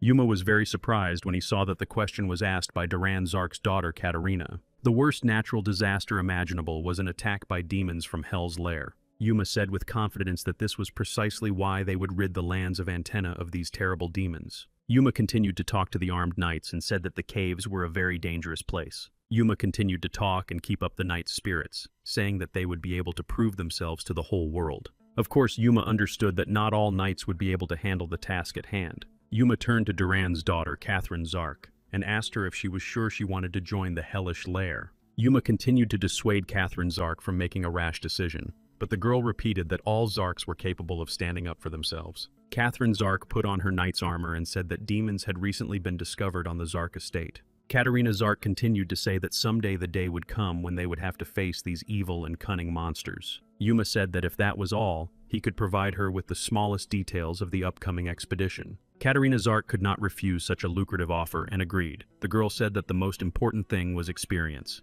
Katarina Zark said that there must be a person in the mercenary squad who would take the first step. Yuma was very surprised by the answer from the charming daughter of Sir Duran Zark, Katarina. It seemed to Yuma that Katarina Zark was the most level-headed member of the powerful and great Zark family. And so, finally Yuma, accompanied by Katarina Zark and an armed detachment from the Hell's Lair, set off on their journey. When they reached their destination, Yuma and Katarina Zark looked around and saw that there was snow everywhere. Mysterious insects moved with great difficulty through the snow. Yuma thought that they should leave the horses here and continue on foot. Snow really did lie everywhere around the Hell's Lair detachment. There was practically no green color visible on the coniferous trees. The armed knights of the Hell's Lair detachment dismounted from their horses and walked through the blizzard toward unknown adventures. After taking his first steps forward, Yuma suddenly shouted to the other mercenaries to stop immediately. Yuma repeated loudly once more that none of the armed mercenaries should try to move. Yuma noticed a small, fluffy animal resembling a hare running up to his feet. But in reality, it was a monster with sharp fangs. The fluffy white monster was about to bite the leg of one of the knights. However, the mysterious beast did not have time to carry out its plan and was killed. That knight turned out to be the leader of the Hell's Lair squad, Yuma. The armed Hell's Lair squad stared intently at the gate to the cave, from which a bright light was visible. Yuma looked at Katarina, who had promised to take the first step. The girl stretched out her hand to pass through the entrance to the cave. Yuma and the other armed mercenaries from the Hell's Lair squad closely monitored Katarina Zark's condition. Suddenly, out of nowhere, a huge rock flew toward Yuma and his armed squad. Hell's Lair. The armed knights of the Hell's Lair squad were frightened by the so-called cobblestone that flew past them. Yuma and Lord Zika-Din drew their weapons and ordered the rest of the squad to be on alert. Lord Zika-Din, along with his magic spear, the sea carriage, took up a fighting stance, preparing to repel the enemy's attacks. The main characters stared intently at the bright glow from which a huge monster appeared. The main characters realized that they were face to face with a real powerful troll. Yuma tried to calm Lord Zika-Din and said that trolls are not really as strong as they seem at first glance. However, Lord Zika-Din unexpectedly explained that Yuma was wrong because the main problem was that there was a whole crowd of trolls here. Yuma, as the leader of the Hell's Lair squad, said that he would not participate in the upcoming battle and would stay on the sidelines to watch. Lord Zika-Din was very surprised by this decision from the leader of the Hell's Lair and thought that this was the first time he had seen Yuma chicken out. Lord Zika-Din gritted his teeth and prepared to attack the crowd of angry, fierce trolls. Taking the sea carriage spear in his hands, Lord Zika-Din ran towards the trolls. Yuma remained on the sidelines and simply watched the unpredictable battle. He noted that Lord Zika-Din had made an excellent strike. The crowd of powerful and ferocious trolls watched as one of their limbs fell to the floor. Yuma emphasized that he knew very well that trolls had a special ability to regenerate at lightning speed. Meanwhile, the other armed mercenaries saw one of the trolls quickly heal and decided to attack immediately. The armed knights of the Hell's Lair squad attacked one of the largest trolls as a group. The mercenaries of the Hell's Lair squad struck several blows, and one of them continued to shout for the attack to continue. The swordsman from Miraka Queen took his sword and went around the large troll from behind to deliver an invisible blow. The powerful troll let out a loud, piercing scream from the blow of the swordsman from Miraka Queen. Yuma thought that the main attacker was being assisted by ordinary mercenaries, who were also being covered by a queen and Genzel. Yuma was overjoyed because he realized that he had not wasted his money on training his mercenaries. The entrance to the cave was gradually being cleared, and now the armed squad could safely move forward. The armed squad Hell's Lair moved forward slowly but surely. Yuma and Lord Zika-Din ordered the rest of the mercenaries to stop. All the other armed mercenaries looked up sharply. Yuma saw a tall tower with a mysterious blue stone at the top. This meant that they were in the deepest part. The knights of the Hell's Lair squad were very happy and even began to hug each other. The armed Hell's Lair squad, including their immediate leader Yuma, looked at the blue stone with surprise. Reaching the top of the tower, Yuma and Lord Zika-Din stopped and thought that it was a very suspicious gem. The main characters thought it was a trap. Lord Zika-Din said that their opponents had too low an opinion of them. As the true leader of the Hell's Lair armed group, Yuma took the suspicious gem with his right hand. Lord Zika-Din and the members of the Hell's Lair team were frightened, but Yuma said that this stone could not be left here. Suddenly, there was a loud crack and a piercing sound. Naturally, all the members of the Hell's Lair team, including their leader Yuma, were on alert. Yuma and Lord Zika-Din stood patiently and waited to see what would happen in the next second. Suddenly, they turned around. Behind Yuma and Lord Zika-Din, a crowd of green monsters with large fangs and knightly armor was slowly approaching. Yuma's eyes widened several times, and he asked the other members of the Hell's Lair squad if they could see the approaching orcs. One of the knights behind Lord Zika-Din and Yuma said that orcs were actually much weaker than trolls. However, Yuma was not quick to rejoice at the knight's words, as fighting a crowd of orcs was comparable to fighting 1,000 worthy knights. Yuma ordered everyone to prepare and regroup. The main priority was to protect Lady Katarina Zark. Katarina Zark said that there was no one in the Zark family who could not defend themselves in battle. Yuma quietly said that he trusted the skills and abilities of the talented daughter of Sir Duran Zark, Catherine. He admired her. Yuma concentrated and instantly created several spheres with his aura to attack the crowd of orcs. The bright light literally blinded the entire cave. It was unbearable for the eyes. In addition, Yuma took his sharp weapon in his hands and struck the largest monster several times. A bright light from Yuma's piercing aura shone around the crowd of green orcs. The monsters screamed in terrible pain. Yuma raised his hands, in which his legendary sword glistened, and said that this battle had come to its logical conclusion. Yuma delivered the final crushing blow, after which the crowd of orcs almost completely disappeared. Yuma's gaze changed greatly as he once again achieved a great and long-awaited victory over the monsters. None of the armed knights of the Hell's Lair squad were in a hurry to rejoice,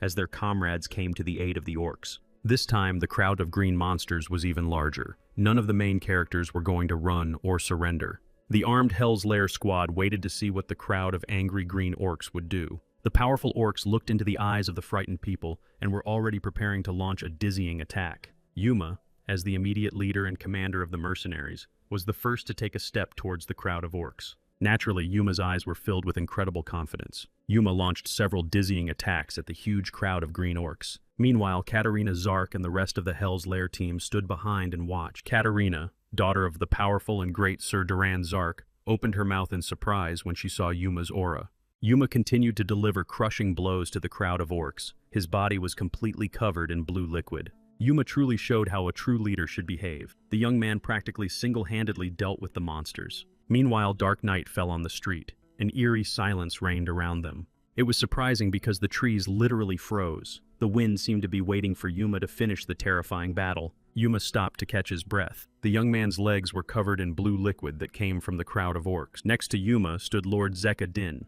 who noticed that his immediate superior was clearly tired from the battle. Lord Zika-Din, accompanied by a swordsman from Miracaquina, simply stood in place and silently watched the events unfold. Yuma bowed his head and looked around. The remains of mutilated orcs lay on the ground. Finally, Yuma turned to the other armed members of the Hell's Lair squad and said that he was fine. Lord Zika-Din and the other knights placed their hands on their chests to show their pride in knowing such a legend. For some strange reason, Yuma laughed and said that the armed knights looked like a real joke. Unexpectedly, Yuma ordered the knights to set up tents here. They would leave tomorrow around noon. Lord Zika-Din wondered if Yuma, who had been working like a horse, would be able to withstand such a load now. Lord Zika-Din brought his powerful spear, Sea Carriage, to Yuma to give the boy strength. Yuma was surprised and asked Lord Zika-Din what he was trying to do. The boy replied that he wanted to heal his wounds. Yuma cheekily replied to Lord Zika-Din and asked him if he was Malin. Zika did not answer. Yuma saw a small pond nearby and said that he planned to cleanse himself of the blue liquid.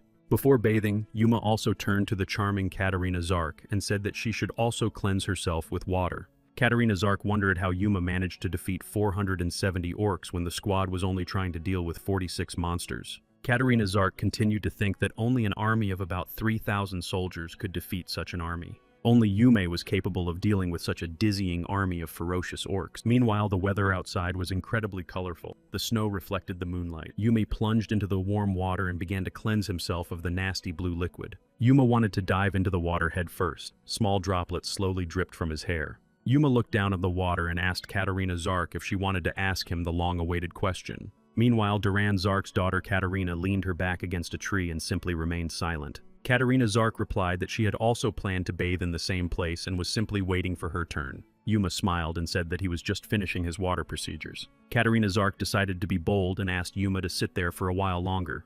It turned out that Katarina Zark actually planned to bandage Yuma's wounds and help him regain his energy more quickly.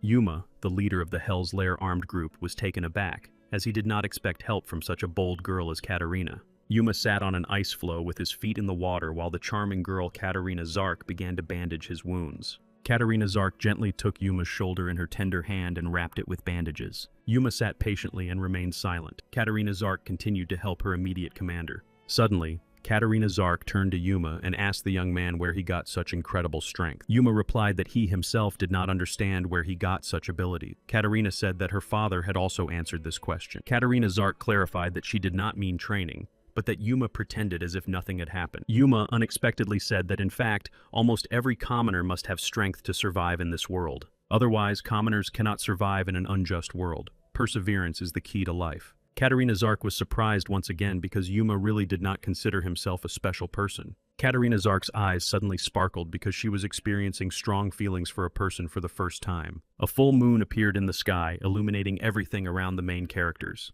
Katarina Zark denied that Yuma was an ordinary person, as she considered him a gifted knight. Yuma interrupted Katarina Zark and said that one cannot be vain after winning a terrible battle. Katarina Zark began to think to herself that this was not Yuma at all, but just another hero from a romance novel. Katarina Zark really thought that compared to him, she was just an immature child. The next moment, Katarina Zark found herself at the table surrounded by several maids who were asking her something. A week had passed since the last expedition. Katarina Zark wondered what Yuma was doing now. Katarina Zark couldn't stand it and abruptly got up from the table to go for a walk and see for herself what Yuma was doing. The offended maids shouted something after the charming girl, who was no longer listening and was simply leaving the room. Katarina Zark headed to the Puana trade community to talk to Yuma and Lord Zekadine. The invited guest was greeted with due honor. The servant said he was here, pointing to the large door. Katarina Zark continued to wonder what the life of a real traveler was like. Before going inside, Katarina Zark felt some doubt again, but she made up her mind. As soon as Katarina Zark entered the huge room, she noticed a huge number of empty bottles. Yuma, surrounded by several strange strangers, sat on the floor and shouted loudly that the alcohol was completely gone. Katarina Zark, accompanied by polite servants, was literally speechless with surprise. Yuma was delighted when a servant entered the room. The guy demanded that the servant quickly bring a new bottle of alcohol. Katarina Zark was literally angry and disappointed. The girl clearly expected to see a different picture. Katarina Zark did not try to find out why Yuma was behaving this way and simply ran out of the room at lightning speed. Before running out of the room, Katarina Zark decided to talk to the servant. She said she needed to leave the room urgently. Katarina Zark was thinking about how she had been interested in what Yuma was doing all day, and he was just drinking with his friends. Yuma managed to see Lady Katarina Zark entering the room and tried to stop her before she ran away. In his mind, Yuma simply apologized to the charming girl Katarina Zark. Yuma heard a mysterious sound and realized that someone had approached the door again. They were already here. The door to the room began to open slowly. Yuma waited impatiently. Several armed knights stood on the threshold and introduced themselves as a garrison unit. They demanded that Yuma come out. The knights claimed that they had heard rumors that Yuma was planning to organize a battle with his personal troops. Yuma thought that the aristocrats would never leave him alone. In their eyes, every mercenary was a real criminal. Yuma asked the armed knights what terrible battle they were talking about and why they saw him that way. The angry knights replied harshly that they had not come here to play games. They wanted a clear answer. Yuma replied that they were not his personal army. The young man had formed a squad called Hell's Lair, which had been approved by the Empire. Yuma said that they were just resting now because their last expedition had been very difficult. The knights stopped listening and replied that Yuma's squad had committed a terrible crime and would therefore be punished. One of the knights said that many nobles were dissatisfied. The guards promised that they could deprive all members of the squad of their limbs. Yuma simply nodded in response and realized that the nobles and aristocrats had hired this knight specifically to provoke him. Yuma placed the half-empty bottle of alcohol on the table. The cunning Yuma looked the armed knights in the eye and said that they could try to attack him. The armed knights from the garrison squad drew their swords as soon as they saw Yuma put the half-empty bottle on the table. Yuma repeated once more that the uninvited guests could try to attack him, but the consequences would be painful for them.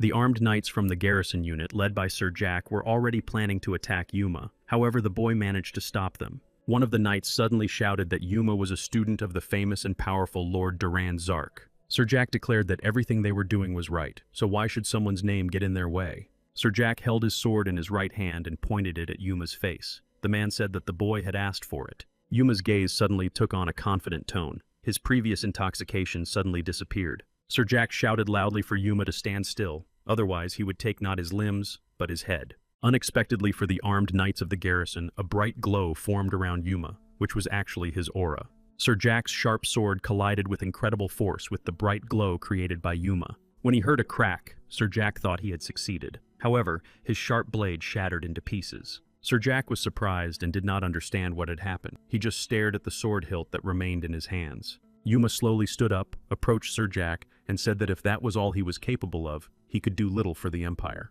Yuma continued to talk to Sir Jack and told him that if he didn't want to rot in his position, he needed to start thinking sensibly. Meanwhile, an incredible story with an unpredictable ending was unfolding in the Imperial Palace. A loyal servant approached the Empress and said that another report had been delivered to the Imperial Palace. A commoner was undermining the power of the Empire by devaluing the laws, undermining the authority of the garrison, and threatening the knights. The harsh Empress took the report that had just been brought by the servant and clenched it in her fist. In the next moment, the angry Empress ordered her subjects to summon Yuma to the palace immediately. The message quickly reached Yuma, who soon got into a carriage and headed for the Imperial Palace. A few minutes later, Yuma, accompanied by his faithful servant, walked down the red carpet to the wise Empress. As Yuma walked accompanied by Her Majesty's servants, he thought to himself that he had returned to this familiar place. The harsh Empress was already eagerly awaiting Yuma's arrival. Yuma thought to himself that he never thought he would end up here again as a teenager. These were new and vivid sensations. Bowing before the wise Empress, Yuma suddenly heard a familiar female voice asking him why he had taken so long. Yuma noticed a mysterious stranger standing on his right whom he had seen before. This stranger was the eunuch Pornuo. The man told Yuma that he was too well dressed for someone who was going to meet the queen. Eunuch Pornuo added that if a person was a commoner, he should dress like a commoner. Eunuch Pornuo turned away from Yuma and whispered quietly that he understood where such rumors about the boy came from. Yuma narrowed his eyes and began to remember that it was this man who had tormented him both in this life and in his past life before his rebirth. Yuma remembered that it was eunuch Pornua who had given him a defective sword during the battle at the banquet. Now he dared to mock his clothing. Yuma wondered again what kind of game this vile, disgusting man was playing with him. Eunuch Pornua was very surprised when Yuma called him by name. The man did not understand where he knew him from. Eunuch Pornua shouted that Yuma had no right to call him by name without his permission. Yuma realized that there was no way to avoid a huge scandal, so he approached the eunuch to talk. Yuma told eunuch Pornua that he was taking money from newcomers. Naturally, the eunuch Pornua flew into a rage and was about to strike Yuma for his words. The man could not allow such rudeness. Yuma stopped the angry eunuch Pornua and asked him if the Empress knew about his relationship with the blonde woman from the palace. Eunuch Pornua was again stunned and could not understand how Yuma could have found out about this. Before leaving, Yuma reminded him of the wonderful trick eunuch Pornua had performed with his sword at the banquet. Yuma made it clear to eunuch Pornua that they would soon meet again and have a heart-to-heart talk. Eunuch Pornua watched Yuma leave and stood silently, wondering what would happen to him now after his conversation with the Empress. A servant of Her Imperial Majesty shouted loudly that Yuma had finally arrived. The servant opened the doors so that Yuma could enter and speak with the powerful queen. The Empress sat on her favorite iron throne and eagerly awaited the arrival of her invited guest. The Empress began the conversation and explained that the latest complaint about Yuma had become a real nuisance for her. The Empress accused Yuma of horribly breaking a magnificent knight's sword and then knocking him out 5 times. The Empress's voice sounded eerie. The woman continued to say that Yuma was just an ordinary commoner. Suddenly, the Empress asked if there was anyone else behind Yuma besides his great mentor, Sir Duran Zark. In his own thoughts, Yuma wanted to joke and name the first name that came to mind, the dragon Krishane. Unexpectedly for Yuma himself, he suddenly knelt on one knee and loudly pronounced the name of the great and mighty dragon Krishna. Yuma was ordered to tell all the details about Krishna. The boy began with the fact that the dragon had given Zeke the spear Sea Carrot. Then Yuma remembered the Pitson card and Hatterane, right up to the identity of the dragon spirit in Lord Zeke Dean's body. It was obvious to Yuma that there was no reason to hide the truth from the formidable but fair Empress. The Empress asked Yuma a question about Lord Zeke Dean. which was what was actually inside the boy's body and why it was interfering with the garrison squad. Yuma confirmed the wise Empress's version, who later called this story terrible. Yuma swore by everything dear to him, even the life of his teacher, that he would never harm or betray the Empire. The Empress said that Sir Durand Sark had always been a man of his word. That was why the man would have dealt with his traitorous student long ago. Yuma looked at the floor and asked the Empress to allow him to be of service to the great and powerful empire. Yuma said that the day before he had formed a special squad of mercenaries to explore the famous cave. Yuma described in detail how he saw the future of the great empire in a few years. The formidable Empress did not interrupt the talented young man and listened to his story with great interest. The Empress said that Yuma had incredible ambitions, which is why he constantly did not value his own life. The Empress asked what Yuma really wanted. The young man replied that his mission in life was loyalty to the Empire. Yuma did not forget that he was an ordinary commoner who had managed to become a real knight. The stern Empress thought for a moment about how to use Yuma in these difficult times. For some unknown reason, the Empress began to smile. This meant that the woman had come up with something. The Empress held out her hand, signaling to the servants that they needed to do something quickly. She said that she planned to reward Yuma. The servants quickly disappeared somewhere, but a moment later they returned with a mysterious box in their hand. The Empress said she was giving Yuma the Imperial Seal, which could only be used 3 times. The Empress shouted for Yuma to show her what his loyalty was capable of with the Imperial Seals in his hands. Meanwhile, calm and peace reigned in the trading community of Puana. A horse-drawn carriage raced down the street, which no one had seen before. The carriage stopped and Yuma got out. The young man was very happy to finally be home where he could rest. Suddenly, a strange child fell at Yuma's feet. The baby was almost unconscious. Yuma acted nobly and picked up the child. The young man saw that the boy had almost lost his life due to hunger. Yuma shouted to ask if there was a guard or sentry who had noticed this child earlier. One of the guards began to remember how a little-known boy had already come to the gate. For a long time, the boy just looked at the guards and said nothing. One of the armed guards couldn't stand it anymore and asked the uninvited guest who he was and why he had come. The boy managed to answer, even though he felt very ill, that his name was Evan from Yochheim. The boy, who was dressed in ragged clothes, told the guards that he had come to meet Sir Yuma.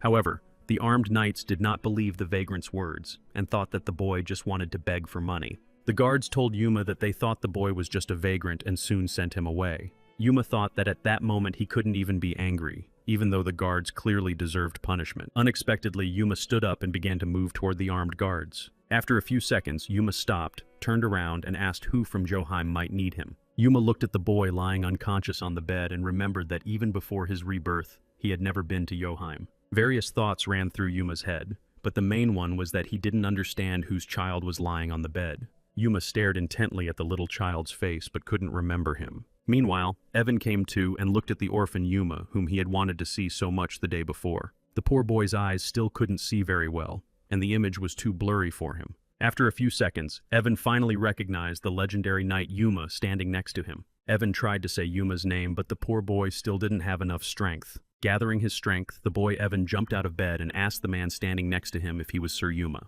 The frightened boy began to shout and scream loudly, asking Yuma to help him with an important but secret matter. Yuma reacted quickly and told the boy that he first needed to calm down and rest to regain his strength. Evan calmed down a little and began to say that he actually needed the help of the legendary knight Yuma to save his older sister. Evan began to yell again throughout the room and said that his older sister had been kidnapped by a mysterious Lord Yochheim. Evan didn't stop there and said that not only his sister had been captured by the criminal, but also other local residents of his village. Yuma heard that the people who had been taken away were used as victims for special religious rituals. Evan also said that the other villagers tried to fight the Lord, but suddenly lost their lives when the kidnapper used a black aura. Yuma's eyes widened when he first heard about a magical black aura. Evan continued to say that the number of demons had increased significantly when Sir Sekron began to behave strangely. Evan unexpectedly apologized for coming in person to ask for help, but he said that he had sent several letters the day before. Evan said that he had not received a single reply to his numerous letters. Yuma was very surprised because he did not know about the letters.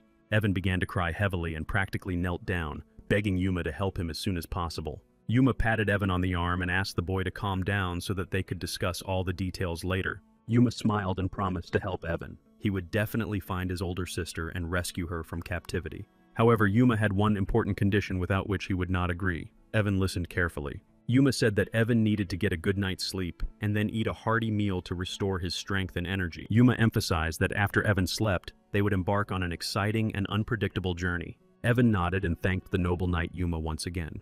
Yuma smiled when he saw Evan literally fall asleep on the spot and was unable to finish his sentence. Evan simply fell onto the bed and continued sleeping. He would need his strength. Yuma was about to leave but returned to cover the poor, exhausted boy with a blanket. And so Yuma left the boy alone with his dreams and left the bedroom. Yuma began to say that it was most likely demon possession. This was what happened to people during the battle between demons and dragons. Before helping the poor boy find his older sister and save the residents of his native village, Yuma had something to do. Yuma was determined to find all the letters that Evan had sent him before. Yuma understood perfectly well that someone from the Imperial Palace was probably to blame for him not receiving these letters. Yuma wanted to see the Imperial seals he had received the day before from the powerful and wise Empress once again. Yuma decided to show this magical box to his loyal assistant and friend, Mr. Poan, who asked what the boy had done again. Mr. Poan explained that these seals work on the principle of do as you see fit. Yuma explained that during his conversation with the formidable Empress, he had a useful lever that he was ultimately able to use to his advantage. Meanwhile, Mr. Poan was wondering what Yuma had actually done to receive such a generous gift from the Empress. Yuma began to feel a little sad, but soon replied that at first he did not want to do it.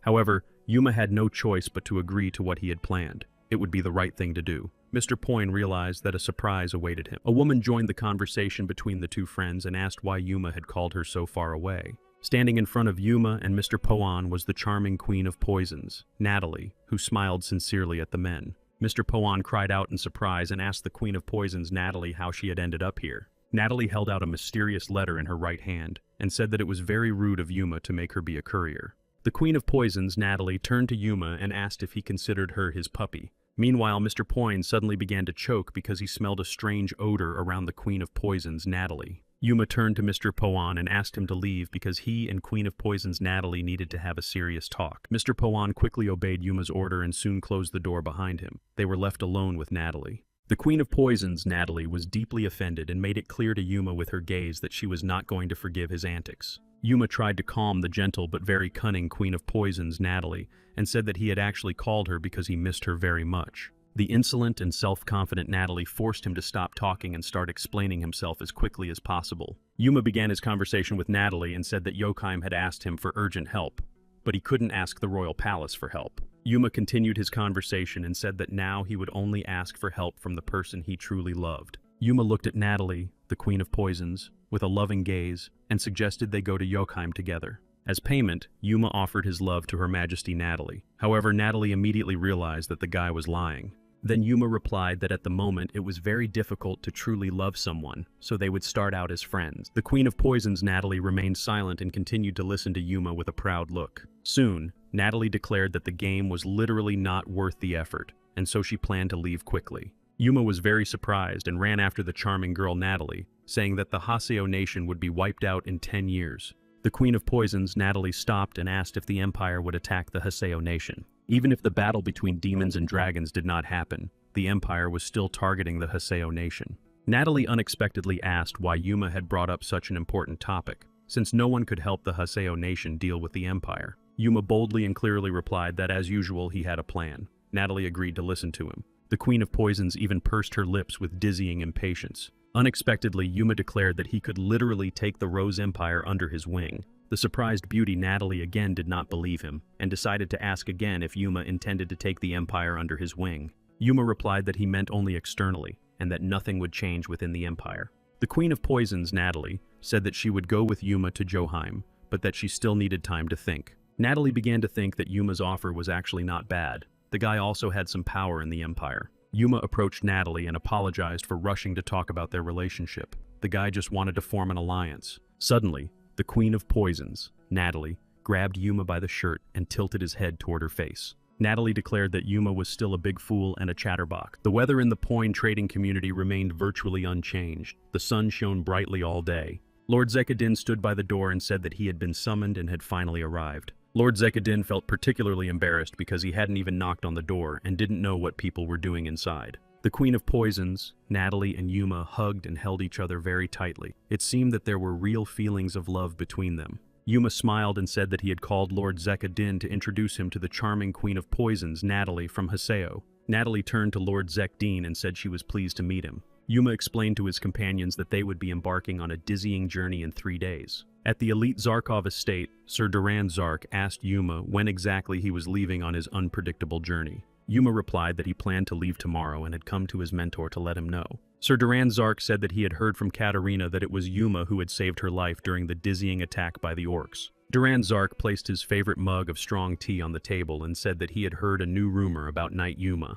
Sir Duran Zark said that among the respected aristocrats, he was known as the knight who defeated 1,000 orcs. Yuma decided to lie a little and say that in reality there were not 1,000 orcs, but only 200 or 300. Sir Duran Zark made an unpleasant grimace and looked at Yuma, letting him know that he could tell when people were lying. Suddenly, Duran Zark rose from the table and ordered Yuma in a piercing voice to follow him. Sir Duran Zark turned and said that he wanted to know right now how much the strength of his most loyal and devoted student had increased. Duran Zark held his legendary sword in his right hand. Opposite him stood his obedient student Yuma with a weapon in his hands. Yuma turned to his mentor and said that he had brought him here but had not given him time to prepare for the upcoming battle. Meanwhile, Duran Zark was already approaching Yuma at incredible speed and was ready to strike. Yuma managed to dodge his mentor's blow, and finally the battle between the two loyal comrades began. Although Yuma considered himself an excellent knight, he could not cope with his mentor's speed. Yuma asked Sir Duran Zark how he should act when the man attacked him with lightning speed.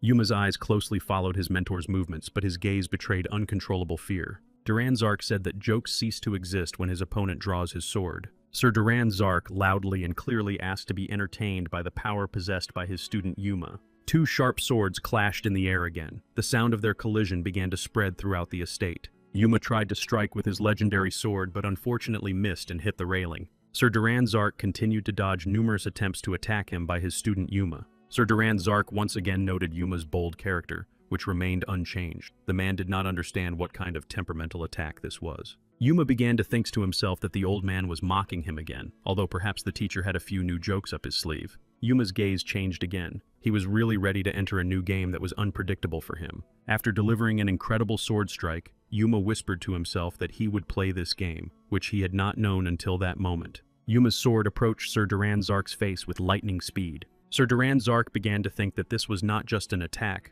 but a sword-fighting style refined in countless battles. Already aloud, Sir Duran Zark shouted to Yuma that it was a beautiful move. Sir Duran Zark stopped praising his loyal and devoted student for a moment, and thought to himself that there was one problem. Sir Duran Zark stopped the gruesome and terrible duel and replied to Yuma that there was always something to strive for. Yuma was really angry and annoyed by the behavior of his powerful mentor. The guy just coughed. Even though the duel lasted only a few minutes, sweat appeared on Yuma's face. The guy was really tired. Sir Duran Zark raised his legendary sword to show his student how powerful and aggressive his aura was. Sir Duran Zark turned to his student and told him to watch what was about to happen. It was the power of the Zarks.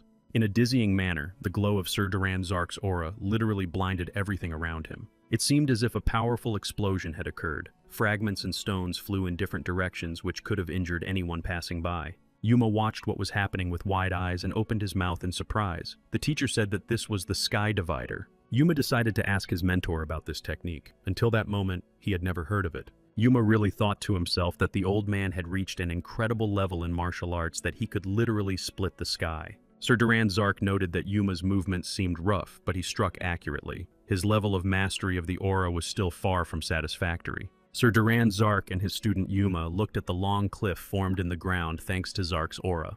Duran Zark said that with Yuma's skills, it would take him another 10 years before he could use the Sky Divider. Once again, Duran Zark said that if Yuma became his adopted son, he would teach him in 3 years. Yuma asked again if Sir Duran Zark would accept him as his son, to which the teacher replied that if he did not become his son, then no. The next morning, an incredible scene unfolded near the Puna trading community. The Queen of Poisons, Natalie Lord Zika, and the well-rested boy Evan were already standing near the horse-drawn carriage. The main characters were waiting for Yuma to arrive. A few minutes later, their immediate commander, Yuma, came out to the main characters. Everyone was assembled, and now they could set off.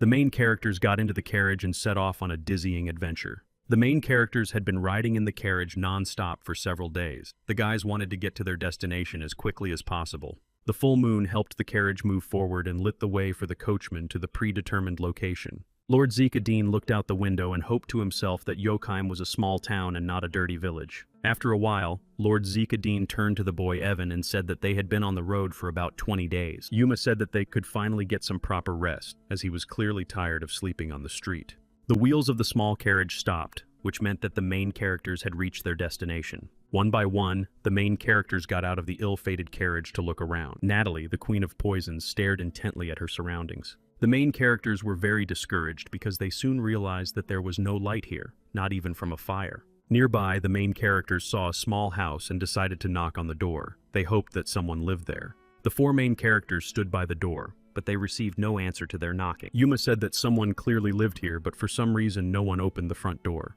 It was very strange. As the leader of the group, Yuma took the initiative and decided to knock again, but harder and louder. Yuma literally wanted to shout because no one had come to the door yet. It was decided to go to other houses and find at least one living soul. Finally, the door of one of the neighboring houses opened slightly, and the main characters finally saw the face of a living person. The door was opened by a mysterious woman with a very sad look on her face, who was clearly suffering greatly from something. Yuma introduced himself and said that they were travelers and were trying to find a place to stay nearby. The poor woman stared intently at the faces of the so-called travelers. After a moment, the thin woman asked the travelers to come in and opened the door for them. Yuma and his faithful companions thanked the unfortunate woman for providing them with lodging and offered to pay her. However, the poor woman said she did not need money and silently went into another room, leaving the main characters alone. Evan suddenly said that the woman clearly did not know the rules of etiquette and was not very hospitable. Evan lowered his head and said that their circumstances were even worse than he had thought until that moment. Meanwhile, dark night had fallen outside. The moon was almost invisible. Nothing could be seen. The main characters slept peacefully not far from each other. Natalie even put her delicate hand on Yuma's chest to feel the warmth. In her sleep, Natalie, the Queen of Poisons, involuntarily moved her head closer to Yuma's shoulder as it began to get cold. None of the main characters heard someone nearby start talking about how they didn't expect to meet a strange group of people here. The mysterious stranger continued to mutter to himself that he never thought he would ever meet a beautiful woman. Yuma and his charming companion Natalie opened their eyes at the sound of a strange rustling. Opposite the main characters stood several armed men who said that they were clearly lucky today. The armed men stared intently at the charming beauty Natalie and said that from now on, she would be their slave. A moment later, Yuma realized that there were actually many more armed men in the house than he had thought. Yuma, a natural-born leader, turned to the armed men and asked if they would put away their swords. One of the criminals replied that Yuma probably didn't understand what was going on yet, since he had just woken up. Yuma replied that the criminals would become their new toys. Suddenly, a glow appeared everywhere. The armed man realized that his sword had literally shattered into tiny pieces. The poor man was very surprised. The frightened man cringed in agony when the Queen of Poisons, Natalie, grabbed him by the neck. The Queen of Poisons, Natalie, turned to the frightened criminal again and asked him if he was deaf. Natalie explained that her beloved Yuma had asked them to sheathe their swords, but they had not obeyed. A moment later, the poor man flew out the window, sustaining numerous injuries. The criminal lay on the cold ground, not knowing what to do next. A sweet, modest girl dealt with him. Meanwhile, Natalie opened the front door and again addressed the frightened man, telling him to stay where he was. Natalie, the Queen of Poisons, said loudly and clearly that if the man tried to escape, she would catch him and cut off all his limbs. The other robbers put their swords on the floor. Yuma realized that these were unusual people because their appearance was different. The bandits sat on their knees. Yuma asked them if they were fugitive soldiers from the local feudal army. The leader of the criminals said that he and his comrades had tried to escape from this place more than once, but there was an invisible wall at the exit. Yuma did not understand how Evan had escaped from here. The knight ordered the former soldier to tell him about the situation here. The soldier began his story. About 6 months ago, Lord Sekron literally began to lose his mind under strange circumstances. Everyone in the feudal lord's castle tried to keep quiet about it. Gradually, important officials began to die. Therefore, the soldiers were ordered to take as many people from the common people as possible. The more, the better for the lord. None of the soldiers understood where such an order came from, but everyone tried to carry it out. The former soldier continued to tell how Lord Sekron kept whispering something under his breath, frightening his entourage. Almost no one heard the respected aristocrat's whisper. Only those close to him understood his language. The Mad Lord was actually whispering that the man was descending upon us. What that meant is still unclear. Yuma asked the soldier about the word descending. The Lord meant that a certain demon was descending into the world of humans. Yuma said that once, during a battle between demons and dragons, a Satan named Sekmia literally descended into the human world. Yuma recalled that the arrival of the so-called demon was not as fast as everyone thought. Everyone understood that this meant that the entire Jochheim was literally in danger. In addition, Jochheim's situation could change at any moment, like the direction of the wind. The main characters lit a fire nearby to keep warm. Yuma asked Evan how far away the feudal lord's house was. Evan replied that it was about a couple of days' journey. Yuma decided to sleep outside. Natalie dreamed of a hot bath. Suddenly, Yuma stopped talking because he heard a strange rustling sound on his right.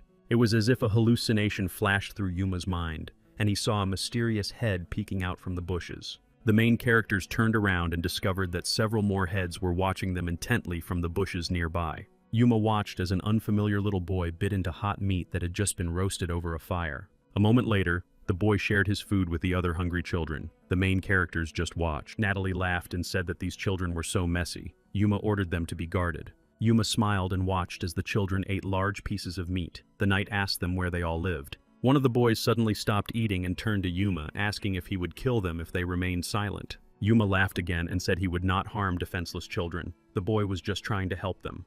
When the children finished eating the rabbit meat, they suddenly stood up, bowed to the main characters, and thanked them for the food. A few seconds later, the little children simply turned and walked away into the darkness without even saying goodbye. Yuma said they needed to rest a little and then follow the tracks of these spoiled children. Lord Zekadin did not understand this action. Meanwhile, the cute and modest children approached a mysterious cave with a light burning inside. Before entering the cave, the children responded and told their father that they had returned from their walk. The father of the little ones called the children closer so that soon the whole family could pray together. The children were obedient and quickly complied with the head of the family's request and knelt down to pray. The children's father watched closely to make sure no one was lazy and continued to pray. Meanwhile, Yuma was hiding near the entrance to the cave, looking at a strange symbol depicted on the man's robe. Yuma said to himself that he had seen this mysterious symbol somewhere before. He just couldn't remember where. The deity of light, Jael, was deceived by the deity of hunger and emptiness, after which he literally lost his powers and disappeared in an unknown direction. However, there were still people in the world who sincerely believed that the deity Jael was still alive and wandering somewhere on Earth. Those who believed in the deity Jael founded their own religion, which later became known as Jaelism. Believers tied themselves by their feet and followed their beliefs and asceticism to excess. In addition, poor people chained themselves to huge stones and suffered from terrible, dizzying pain. However, this religion did not receive so-called recognition and was considered a pseudo-religion.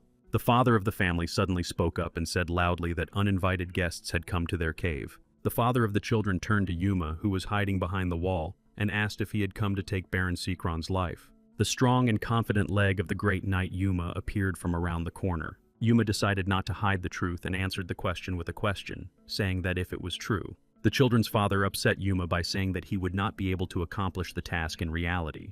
The children's father continued to argue and said that Baron Sekron had descended into the human world and was practically invulnerable. Unexpectedly, the talkative father of the young children fell silent and added that the demon had descended, though not completely. Yuma asked why the children's father was talking about Baron Sekron as if he were a mere human. That was a mistake. Yuma asked if the children's father was talking about a Satan named Sekmia.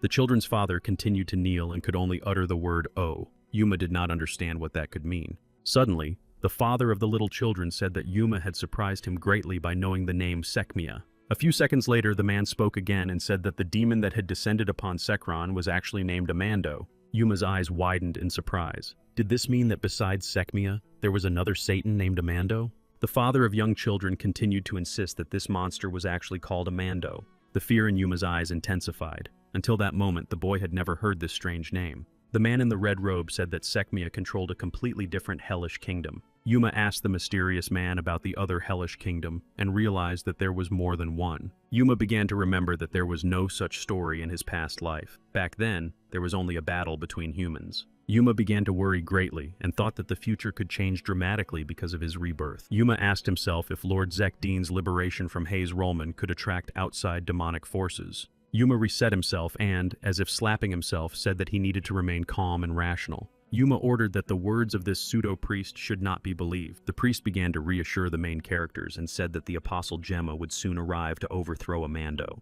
Yuma ordered the rest of the squad to leave quickly, as he did not want to listen to the priest any longer. Before leaving, Yuma said loudly and clearly that he did not believe a single word the priest said. It was all lies. Yuma told the others that their main goal was to kill Baron Sekron Wolfishel. Meanwhile, Yuma thought to himself that he didn't care if the past had changed. Baron Sekron must be defeated by any means necessary. Yuma spoke confidently to Natalie and Lord Zekdin, saying that they must not allow themselves to be deceived. The main characters were already approaching the Lord's castle, where they believed there were still people loyal to Sekron despite his madness. Yuma stopped near a tall tree and leaned his hand against it to gather strength before the upcoming battle. As the leader of the team, Yuma turned to the other members of the squad and said that they must kill everyone who stood in their way. Lord Zekadine asked the commander if he had a plan for how to get inside the huge castle. The Queen of Poisons, Natalie, said loudly that as soon as they dealt with the guards, Lord Sekron would flee. Natalie became very sad and asked what they would do with Lord Sekron if the priest's words were true. Yuma turned unexpectedly and said that he didn't think Natalie cared about religion. Yuma was already moving forward, but when he heard Natalie's question, he slowed down and simply thought for a moment. Yuma replied that if the priest's words were true, they would simply watch as the apostle dealt with Lord Sekron. The Queen of Poisons, Natalie, stared intently at the back of Commander Yuma, who was approaching the castle with confident steps. For the first time, the Queen of Poisons, Natalie, felt some doubts inside and said that the picture had become eerie. With each passing minute, the main characters were getting closer and closer to the high gates of Lord Sekron's castle. Near the gates, the main characters noticed two armed knights, guards. One of the armed knights noticed the approaching uninvited guests and tensed up a little. The guard shouted loudly and clearly at the guests to leave the gate immediately, otherwise they would be killed. But the armed guards did not expect such a lovely, charming girl as Natalie to run at them with lightning speed. In an instant, the Poison Queen Natalie's red eyes were close to the faces of the frightened guards. With a few blows, the Queen of Poisons, Natalie, dealt with the burly guards. In fact, the Queen of Poisons, Natalie, used her secret weapon, which she wielded with great skill.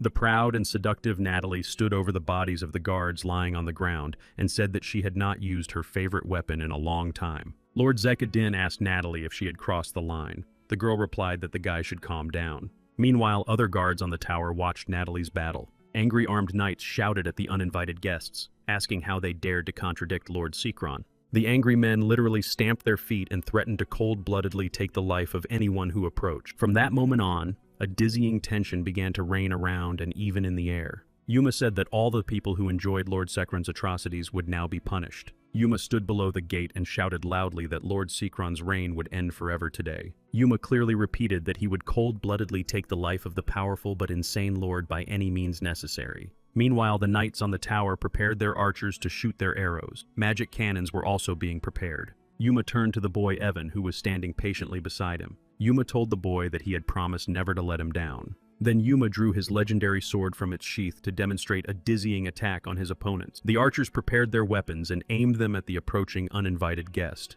Yuma repeated to himself that the reign of the powerful Lord Sekron would end today. The commander of the archers gave the order to fire, and the arrows flew toward Yuma. Meanwhile, Yuma tried to open the tall gate with his mighty sword and make his way inside the castle. With incredible ease, Yuma managed to pierce the wooden gate with his sharpened blade. A moment later, Yuma commanded his aura to immediately ignite around him. There was a piercing crack, and the gate literally shattered into small pieces that flew in different directions. Yuma, like a true legendary hero, looked at his sword as the pieces flew in different directions. Meanwhile, the commander of the armed guard ordered the magical cannons to be fired. Yuma stood humbly waiting as several fiery magic balls flew at him from the cannon. Yuma's aura enveloped his body completely at incredible speed. Lord Zekadin watched the events closely and suddenly hugged the boy Evan to protect him from the shards. Queen of Poisons Natalie, who was also standing aside, prepared to defend and protect. And then the magic balls from the cannons reached their target. Everything around glowed with a dizzying light. On the other side of the gate, a detachment of armed guards tried to block the passage from the traitors. Every member of the armed squad had no intention of retreating and was ready to give their lives to save their lord. The passage in the gate that had formed due to Yuma's aura was surrounded by mysterious smoke. Gradually, the smoke began to dissipate, and the leg of a powerful man appeared. Yuma walked ahead, and his loyal and courageous assistants slowly followed their embittered commander. The main characters stopped in front of the numerous army of armed knights and looked closely at their faces. The commander of the Knights of Yokheim, named Himdolf, addressed the main characters. Himdolf turned to Yuma and asked what it all meant. The man was sincerely convinced that it was real betrayal. Yuma quietly asked Commander Himdolf about his word betrayal, which meant nothing to him. Yuma explained that Lord Sekron's subjects had gathered ordinary people from the common folk and tormented innocent victims. Himdolf fell silent and simply stared. The knight did not understand how a stranger knew such details. Soon, Commander Himdolf said that even if Lord Sekron had caused someone inconvenience, it did not mean that it was acceptable to break into his castle. Himdolf repeated his pressing question. What right did Yuma have to judge the legendary Lord Sekron? Suddenly, a boy named Evan joined the conversation and addressed Himdolf, saying that he remembered him very well. The boy Evan accused Commander Heimdallr of kidnapping his friends and relatives. However, the main purpose of coming to the castle was to rescue the boy's older sister, Satina, from captivity. Evan shouted loudly at Heimdallr, asking him why he had done all this, and whether his sister Satina was still alive. Knight Heimdallr replied that he never remembered such trivial matters that were unimportant to him. Knight Heimdallr said that everything he did was a direct order from his respected Lord Sekron. Heimdallr repeated that he was Captain Jokheim, who always had to follow his lord's orders. Heimdallr stood in front of the main characters and simply smiled as if mocking them. Yuma decided to respond to the arrogant and self-confident commander Heimdallr that following the lord's orders was not a problem. As the leader of their group, Yuma began to approach the armed soldiers of Jokheim. Yuma noticed that the armed knights of Jokheim were truly loyal to their lord, Sekron, and did not retreat. Yuma repeated why the lord's subordinates did not feel responsible when carrying out their master's insane orders. Yuma thought to himself again that the soldier possessed incredible sincerity and honor. The qualities of Jokheim's knights truly made Yuma a vicious and ruthless person. Yuma turned to Commander Heimdallr again and told him to prepare for the upcoming battle in which he would lose his life. Knight Heimdallr stood and smiled, thinking to himself that he was facing a funny and cheerful young man. Heimdallr turned to Yuma and advised him to compare their strengths and think again. Commander Jokheim Heimdallr was truly confident in his abilities and therefore did not fear his guests in the slightest. However, Heimdallr's confidence suddenly vanished when he saw Yuma begin to form spheres from his aura. Heimdallr ordered his subordinates to prepare, but Yuma had already sent several spheres of aura in his direction. The soldiers standing next to Commander Heimdallr began to scream in pain, causing their leader to call them by name. Heimdallr became very angry because he considered his knights to be practically family. The man prepared to strike. For what Yuma had done, Heimdallr swore to himself that his enemy would pay with his life. He ordered the rest of the soldiers to attack. The main characters looked at the angry crowd of armed soldiers of Jokheim and prepared to repel their attack. The angry and aggressive warriors of Jokheim rushed forward. They had one goal in mind: to kill the traitors. Several armed knights approached the Queen of Poisons, Natalie, who had already met the first wave of enemies. The knights were greatly frightened when such a pretty girl as Natalie was able to easily deal with several men. The fact is that Natalie took out her favorite weapon, with which she had dealt with 2 guards near the gate the day before. Jokheim's armed soldiers had never seen such a strange weapon before. The warriors heard someone calling them to retreat. Natalie called her weapon Little Sister and shouted that she hadn't had this much fun in a long time. Meanwhile, a detachment of several warriors headed towards Lord Zekdeen. Jokheim's warriors were also surprised when they saw the mysterious sea carriage in the hands of their opponent. With one blow, Lord Zekdeen defeated 3 experienced Jokheim knights at once. Despite Lord Zekdeen's magnificent skills, the rest of Jokheim's knights did not retreat and continued to attack. Meanwhile, the boy Evan watched with his mouth open as a red sticky liquid spread around. One of Jokheim's armed knights decided to attack the boy Evan from behind, calling him a talkative brat. The boy Evan began to scream loudly and call for help, as he was very afraid of never seeing his sister again. Lord Zekdeen heard Evan's cries and prepared to help the innocent victim. The fierce knight of Jokheim had already aimed his sharp sword at the frightened boy. However, the knight was unable to harm the boy because a sea carriage was already flying towards his neck. Lord Zekdeen reacted quickly to the boy's cry and decided to throw his weapon directly at the evil knight Jokheim.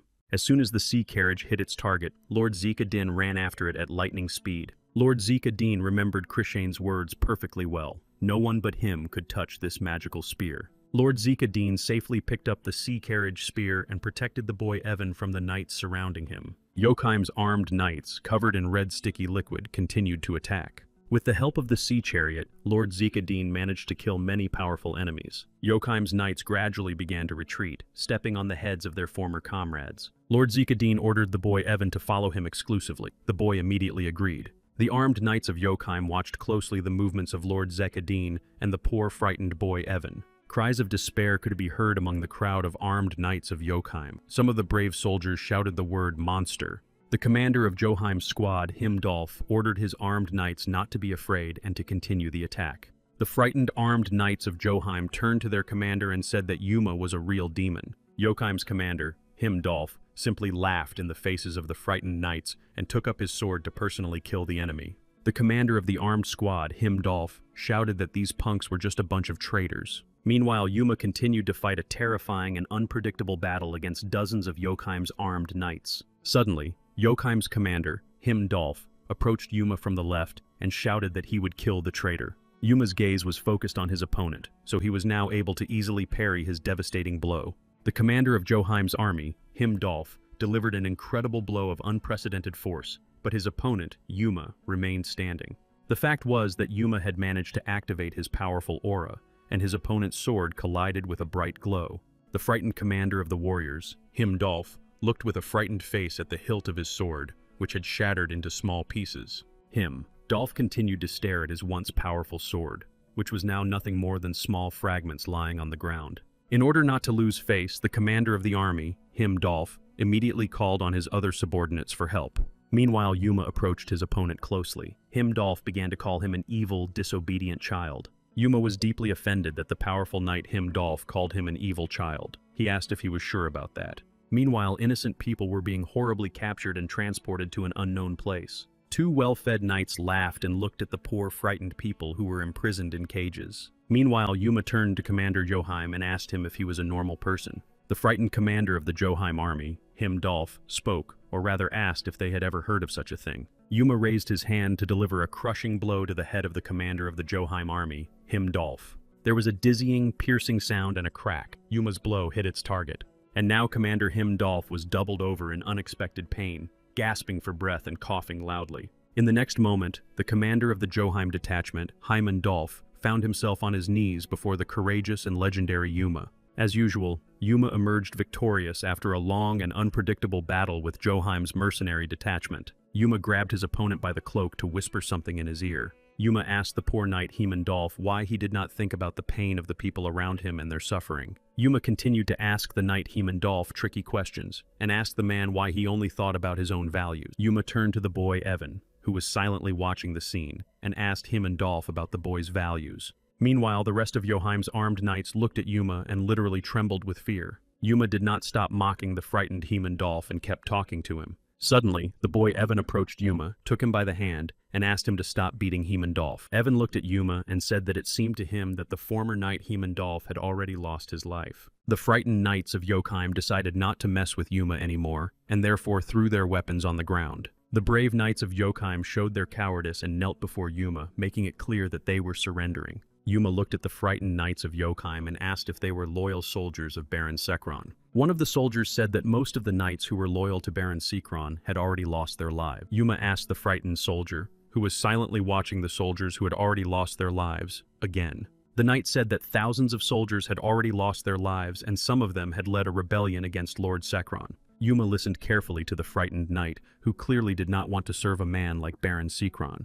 The knight said that most likely some soldiers had lost their lives because of dark rituals. Yuma stopped the knight's story and said loudly that he was now their commander. The guy needed 2 people. Yuma planned to free the prisoners first. The knights had to name the soldiers who had led the rebellion. Hope appeared in the knight's eyes. The man asked if Yuma could save them from the treacherous Baron Sekron. Yuma did not answer and simply asked the knights if they liked their position under Baron Sekron's rule. If one thinks about it, in the event of another attack by Sekron on Joheim, this knight could gain something valuable. Yuma ordered that after it was all over, those knights who felt guilty should take their own lives. Yuma, accompanied by his loyal companions, descended into the basement. Torches hung on the walls for lighting.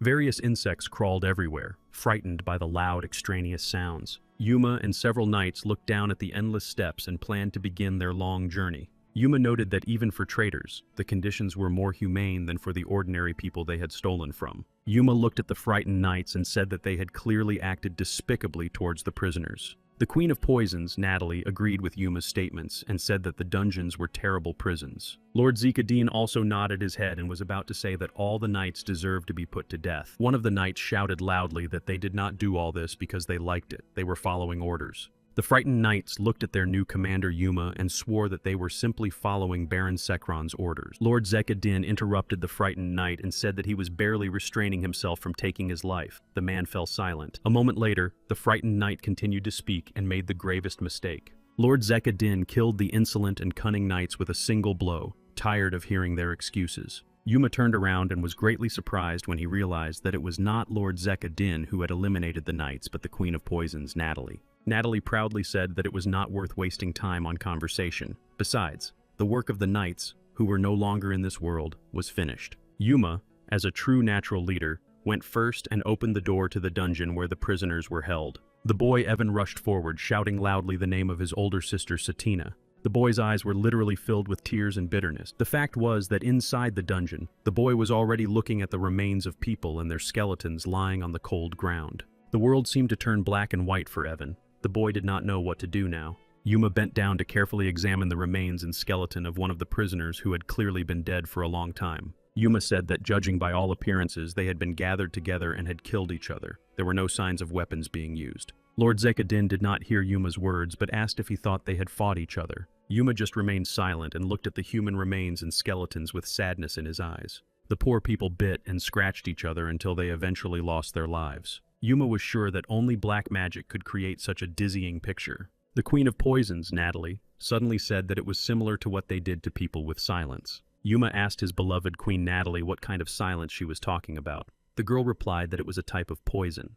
For this ritual, all the demons and insects were gathered in a large cave and locked up so that they would eventually attack each other. The cave was opened after many years of fermentation and decay, and all you got was a single drop of silence. However, Lord Zekdin shouted that what lay before him were the remains of ordinary people. The Queen of Poisons, Natalie, agreed with Yuma and said that this was clearly the work of powerful black magic. Natalie repeated once again that someone had done something similar to the process of forming the well-known poison, silence. Yuma thought about it, but was sure that his beloved girlfriend Natalie was absolutely right. Meanwhile, the boy Evan sat on his knees in front of the human remains and just cried. Yuma decided to calm the boy Evan down and gently took him by the shoulder with his right hand. The boy Evan did not stop crying and continued to sit on his knees. The boy Evan began to say that he was ready to literally give up everything he had, including the most precious thing, his own soul. Evan continued to say that he would even trade his own soul to erase the names of Yokheim and Wolfashel from history forever. Yuma asked Evan to leave this scary and terrible dungeon immediately.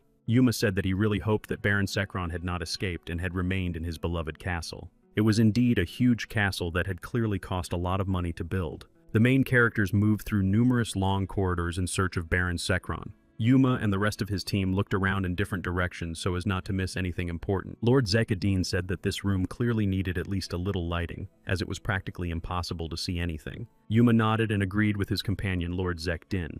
The main characters looked at the paintings and said that today's lords were once powerful kings. It seems that these kings took it upon themselves to overthrow the empire and create their own great kingdom. Yuma confidently approached the tall door that led to the great hall where Baron Sekron's throne was located. With each passing moment, Yuma got closer to the coveted door. The guy planned to kick it down. Even before entering, Yuma swore to himself that Baron Sekron's dynasty would disappear today.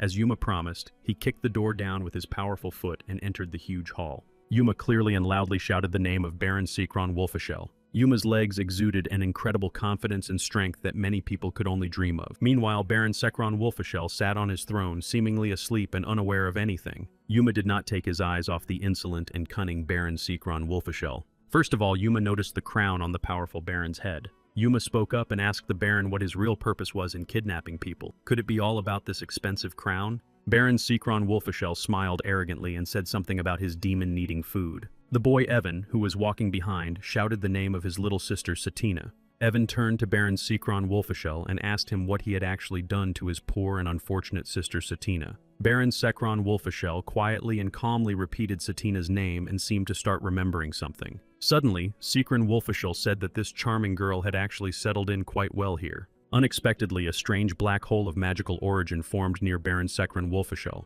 Yuma understood that the powerful Baron was using real spatial magic at that moment. Suddenly, a strange red silhouette began to appear from this mysterious black hole. The main characters stared intently at the mysterious black hole and were clearly frightened by what was happening. Baron Sekron Wolfashel continued to insist that this attractive girl was very good to be near him. The cunning Baron Sekron Wolfashel held a real human heart in his hand. The boy Evan stared wide-eyed at this unique heart and simply remained silent. Baron Sekron Wolfashel's eyes suddenly began to emit a dizzying bright glow. Gradually, Baron Sekron Wolfashel began to transform into a mysterious dark figure of unknown origin. Yuma drew his sharp blade and ordered all the other members of the squad to be careful with the Baron's devilish gaze. Yuma began to form small spheres with an aura at lightning speed, which he was already directing towards the Baron. The dark figure, which was clearly no longer just Baron Sekron Wolfashel, simply sat on the throne. There were crazy sounds of collision. The main characters closed their eyes to protect them from the glow. Yuma opened his eyes to see what had become of the dark, mysterious, and magical figure. Yuma kept his hand ready to quickly form a few more spheres with an aura. Meanwhile, Baron Sekron Wolfishell just smiled and continued to sit on his favorite throne. Yuma's eyes widened in surprise, and now the boy did not understand how to oppose the powerful Baron. The demon inside Baron Sekron Wolfishell's body was really strong. Yuma was really surprised. The Queen of Poisons, Natalie, and the boy Evan suddenly screamed as they found themselves in complete darkness. Yuma also plunged into a dizzying dark abyss from which there was no escape. Yuma was terrified when, in the pitch darkness, he heard the voice of Baron Sekron Wolfashel ordering him to stay where he was. The mysterious voice continued to frighten the main characters, telling them that they would lose themselves forever in the darkness. Yuma tried to control his fear, but the young man clearly could not resist the powerful demon. In absolute darkness, Yuma took out his sharp blade and was ready to repel the demon's impending attacks.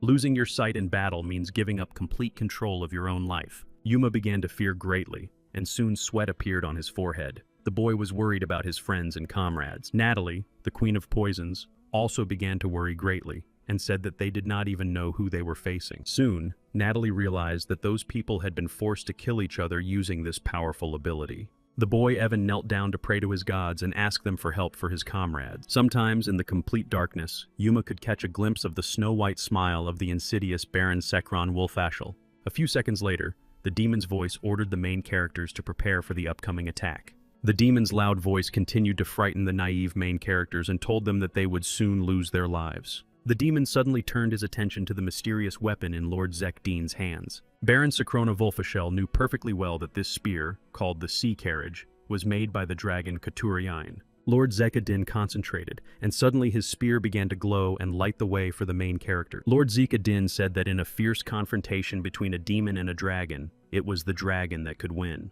Yuma said loudly and clearly that the darkness had now disappeared, and that from now on the main characters could attack the enemy. Lord Zekadin held the sea carriage in front of him to light the way for the rest of their squad. Yuma raised his sharp sword and called on all the other members of the team to rush forward and kill Baron Sekron. In an instant, Yuma and Lord Zekadin were standing near the throne where Baron Sekron Wolfashel sat. Meanwhile, the demon inside Baron Sekron continued to perform magical feats and tried to escape. Yuma clenched his fist tightly, ready to deliver a crushing blow to his opponent in a few seconds. Baron Sekron Wolfashel simply covered his face with his hands to protect it from injury. Lord Zekadin and Yuma continued to deliver numerous blows to their powerful enemy. After a few seconds, Yuma and Lord Zekadin stopped to look at the demon. From Yuma's expression, it was clear that he was very tired and needed to catch his breath and regain his strength. Behind the tall doors to the hall where the throne of the powerful Baron Sekron Wolfishel stood, the dizzying sounds of battle could be heard. The Queen of Poisons, Natalie, had not yet joined the fierce battle. The girl thought that at this moment she would only get in the way of the boys. Natalie decided that she needed to quickly take the boy Evan to a safer place. The Queen of Poisons, Natalie, picked up the poor frightened boy Evan and ran at lightning speed. Yuma noticed that Natalie was rescuing the frightened boy Evan, and thought that he could always rely on his beloved. Clenching his fist, Yuma shouted after Natalie that she had made the right decision in such a short time. The hall was still dark, but the main characters were illuminating some areas with the help of the sea carriage. Yuma understood that mere sword skills did not give him strength in this situation. The main problem was that when Yuma's sword clashed with his opponent's weapon, he felt pain from the hilt. Yuma asked Lord Zekdeen if he felt pain from his hilt. The Lord said that Pitsin told him it was the first time. Yuma was surprised that Zekadin had spoken to Pitsin, who actually lived inside the Lord. Suddenly, a voice was heard again, telling the main characters not to rejoice in their victory. They had only destroyed the demon's property. Baron Sekron Wolfishel asked the main characters if they believed that the day would come when commoners would be able to defeat the king. Baron Sekron Wolfishel continued to sit on his favorite throne and said that he had seized the throne forever. The voice of the demon inside the Baron continued to talk to the main characters. It said that it would soon finish all important matters. The powerful demon inside Baron Sekron Wolfashel's body continued to cast spells. Yuma and Lord Zekadin watched as the Baron's body literally began to emit a mysterious light. Yuma quietly but confidently told Lord Zekadin to slowly retreat. Once again, a terrible crash was heard in the hall where the unpredictable battle was taking place. A few seconds later, Yuma was already standing in front of the dark silhouette, preparing to repel the demon's attacks. Yuma thought it would be better to attack first and not wait for the demon to gather its strength. The eyes of the powerful Baron Sekron Wolfshiel literally became transparent, which was clearly frightening. Yuma approached the throne where the terrible and nightmarish demon sat with lightning speed. Yuma was astonished because the demon's reaction speed was much faster than his. A few seconds later, Baron Sekron Wolfishell was behind Yuma, smiling insolently at him. The demon inside the Baron closely watched his opponent's every move. Yuma suddenly said that the demon inhabiting the Baron's body was talking nonsense when he said that he had already taken the throne for himself. Baron Sekron Wolfishell surveyed his favorite hall, which had literally been reduced to ruins. The demon was clearly not pleased with the destruction around him and simply gritted his teeth to intimidate his opponents. The terrible demon noticed the beautiful shape of Yuma's skull. Baron Sekron Wolfishell shouted loudly that he would soon decorate his favorite throne with Yuma's skull. Yuma and Lord Zekadin stared intently at their powerful opponent and kept their weapons at the ready. Yuma concentrated hard so that in the next moment he and his partner could launch an attack. However, the powerful demon inside Baron Sekron tried to attack first and stumbled upon Yuma's sword. Yuma repeated to himself why his throne and achievements were so important to this strange demon. Even before his rebirth, Yuma remembered how the Empress had also given him power, but he lost his life because of her one word. Sekron selling souls to demons and spreading cruelty. It was impossible to imagine. Yuma continued to think that everything the demon inside Baron Sekron did was for the sake of the title of king. The boy had to stop him. Yuma had been reborn once, and now he would not let the people he loved with all his heart be hurt. Yuma tensed when he noticed the inhuman gaze of the terrifying demon inside Baron Sekron and called him evil. And so, once again, poor Yuma found himself in complete darkness with no way out. Yuma thought that the cunning and deceitful demon had once again decided to play with him. But this time, Yuma was ready for such a turn of events and did not show his fear. Once again, Yuma saw the snow-white smile of the cunning and powerful demon in the absolute darkness. Yuma held his sword in his hands and felt as if the treacherous demon was somewhere nearby. Yuma felt a strange chill down his spine and realized that the demon was behind him. A bright flash behind Yuma made the boy feel his knees tremble again. Lord Zekadin rushed to the aid of his faithful companion Yuma and threw a sea carriage to illuminate the area. Lord Zekadin addressed the powerful demon and asked if he had forgotten about his existence. Baron Sekron Wolfishell loudly called Lord Zekadin a cocky fool. That was his mistake. Yuma quickly turned to deliver a crushing blow with his legendary sword. This time, the powerful demon did not have time to react as he was distracted by Lord Zekdin. However, Yuma's dizzying blow did not cause the strong demon any particular problems. The confrontation continued. Yuma continued to strike his opponent with numerous sword blows and had no intention of stopping. Once again, poor Yuma felt pain from the hilt of his sharp blade and did not understand why this was happening. Exhausted, Yuma was very worried about his sword and tried to hide his pain from Baron Sekron. The demon inside Sekron Wolfshield continued to stare at his opponent. His gaze seemed evil again. The powerful demon also tried to respond to his opponent's attacks with blows from his weapon. Yuma had already used up almost all of his energy, but the demon remained full of strength and did not give up. Suddenly, Yuma began to smile strangely and mutter something under his breath. During the unpredictable battle with the demon, Yuma finally discovered and understood the monster's weakness. Yuma thought that it must have stemmed from the cunning demon's obsession with seizing power. Sekron used an exclusively aristocratic fighting style, which left him with many weaknesses. Unexpectedly for the demon himself, his opponent Yuma, for some strange reason, lowered his legendary blade.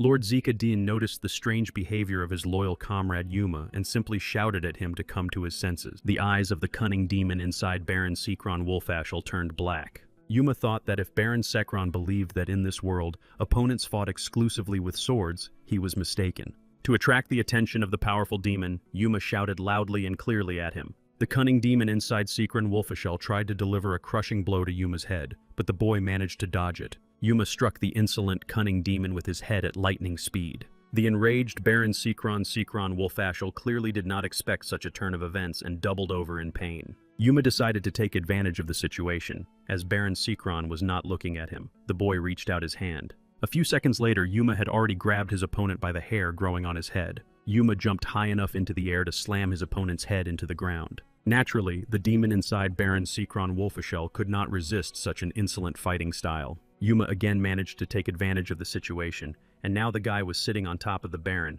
who was still lying on the floor. Yuma clenched his fist to strike his victim on the head in the next moment. There was a crazy, dizzying crack. Yuma hit his target right on the mark. Unexpectedly, Yuma shouted to his loyal comrade, Lord Zekudin, and ordered him to deprive the demon of his limbs. Lord Zekudin quickly responded to the order, saying that he understood and was already getting down to business. Lord Zekudin raised his magical spear, Sea Carriage, to deprive the demon of its limbs. After striking the castle floor hard, a red liquid began to spill out. Meanwhile, Yuma managed to raise his sword to deal with the treacherous demon once and for all. Holding the hilt of his legendary blade, Yuma still managed to stab it into the chest of the powerful demon. Pulling his sword out of the body of the treacherous demon, Yuma noticed that red liquid was also beginning to flow from it. Baron Sekron Wolfashel screamed loudly in terrible pain and realized that he would soon lose his life. A few minutes later, the main characters stood up to look around. Yuma and Lord Zika Din stood over the body of Baron Sekron Wolfashel and thought that this was the end of the battle. Suddenly, Yuma noticed something mystical appearing where the demon's hand had been. Baron Sekron Wolfashel was literally healing himself and growing back his limbs. Yuma and Lord Zika Din were simply stunned by the insidious, powerful demon's ability to regenerate. Yuma was very frightened and realized that now they had truly disturbed a truly powerful demon. The cloak of the so-called King Sekron Wolfashel remained lying on the floor while its owner had already risen to his new feet. The evil demon quietly declared that this was far from the end, but only a prelude to the main battle. The demon inside Baron Sekron Wolfashel repeated that he was just beginning to really fight. The insolent demon invited the main characters to enjoy the upcoming battle together. Yuma and Lord Zika Din stood rooted to the spot, holding their favorite weapons in their hands. Yuma understood perfectly well that the man had completely surrendered himself to the demon, and that his power had now greatly increased. Meanwhile, in the corridor, far from the dizzying battle, the Queen of Poisons, Natalie, and the boy Evan sat on the floor. Natalie and Evan were very worried about the lives of their loyal comrades and hoped that it would all be over soon. The Queen of Poisons, Natalie, noticed that the boy Evan had started to cry heavily and tried to calm him down like a mother. Natalie said in a commanding tone that Evan should not worry because Yuma had never lost a battle. Natalie repeated once again that Yuma and Zika would bring Baron Sekron's head on a platter any minute now. Meanwhile, the crazy fight continued. Yuma and Zika Din were already very tired. During the battle, Yuma realized that there was literally a huge gap between the strengths of the opponents. The boy didn't know what to do. The powerful demon continued to fight his opponents without showing any signs of fatigue. Lord Zika Din tried to wound the demon with the help of the sea carriage, but his numerous attempts were to no avail. Suddenly, Lord Zika Din heard a familiar rough voice in his head. Lord Zika Din immediately realized that he was talking to the legendary dragon Pitson, who was clearly trying to help him in this situation. Pitson said that he could no longer stand by and watch the demon wreak havoc, so he planned to help Zika.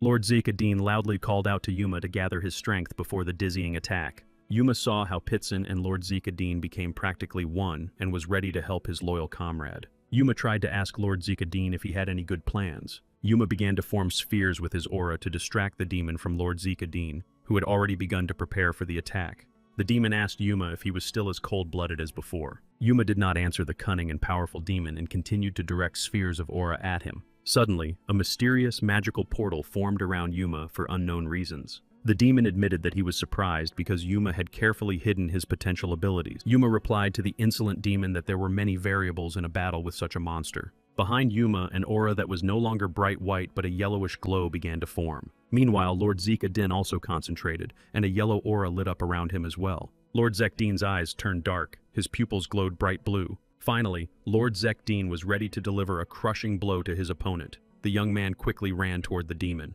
The demon in Baron Sekron Wolfashel's body continued to fight Yuma. Lord Zika Din headed towards Baron Sekron Wolfashel, thrusting his magical spear, the sea carriage, forward. The demon in the body of Baron Sekron Wolfashel screamed loudly as Lord Zika Din's blow reached its target. A few seconds later, the demon laughed and said that his chest tingled a little. The monster asked not to be taken for a fool. However, Lord Zika Din, who had become one with Pitson, paid no attention to the demon's insolent remarks. Yuma was very upset because Lord Zika Din's plan had clearly failed. The cunning and powerful demon responded to Lord Zika Din's ridiculous and cheerful blow. Lord Zika Din, struck by the evil demon in the body of Sekron Wolfashel, flew towards the wall. As soon as Lord Zika Din hit his head against the wall, he naturally dropped his magic spear from his hands. Yuma was very frightened for his loyal comrade and called his name to make sure he was not dead. Yuma admitted that he did not think this evil demon had such incredible strength. The demon laughed and said that sometimes fists had their uses. The insolent demon looked at his opponent,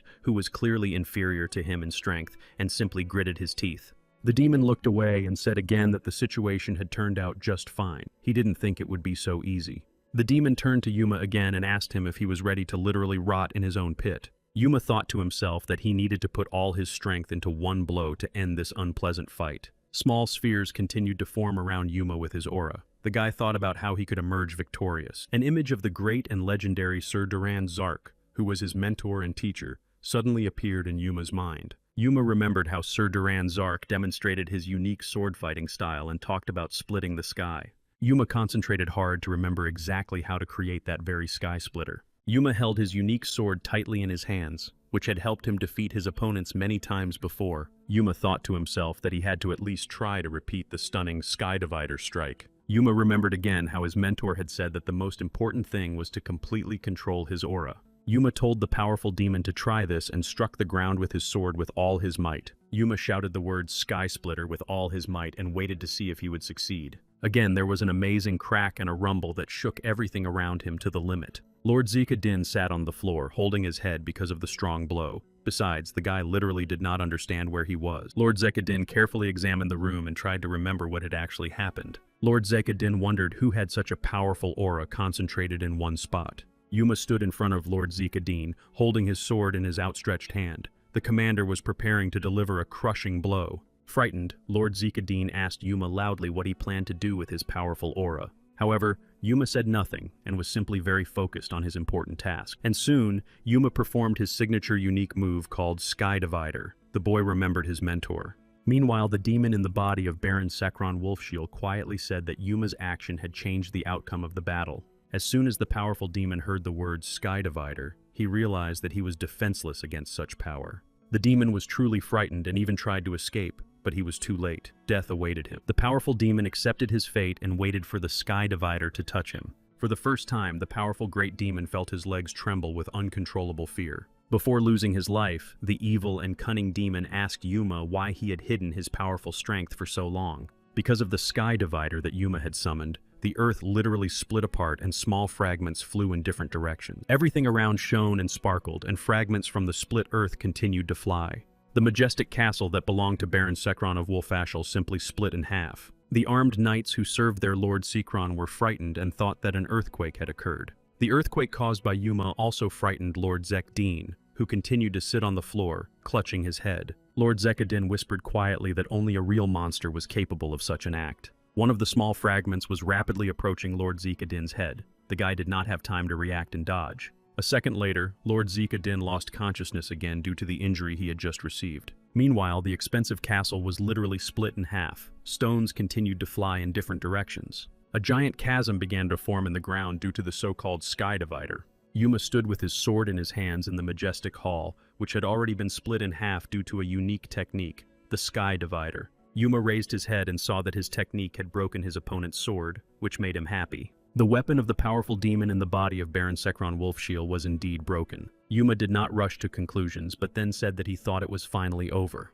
Suddenly, Yuma began to cough violently and noticed red liquid on his sleeve. Yuma told himself that he had overdone it with his aura, and now his red liquid was flowing out of him. Yuma was very frightened again, as he had not planned to take his own life at that moment. Poor Yuma felt a sharp, intense pain in his chest and suddenly lost consciousness. The poor guy fell to the floor. Yuma lay on the floor near a huge cliff that had formed due to the Sky Divider. Meanwhile, the walls of the castle continued to be covered with numerous cracks. After a few seconds, a magical event occurred. Two mysterious mystical portals formed. From one of these portals appeared a shaggy, evil hand belonging to some powerful monster. It was a ferocious, terrifying monster that the world had never seen before. A nasty voice declared that the greater the despair, the greater its power. There were countless monsters. The mysterious voice ordered its subordinate monsters to kill everyone who remained in the castle. When the enraged monsters were about to attack Yuma, the voice stopped them and said that it would deal with the boy itself. The monsters turned their attention to Lord Zek Din, who was sitting unconscious near the wall.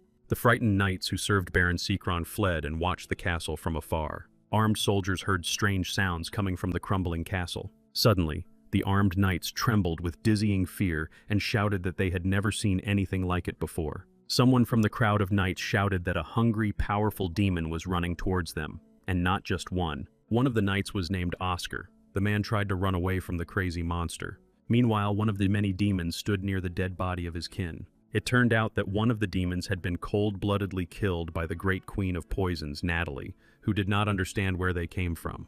The main problem for the Queen of Poisons, Natalie, was that these demons were endless. Natalie abruptly turned to the boy Evan, who until that moment had been sleeping on the floor. The girl saw him as a burden. The Queen of Poisons, Natalie, continued to deal with the giant army of treacherous demons. Natalie handed the boy Evan a small sharp blade and ordered him to fight off the monsters. Realizing that the monsters were endless, Natalie took out a mysterious vial of poison, but did not want to use it until the last moment. This elixir could significantly increase the power of the charming girl Natalie for a few minutes, but there were side effects. Natalie whispered that she was risking her life for the boy, even though she had come here to defend the honor of Rosa and Hasso. The Queen of Poisons, Natalie, smashed the empty vial on the floor. She was preparing for the effect. Natalie turned to Evan and said that Rosa's society remembered everything, and now the boy would be indebted to her for the rest of his life. Natalie continued to cold-bloodedly kill demons, protecting the frightened boy Evan. Meanwhile, Yuma lay unconscious on the floor of the hall after performing his unique move, Sky Divider. A few minutes later, Yuma opened his eyes and was very happy that he had not lost his life. Yuma got up and knelt down.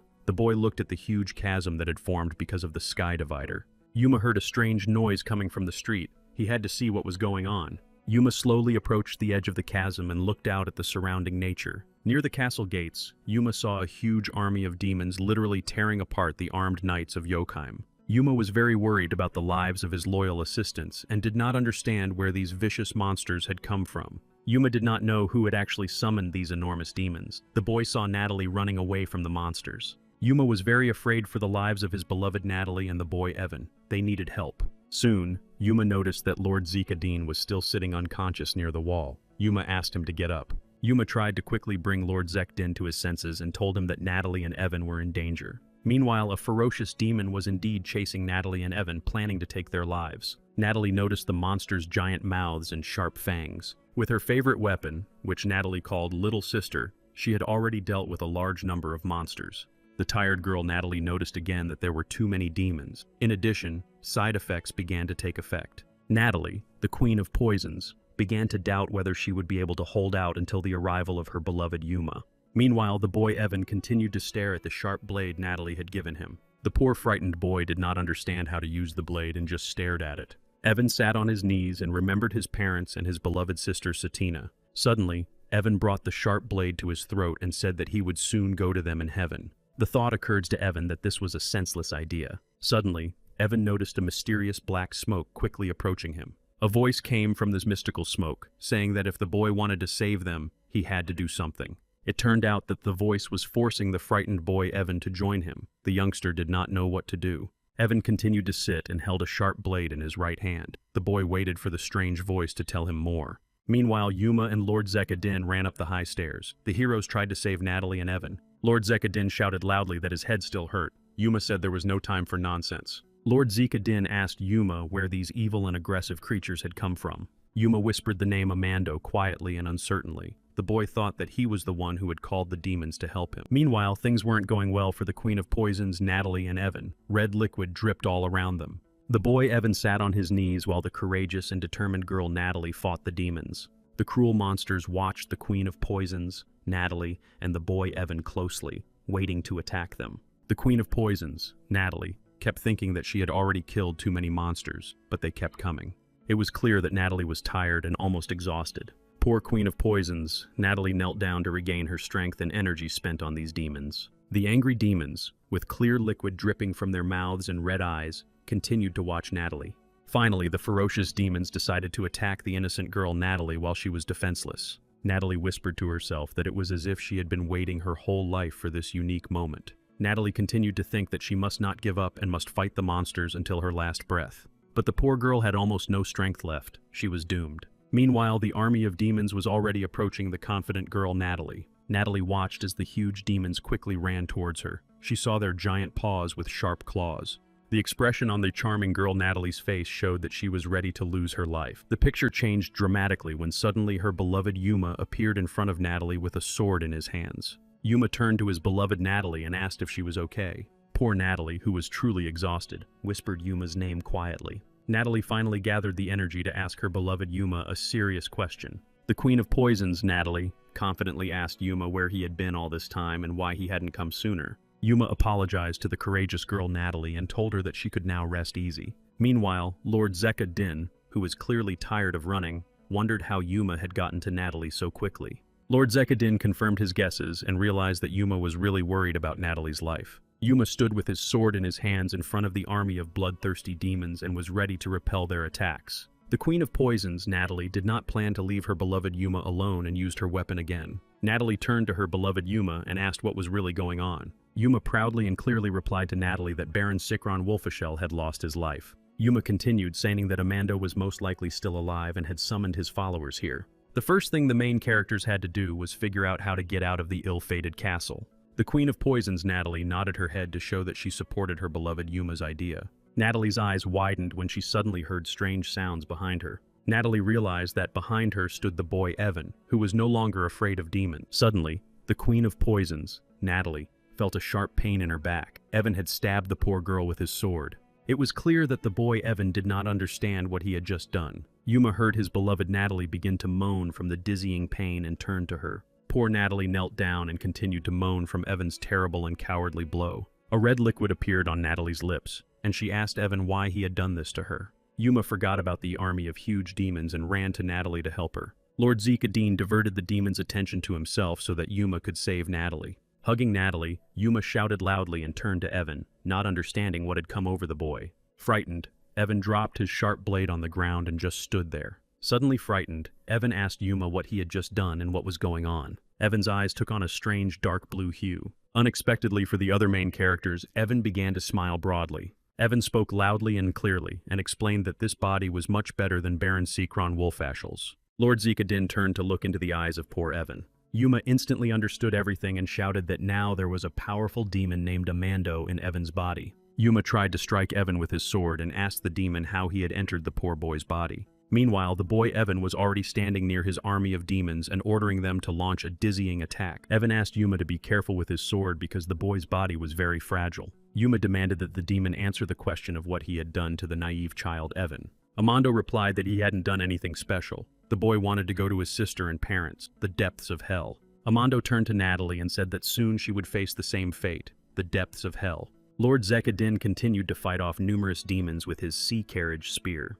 An army of hungry, bloodthirsty demons surrounded Yuma and tried to attack the Great Knight. Yuma constantly fended off attacks from the demons and thought he needed to get to Natalie. Yuma asked his loyal friend Lord Zekdin to cover him while she helped Natalie. Yuma ran up to Natalie, who was lying on the floor, and asked how she was feeling. He told her not to worry about trifles. The frightened girl Natalie noticed that a red liquid was spreading around her. The situation was bad. Yuma realized that the demon had damaged Natalie's vital organ. The girl needed to be taken to a mage or a doctor. However, there was a serious problem. It would take 20 days to reach the Empire, and Natalie clearly wouldn't survive that long. Natalie said that she didn't want Yuma to see her in this state before she died. Yuma asked her not to waste her strength. Natalie whispered that Yuma should remain faithful to her even when she was soon gone. The poor girl's breathing was noticeably weakening. Nothing could help her now. Yuma continued to watch the suffering of his beloved Natalie and couldn't believe that she would soon leave this world. Lord Zekadin fought off the army of demons and was also very upset that Natalie would soon go to hell. Lord Zekadin was very angry with the treacherous demon Amando and said that he would take revenge on him soon. Lord Zekadin stood on his toes to look into the eyes of the monster hiding behind his demons. Yuma was already saying goodbye to his beloved Natalie. A void formed in his heart. The boy Evan, in whose body Amando was, just watched the horrific battle and remained silent. Amando stood behind the battle and laughed loudly. The cunning demon Amando said that this was what he had been striving for all along, to see true despair. Amando loudly addressed Yuma and told him that, to be honest, the boy had greatly surprised him. Evan said that he had never seen such a young boy with such dizzying power. Yuma was still sitting near the body of his beloved Natalie, but suddenly began to get to his feet. Yuma whispered quietly that at that moment he had made a vow to himself. Yuma's vow was that he was ready to risk his own life, but in the end, he would take Amando's life. Yuma rushed toward the demon Amando with lightning speed. Amando was already waiting for his opponent with a sharp sword in his hands. He laughed loudly at Yuma's words. And finally, Yuma's weapon and Amando's demon clashed in the air. A crazy confrontation began. Defending himself from Yuma's numerous attacks, Amando noted that this kid really did possess incredible strength. Amando continued to ponder and did not understand where Yuma got such ability and endurance. Amando was very frightened, as the demon was clearly not yet accustomed to his new small body. The demon retreated and turned to his army of monsters, ordering them to attack Yuma. The enraged demons seemed to wake up from hibernation and quickly pounced on poor Yuma. Yuma watched intently as the huge army of ferocious monsters approached him. Meanwhile, the demon Amando stretched out his hand to cast a mysterious spell. It turned out that Amando was simply trying to escape and had created a magical portal. Before running away, Amando told Yuma that the next time they met, he would take his head. Amando thought to himself that running away like this was too shameful for a powerful demon, but there was no other choice. Amando repeated once more that he and Yuma would definitely meet again soon to fight. Yuma hastened to respond to the demon before he disappeared like a cowardly monster that he would not have a next time. Yuma said that Amando would not be able to escape, and that it would all end here and now. Amando laughed loudly and invited his opponent to follow him through the magic portal. Yuma said that he had been eagerly awaiting this unique offer and ran towards the portal. Lord Zekadin shouted after his comrade Yuma not to make hasty decisions. However, Yuma did not hear Lord Zekadin's words and had already almost disappeared into the magic portal. Lord Zekadin shouted once more that it was a trap and that he must immediately return from the mystical portal. Yuma once again plunged into a dark abyss from which there was no escape. Yuma was a little scared and began to think about where exactly he was now. The boy summoned Amando. Suddenly, Yuma heard loud and distinct laughter. The demon Amando was playing with the poor man again. Yuma shouted into the deafening void and demanded that the cunning demon stop hiding and show himself. The boy Evan stood not far from Yuma and brazenly mocked the frightened guy. Amando, in the body of the boy Evan, thought that Yuma was a real fool for daring to follow him into the portal. Yuma saw Amando standing nearby and rushed at him at great speed with his sword in his hands. Yuma raised his sharp legendary sword to deliver a crushing blow to the powerful demon. However, Amando just stood there and said that now Yuma would face nothing but unpredictable torment. Yuma hit his target and seriously wounded the demon, causing the monster to fall to the ground. Yuma stood over the body of the boy Evan and asked the demon loudly if he was sure of his words. Naturally, the thought crossed Yuma's mind that it couldn't be that simple. Suddenly, a terrifying voice answered the boy, saying that he was right. It would be too boring. Yuma watched as the powerful demon Amando slowly recovered. Amando was already getting to his feet and said that this place was called the Ruins of the Underworld. Yuma shouted loudly that he planned to end everything here and now and again dealt a crushing blow to the demon. However, the voice of the demon Amando continued to say that taking lives here was meaningless. Yuma was surprised when he realized that there were already several lifeless bodies with the face of the boy Evan lying next to him. Yuma decided to ask the powerful, cunning demon what he meant by his words having no meaning. Yuma thought to himself that it was impossible to take a demon's life in this place. Amando replied that he was right. Each time after a blow, Amando quickly recovered. The cunning demon said that in the ruins of the underworld, Yuma would face severe torment that no human could endure. Yuma continued to attack, but the demon Amando literally revived again and again. Yuma temporarily stopped attacking his sworn enemy with his sword and thought. Yuma asked the demon Amando again if they were stuck here forever, and if there had been countless attempts to take his life. This meant that Yuma would eventually be able to destroy his cunning opponent. Suddenly, strange images appeared in Yuma's head, in which he saw his beloved Natalie kissing him. Yuma said that Natalie had actually won him over from the first meeting and then saved his life several times. And now the charming girl Natalie had agreed to follow Yuma despite the dizzying danger. One day, Yuma wanted to ask Natalie what she really wanted to achieve with her foolish actions. However, now poor Yuma will never know the answer to that question. In Yuma's arms, the poor queen of poisons, Natalie, breathed her last breath. All this happened solely because of a bloodthirsty monster and beast named Amando. Meanwhile, the demon Amando continued to smile and watch Yuma's futile attempts. Amando asked Yuma how long he would last here. The demon compared the boy to a moth flying toward the light. Amando said that Yuma was doing all this just to take revenge on him for his beloved woman. This is unperturbed. The cunning demon said that now Yuma needed to enjoy his helplessness in the face of hell. The demon repeated that the endless battle would literally drive poor Yuma mad, and he would lose his mind forever. Amando was tired of watching Yuma's endless attempts and asked the guy what was wrong with him. The angry demon Amando tried to understand how a simple man was still able to withstand these attacks. Yuma thought to himself that for quite some time now, he had been able to deal with the demon's copies with incredible ease. The thought constantly popped into his head about what the demon's phrase, "taking a life was meaningless," really meant. Yuma began to realize that the longer he stayed here, the clearer his mind became. Hunger and pain also had no meaning here. Yuma said that he would stay alive, contrary to the expectations of the cunning demon Amando. Amando stood with a sharp blade behind the confident Yuma and began to get very angry. The ruthless demon understood that he would not be able to take possession of Yuma's body, so he had to deal with him by any means necessary. Amando continued to think about how his numerous attacks had no effect on Yuma's consciousness. The powerful demon had no choice but to try to drive Yuma mad. Suddenly, sharp swords controlled by the powerful demon began to appear out of the thick darkness. The number of sharp blades increased several times over with each passing moment. Satan Amando said that the games were over for him. It was time to end this senseless confrontation.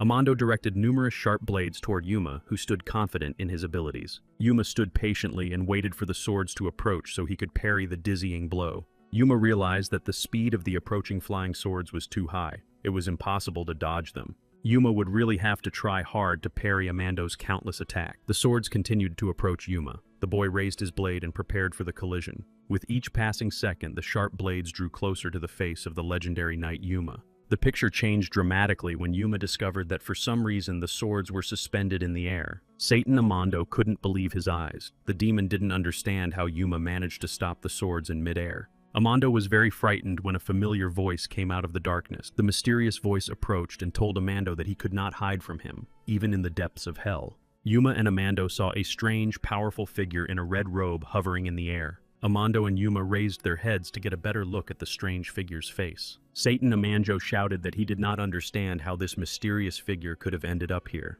The magical figure replied to the demon that it had come to finally seal him in a cage. Yuma opened his mouth in surprise and did not understand who had come to his aid and why. Yuma began to sort through his thoughts and asked himself if a human was helping him at that moment. The demon in the body of the boy Evan began to yell at the uninvited guest in the red robe. Amando urged the mysterious stranger not to meddle in his affairs and to let him deal with Yuma. The mystical figure in red robes did not respond to the evil demon. The mysterious stranger raised his magical cloak and said he would save Yuma at any cost. The stranger repeated that Satan Amando had no chance of salvation. If that was all he was capable of, the demon would soon lose. Satan Amando was visibly nervous and looked around, expecting an attack from the magical stranger. An invisible cage formed around Amando, preventing him from taking even a single step.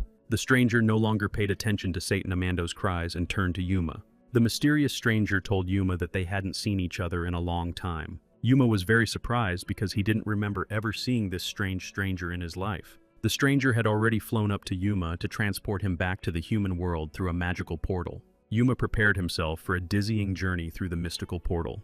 In the blink of an eye, Yuma was standing next to his loyal comrade, Lord Zekdeen, who was still fighting. The mysterious stranger teleported with Yuma and said that Yuma would not yet know who he was or how he had been able to imprison the demon. The stranger said that Yuma must help his friend while he rescued Natalie. Yuma was surprised and did not understand how the stranger could save his beloved Natalie. The boy simply said thank you. Lord Zekdeen, who was fighting an army of monsters, asked how only 5 minutes had passed since Yuma left. Yuma quickly ran to Natalie, who was lying on the floor, and realized that his beloved was still breathing. Lord Zekdeen asked his comrade Yuma to help him deal with the army of demons. Suddenly, the main characters realized that with the help of a spell, the demons began to retreat. It turned out that the powerful stranger had forced the monsters to go through the portal and return to hell. The demon army literally began to scream and moan because none of the monsters wanted to return. And so the last demon found himself in the mystical portal controlled by the powerful stranger in the hooded robe. Yuma and Lord Zekdeen watched in amazement as the mysterious stranger easily dealt with the huge army.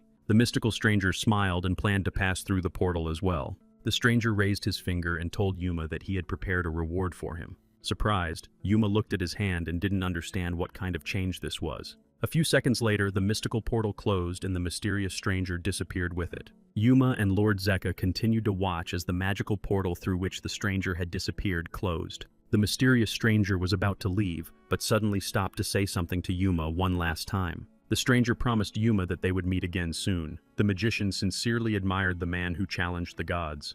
The powerful sorcerer had already turned away to pass through the mystical portal. Meanwhile, Satan Amando remained locked in his cage and shouted that Yume would never be able to defeat him. Amando continued to say that the gods were far from the power of true demons, and yet Yume really surprised everyone. The demon Amando tried to escape from the invisible cage by any means possible, but his efforts were in vain. The stranger replied to the angry demon that it was not yet time for entertaining conversations. The demon Amando said that he would not just stand there and listen to Yuma and his friends chatter. A moment later, Yuma, Lord Zekdeen, and Queen of Poisons Natalie found themselves near a tall gate somewhere in the forest. Yuma began to think logically and realized that the mysterious sorcerer had sent them far away to a safe place. The main characters stood still and looked around anxiously, not understanding where they were. Finally, Lord Zekdeen decided to ask Yuma what had actually happened. Could it be that they had also passed through a magical portal? Yuma confirmed the idea of his faithful companion Lord Zekdeen and carefully examined the surrounding area. Yuma saw that 2 armed guards were standing near the gate,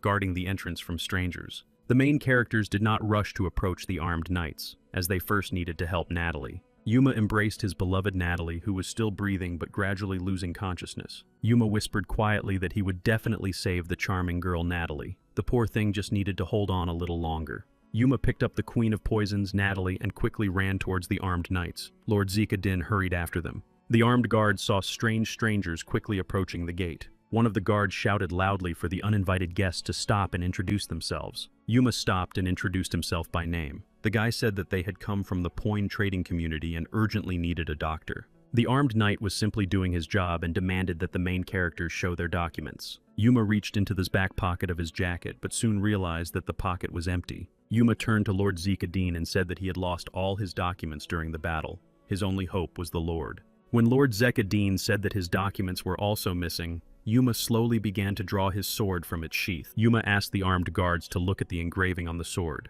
This blade had been given to him by his legendary mentor, Zark. Yuma thought that the engraving would be enough to confirm his identity, but the guard just smiled and refused to let them pass. A second knight intervened in the conversation, saying that without documents, they could not let the so-called guests pass. In fact, the knights began to remember how, shortly before that moment, Lord Hayes Rolmondi had summoned them. Hayes Rolmondi ordered the brave knights not to let Yuma through under any circumstances when he returned from Yokheim. Lord Hayes Rolmondi went on to say that any attempt to break through the capital gates by force would be considered treason. Lord Hayes Rolman understood perfectly well that Yuma would have no choice but to break through the gates by force. The armed knights nodded and made it clear that they would do everything possible to prevent Yuma from entering the capital. Yuma and Lord Zekadin just stood near the gates, not knowing what to do. Natalie had too little time. Yuma held the wounded Natalie in his arms and wondered why the armed guards would not let them into the city. Yuma guessed that someone had given the armed knights an order, and they clearly would not disobey it.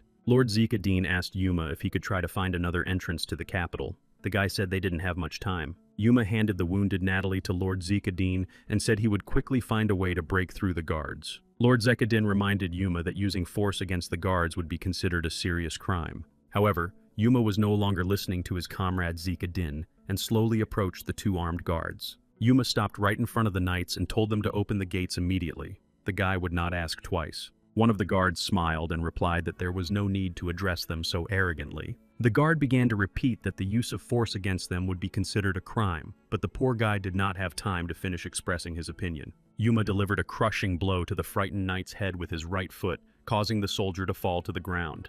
A few seconds later, the wounded knight was sitting unconscious near a tree. The second knight thought to himself that even after several warnings, Yuma had still attacked them. Lord Zekadin was very upset because he now understood that Yuma faced severe punishment for his actions. Meanwhile, Yuma was already activating his aura and saying that anyone who attacked him now would regret it greatly. Yuma repeated loudly that it was not worth resisting and attacking him at that moment. Yuma used his powerful aura, and everything around him glowed with a dizzying light. Shards and stones literally flew in all directions from Yuma's terrible and powerful blow. The frightened knight ducked because of the flying small shards and thought that it was indeed a powerful and incredible blow. The knight tried to cover his face and thought to himself that he clearly did not have enough strength to deal with such a powerful opponent alone. The frightened knight had no choice but to open the gate. Otherwise, he would clearly lose his life. Yuma told Lord Zekadina that they had to hurry if they wanted Natalie to stay alive. The main characters approached the next gate. The knights ordered the intruders to stop and surrender. The brave knights shouted at Yuma and Lord Zekadina to stay where they were. They couldn't break into the capital with impunity. Yuma quickly formed several spheres with an aura and directed them toward the armed knights. The poor knights and guards did not understand what force was approaching them. The power of Yuma's aura increased several times over. The brave knights continued to persuade the intruders to surrender. They promised them that they would not use force. The knights warned the main characters that if they continued to advance, they would be forced to take their lives. Yuma no longer listened to what the armed knights were saying and delivered a crushing blow. Yuma stood surrounded by spheres with his powerful aura. The guy understood that the men had already suffered enough pain. Lord Zekadin asked Yuma to control the force of his blow so as not to take the knights' lives. Yuma replied to his comrade that the knights had simply lost consciousness. The young man did not strike with all his might. Meanwhile, orders were already being given in the tower to prepare the magic cannons for battle. Yuma realized that they had better hurry. As soon as Yuma heard the knights shout, "Aim!" he began to form spheres with his aura again. Nevertheless, Yuma and Lord Zeka continued to carry the wounded Natalie in their arms, trying to avoid being hit by the magic cannons. The armed knights watched closely as the intruders quickly disappeared into the thick, impenetrable forest. The knights looked back and saw the extent of the destruction. Now, Yuma would not be the only one to suffer punishment. The cunning knights realized that they would not receive their wages from the wealthy Lord Hayes Rolmondi. The knights exchanged glances and realized that they needed to call for help from the people of Stronghold. The men had to catch the intruders. Shouts could already be heard in the city. The intruders tried to quickly escape from their armed pursuers. Yuma shouted to Lord Zekdin to beware of arrows. His partner asked him where they were running to if the infirmary was long behind them. Yuma quickly replied that they were actually running to the best doctors in the world. Lord Zekdin quickly grew tired and asked Yuma again about the royal citadel. The boy said it was too far away. Suddenly, Yuma decided to tell Lord Zeka where they were headed, the castle of the great Zarkov family. Lord Zekdin noted that the Zarkov house was also far away. Yuma replied that he already had a plan. Yuma told his companion, Lord Zekdin, that they could take a shortcut. To do this, they would have to jump without hesitation. Lord Zekdin smiled and thought that cutting across the rooftops would not be easy, but there was a beautiful view. Lord Zekdin, with the wounded Natalie behind him, took a chance and made a dizzying leap from the roof. Suddenly, Yuma heard strange sounds and voices behind him and realized that he would have to fight again.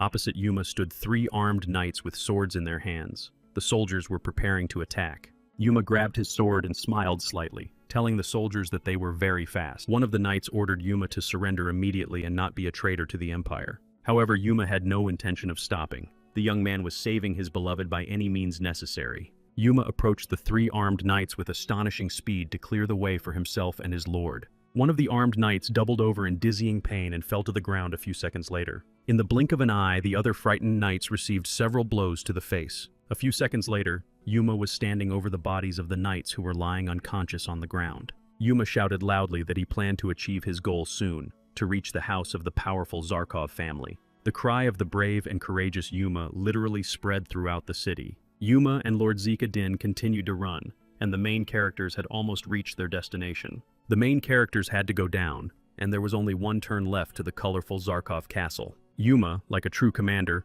was the first to jump off the roof. Lord Zekdin followed his example. Yuma ran again and shouted to his faithful companion that they needed to run right here. However, the main characters stopped abruptly in surprise. The guys clearly did not expect further developments. Yuma and Lord Zekdin opened their mouths in dizzying surprise and just stood there. The fact was that an army of armed knights with spears and shields was already waiting for the main characters below.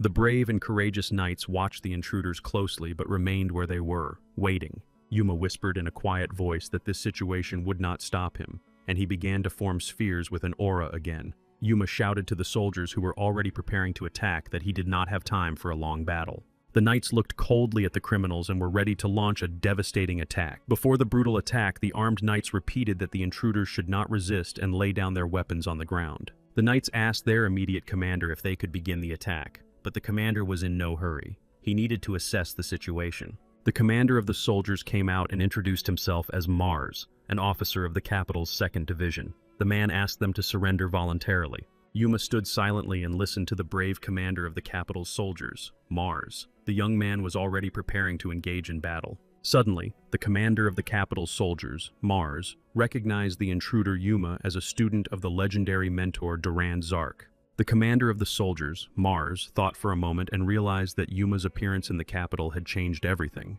Mars ordered his knights to let Yuma and Lord Zeka pass under his own responsibility. The knights obeyed the order without hesitation and retreated, laying down their weapons. Yuma and Lord Zekdin did not understand why the commander of the capital's soldiers had decided to take pity on them. Finally, Yuma remembered that he had already seen the commander of the capital's knights, Mars, in the trading community of Poyan.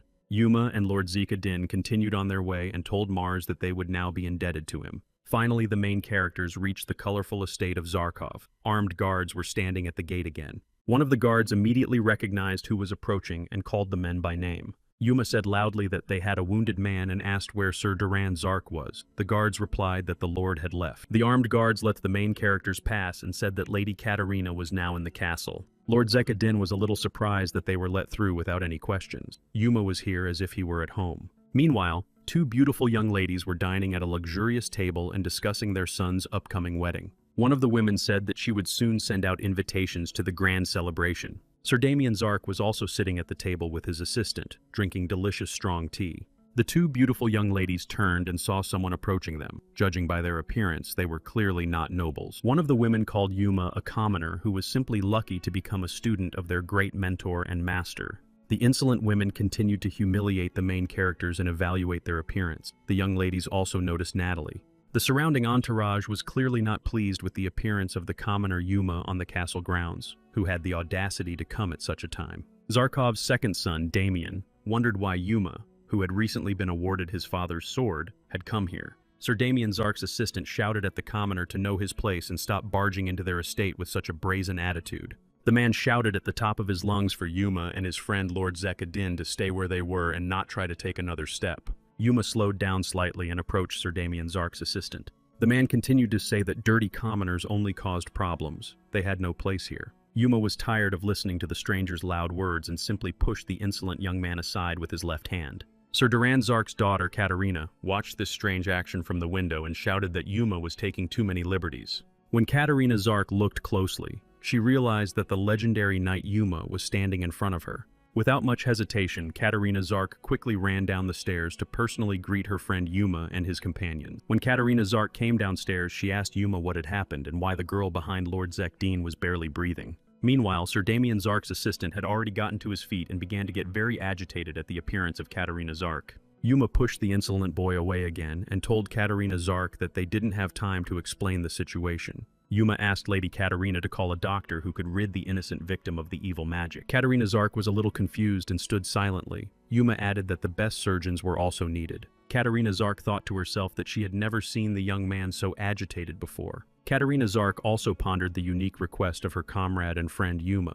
A few seconds later, Katerina ordered her servants to take Natalie to the infirmary and call the doctors immediately. Katerina looked into Yuma's eyes and also ordered a letter to be sent to her father, Duran Zark, asking him to return. A unique and strange situation began to unfold near the infirmary on the Zark estate. People were running through the corridors looking for medical instruments. Natalie's operation was about to begin. Professional medics were rushing around the injured Natalie, fighting for her life. The Queen of Poisons began to scream loudly and call for help from the dizzying pain. The doctors began treatment. The chief doctor turned to Katerina and said that Natalie was not only physically wounded but also cursed with magic. Katerina Zark shouted that Natalie's life must be saved at all costs until the powerful magicians arrived. Servants suddenly burst into the infirmary and said that soldiers had come to the estate looking for intruders. Katerina Zark turned to Yuma and asked if he had attacked the armed guards near the capital gates. Yuma felt guilty and simply looked down at the floor. Katerina repeated the question. Soon, Yuma replied that the guards did not want to let him in even after confirming his identity. There was no other way out. Katerina asked Yuma again if he thought he would now have to face punishment for his actions. Yuma repeated that the most important thing at that moment was to save Natalie at any cost. For Katerina Zark, this was so striking that she was simply speechless. She thought she would figure it out later. The doctors asked everyone to leave and go outside so they could operate on the wounded Natalie themselves. Everyone around asked Lady Katerina Zark what had really happened. The princess said she needed to go talk to the guards. Yuma and Lord Zekadin felt guilty, but just stood there. Catherine Zark, with a clever expression on her face, headed towards the guards to persuade them not to touch Yuma. Meanwhile, Sir Damien Zark stared intently at Yuma and Lord Zekadin. Sir Damien Zark felt contempt for the uninvited guests because a commoner was using the Zark family home for his own purposes. Lord Zekadin noticed the negative look from the arrogant and self-centered Sir Damien Zark. Sir Damien Zark thought that Yuma should have felt his heavy gaze long ago, but the young man did not pay any attention to it. Damien Zark simply smiled, but it was clear to everyone around him that the cunning young man was up to something. A thought flashed through Sir Damien Zark's mind that Yuma would soon lose his life. Katerina Zark walked confidently toward the armed soldiers of the capital and wondered why the knights had not let Yuma into the city. Lady Katerina Zark guessed that rich and influential people were involved in this situation. And now Katerina Zark was already at the gate, where an entire armed garrison of the capital's army was waiting for her. One of the garrison commanders told Lady Catherine Zark that they were looking for the criminals who had attacked the guards at the gates. Catherine Zark confidently shouted, asking why they had brought a huge garrison here. The girl ordered the soldiers to leave immediately. The commander of the capital's garrison asked Lady Catherine Zark why she was hiding traitors and criminals from them. Catherine Zark said that she was not hiding anyone, that only her esteemed guests were in the house at the moment. Lady Catherine Zark was tired of listening to the armed knights and repeated once again that the soldiers should leave. The knights exchanged glances but understood that the next word could negatively affect their future. Meanwhile, a strange stranger riding a horse was approaching the gates of the Zark estate. It was the Zark's eldest son, Sinclair, who asked his sister Catherine to open the gates for him. Katerina Zark watched her brother closely and repeated that the people inside were guests. Sinclair replied that he understood everything, but he had a duty to the state. The young man promised to find out everything and leave. Katerina Zark asked Sinclair if he had lost his mind. It was clear that high-ranking aristocrats were behind this. Randall refused to carry out Sinclair's orders because he understood that if he went against Katerina, it would end badly. Sinclair turned to Randall and asked him to delay Katerina a little, as she simply did not want to let her brother in. Sir Randall Zark slowly drew his sword to protect his sister Katerina. Katerina and Randall asked Sinclair's brother to retreat immediately, otherwise there would be trouble. An angry Sinclair Zark asked Randall if he was now siding with Katerina. Sinclair Zark asked a clear question. Was this the will of their powerful and legendary father? Katerina and Randall fell silent, wondering how to respond to such a provocative question. No one dared to speak first. Suddenly, behind Katerina and Randall Zark, a terrible male voice declared that it was indeed his will. The great Sir Durand Zark was approaching the gates of the estate, his mood clearly negative. The armed knights looked at the great Sir Durand Zark with fear in their eyes. The lord ordered everyone to fall to their knees. Sinclair Sark was greatly frightened by his father's voice. Even the horse he was riding knelt before Durand Sark. In the next moment, the entire garrison of the capital was kneeling before the evil and powerful Sir Durand Sark. With confident steps, Sir Durand Zark approached the gate to look into the eyes of his eldest son, Sinclair. Durand Zark was surprised that these were not just knights but professional guards of the capital. Sir Durand Zark looked at his son Sinclair and said that he was very surprised that he was the one leading the circus in front of his estate. Lord Durand Zark approached Sinclair and asked loudly why his eldest son had allowed such a scene to take place in front of his house.